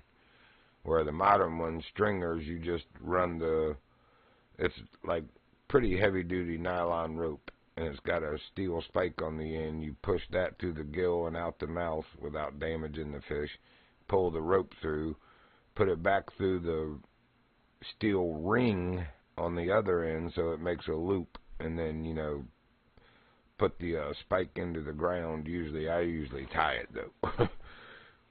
Get a strong enough fish, they'll jerk that right out the ground. Anyway, then as you catch more, you just untie it, undo the loop, push it through the next one, slide him down, but they're right up against each other, so it doesn't keep them separated like the old chain styles did. But those chain style ones, man, the size of the clips that you put through each fish, you catch too big of a bluegill, it won't even fit. Yeah, this ain't gonna work. And then you try just putting the chain through his mouth instead, and that actually does damage the fish, because everywhere there's a link, it has a twisted piece of metal. It's twisted link rather than welded. So you could cut the fish internally. I don't use stuff like that. It's neat to have as a novelty item because it's, you know, been around for so long. It's one of the original things for fishing, or modern fishing, if you call it, in this century, past century. But anyway, not something that's practical to use unless you want to damage fish. If I'm going to take them home and eat them, you know, because I call that, a lot of people call that panfish anyway, any kind of bluegill or perch, that kind of thing. If I'm going to take it home and eat it anyway, the fish is going to die, so I don't care if I damage it a little bit. But I usually practice catch and release, so it's not even going to be on the stringer unless I plan on keeping it. That's the point. Why would you? Why would you even hang on to, unless you're just trying to brag, like if you got a buddy that's going to show up to fish with you later and you want to show him the fish you caught, but you need to keep it alive, you put it on a stringer in the water, and that'd be about the only reason. But even then, these days I'll take a picture with my cell phone and throw the fish back.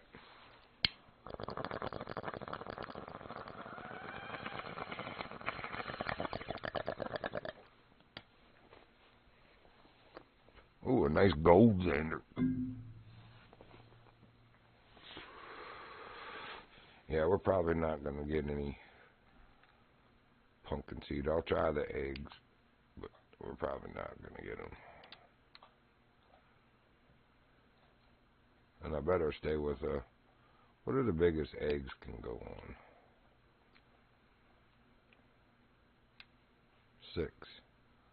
Alright, let's do that. That way maybe we'll get a gold.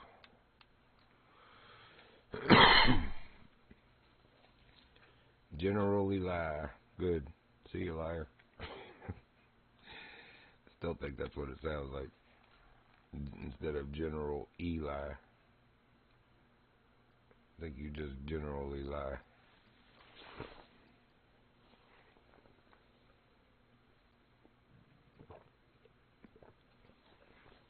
And he's back. I heard that.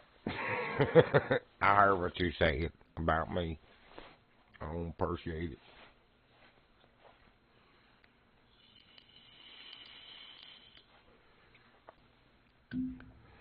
So who's viewing? Is that Posy?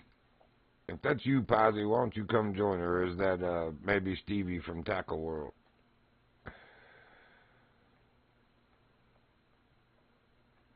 At least say hi in the chat or something. I'm saying hi to you. Good morning, good afternoon, good evening, whatever it is where you're at. Appreciate you joining and watching in.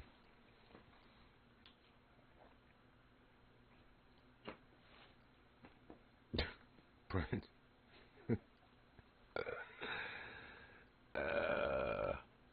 I love the way nerves in a dog's body run. He's like scratching his face with his front legs, but it's making his back leg like do the start to Harley or play the banjo, whatever you want to call it, where it's kicking. Like thump, thump, thump, thump, thump. Even though he's scratching the front half of himself, it's making the back half kick.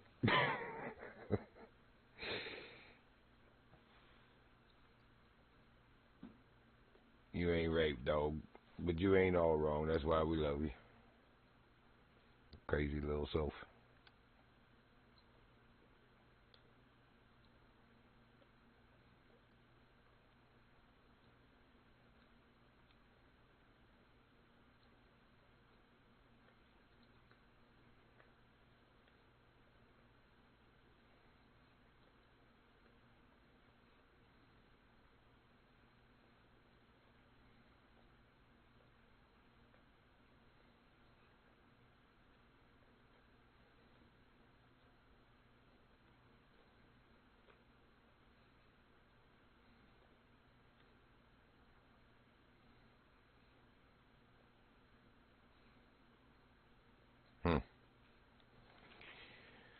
It ain't working.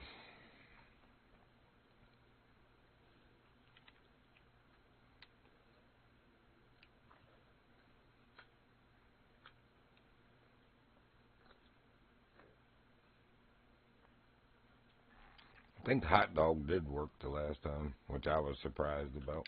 But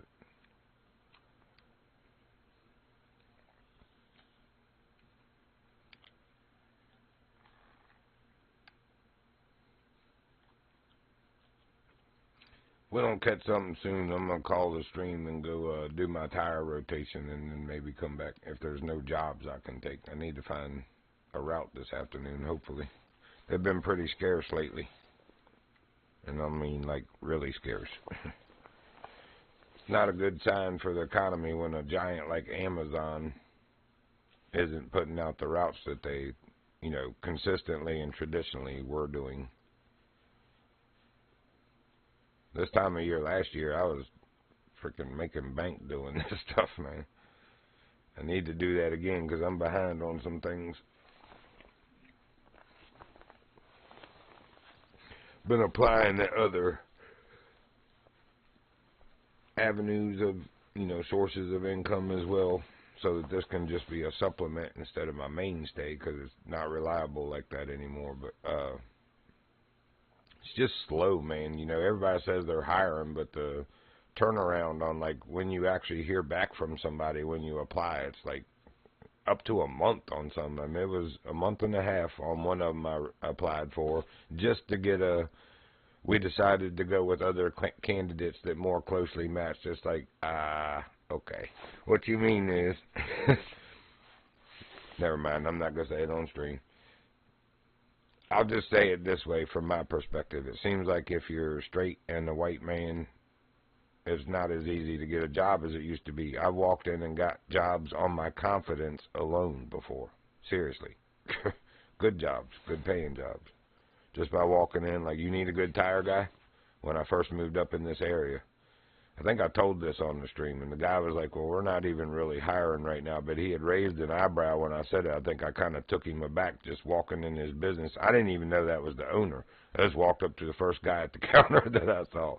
That was the owner of the company, and he was impressed by it, and even though he told me they weren't hiring, he was like, well, I would like you to go ahead and fill out an application. You know, if something comes open, I'll give you a call. Well, by the time I drove the 45 minutes back out in the country to where I live, my dad lived here then. He was like, did you apply at a place called Settle Tire? And I was like, yeah. He goes, well, you might want to check the voice message. And I was like, all right. And I wasn't expecting to hear from them. He said they weren't hiring. So I checked, and he was like, I was impressed with your confidence. He said, I'd like you to come in Monday, and we'll talk money and benefits. He said, I'll go ahead and hire you like that. So anyway, I've gotten jobs like that most of my life, just on confidence and experience. That's why I know that something's not right with, now that I have a lifetime of experience and knowledge, now all of a sudden I can't get a freaking job. Are you kidding me? It doesn't make any sense. And I don't have any bad things on my employment records. Not like I left on bad terms from anywhere, you know. Some of the places I've worked at have folded, especially back during COVID. My business folded. I was doing Amazon in-home services, like installing replacement garbage disposals, assembling treadmills, trampolines, barbecue grills, ellipticals, you know, pretty much anything you'd buy on Amazon that needs assembly. Bigger items, doing in-ground basketball goals. You know, those paid really good. So did the trampoline. So did the garbage disposal replacements. But anyway, COVID, you know, you couldn't go in people's houses. So they just niched that whole program. Amazon just dropped it. I was like one of the top, if not for a while there, the top. 2 times I was named the top installer in the state of Virginia. But anyway, all that went away. I had to find a job, and my company pretty much folded because I just wasn't getting any work. It would take too much money to start back up again with re-getting the insurance and the licensing and all that crap again, because I let it all lapse over the past 2.5 years of not doing that. Anyway, don't get it wrong. I kind of want to do that because my good name and reputation was bringing me not enough work that I would like, but bringing me work because people know who I am in the area. And that's the worst part about owning your own business is you can't make people need your services. They need it when they need it. So sometimes you're doing some waiting until your name gets bigger and gets passed around, you know, and more stuff starts coming in. And it was just starting to do that pretty well after running for almost 7 years, and then COVID happened. And it's like, wow, just wow. Because we all know now that was by design. Including the jab. All these freaking young college and high school age athletes dropping dead with myocarditis. Give me a break. Never happened before the jab. And at first they were acting like we were whack job conspiracy theorists for even saying or mentioning, you know, the thought of it. Now they're having to admit it. I just hope that somebody gets hung for it. We need to start going back to that kind of punishment, where they get to hang out there for everybody to see, so other people that think and act like that and don't care about human life and would do that on a mass scale to people, learn that's what happens to you. You'll be hanging out here for everybody to see. I think it had much more of an impact on society, where now it's so touchy-feely. Oh, I can't look at that. It hurts my feeling. It offends me. I don't care. This is what happens when you do that to people.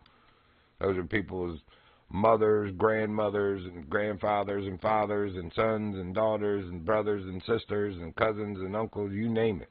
Best friend from the grocery store. Lots of people who got that jab have passed away. And that was the whole thing, that I was like, if I can still get COVID, why in the world would I want to take a jab that's supposed to keep me from getting COVID if it doesn't keep me from getting COVID? It doesn't make any sense. Then a booster, then another booster, then another one, and another one, and another one.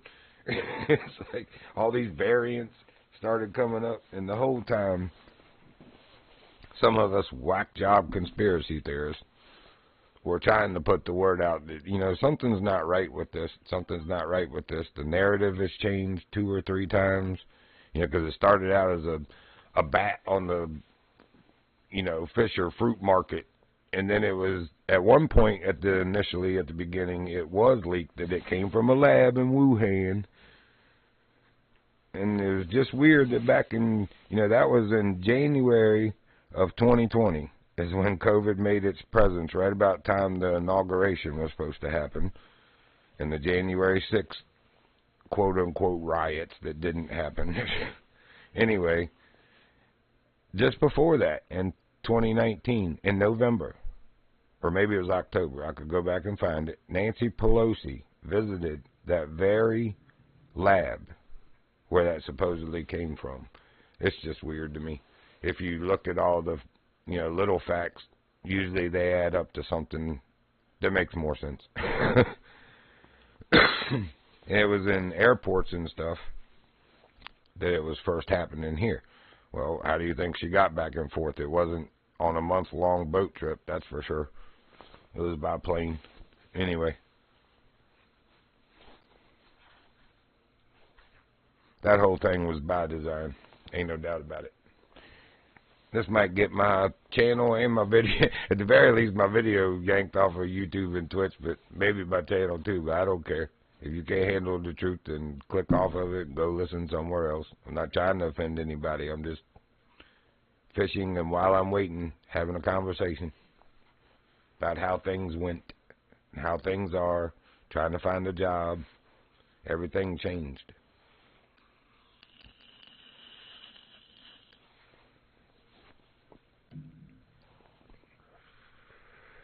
And I imagine it's probably hard enough for couples out there, let alone if you got kids. But I can tell you, on your own,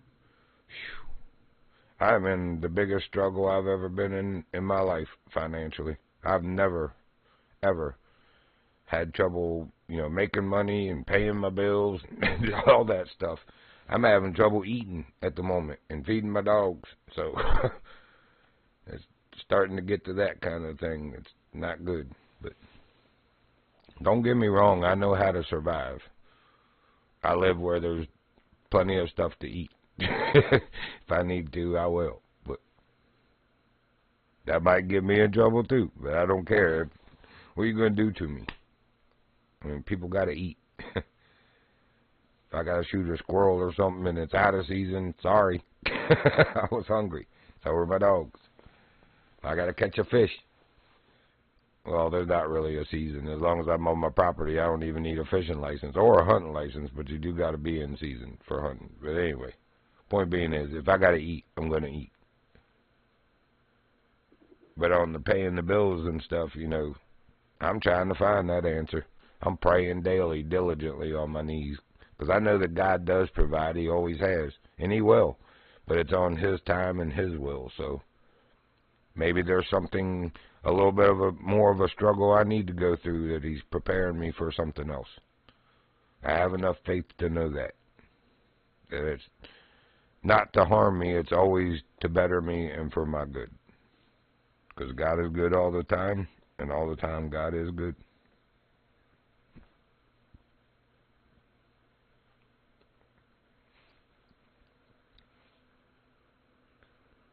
And I know He sees me struggling down here. But I'm not the only one. I know that too. That's why I try to not be selfish. Like, why aren't you answering my prayers? Well, there's probably other people that have bigger needs. And, it's not that He can't do it. Who am I to say what God can or can't do? Because I know He can. But there might be other things more important and pressing than my little needs and worries at the moment.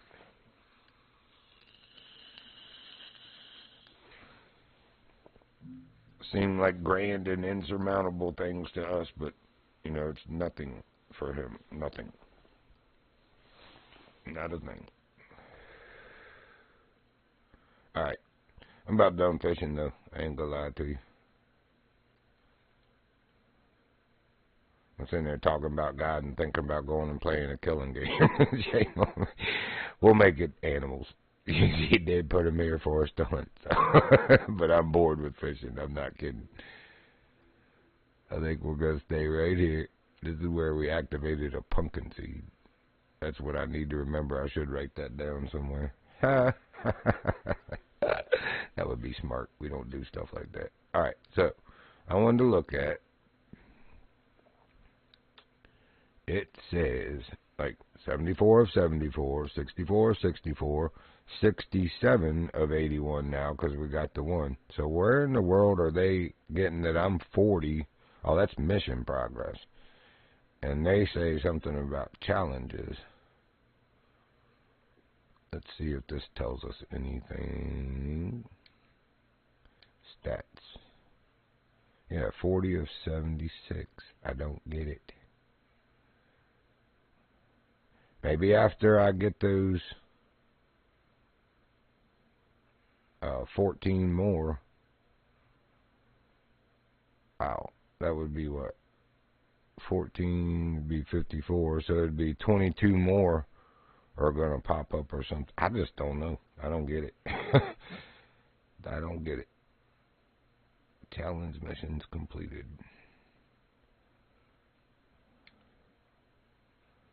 Oh, why not? Let's watch it.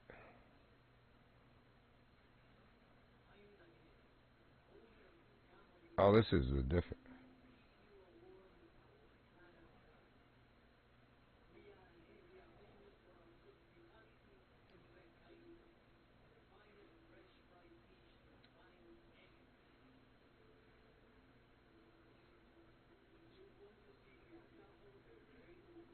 I've never even watched this.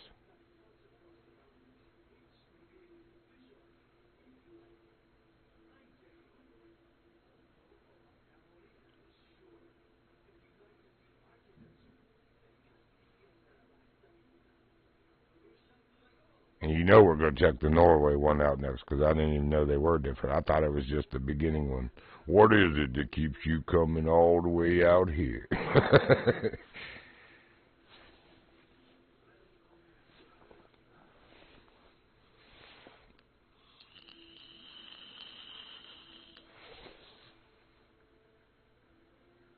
We've been fishing at both of them places and left from there today.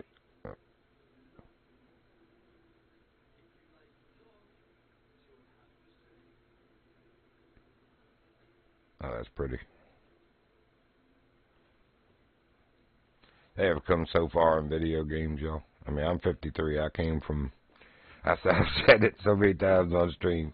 I come from when you had to type in DOS before Windows was even a thing. Like, Windows is still basically DOS based. Well, actually, they might have moved away to that, to something else, but they started out DOS based. But before there was Windows, it was DOS. Direct Operating System, I think is what it was. But anyway, you had to type and type and type and type all this code just for 5 seconds to watch a little stick figure walk. Well, they called it run, but it was more like walk across your screen, and then it was gone. And that was just the coolest thing ever, man. It took me 40 minutes to type all that code in, but check that out.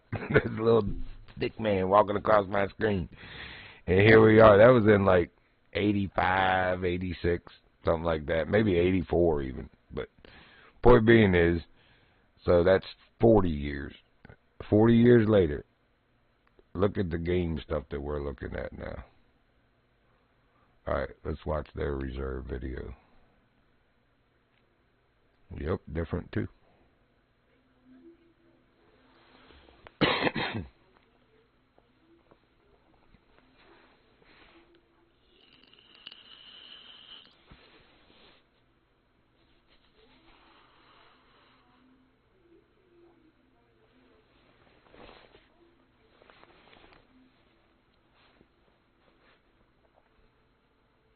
Of the three, this is my favorite map. It's pretty.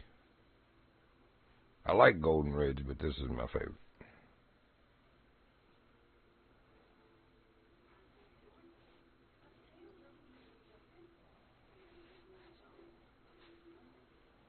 Oh, you like telling lies, you cute little redhead hussy.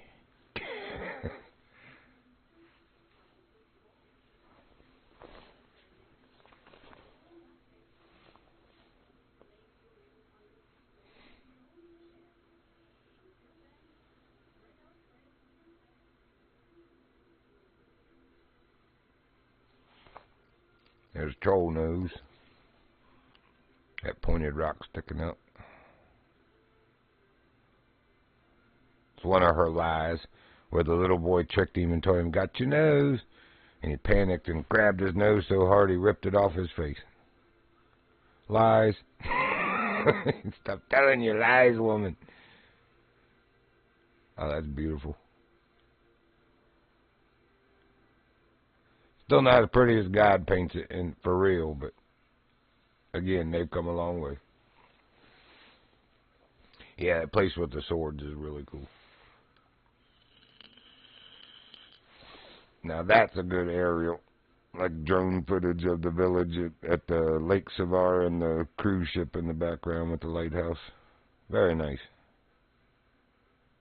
Very nice. All right, well, that's where we're going to call it, folks. Hope you enjoyed that. Appreciate you joining. Hope to catch you on the next one. The Virginian out.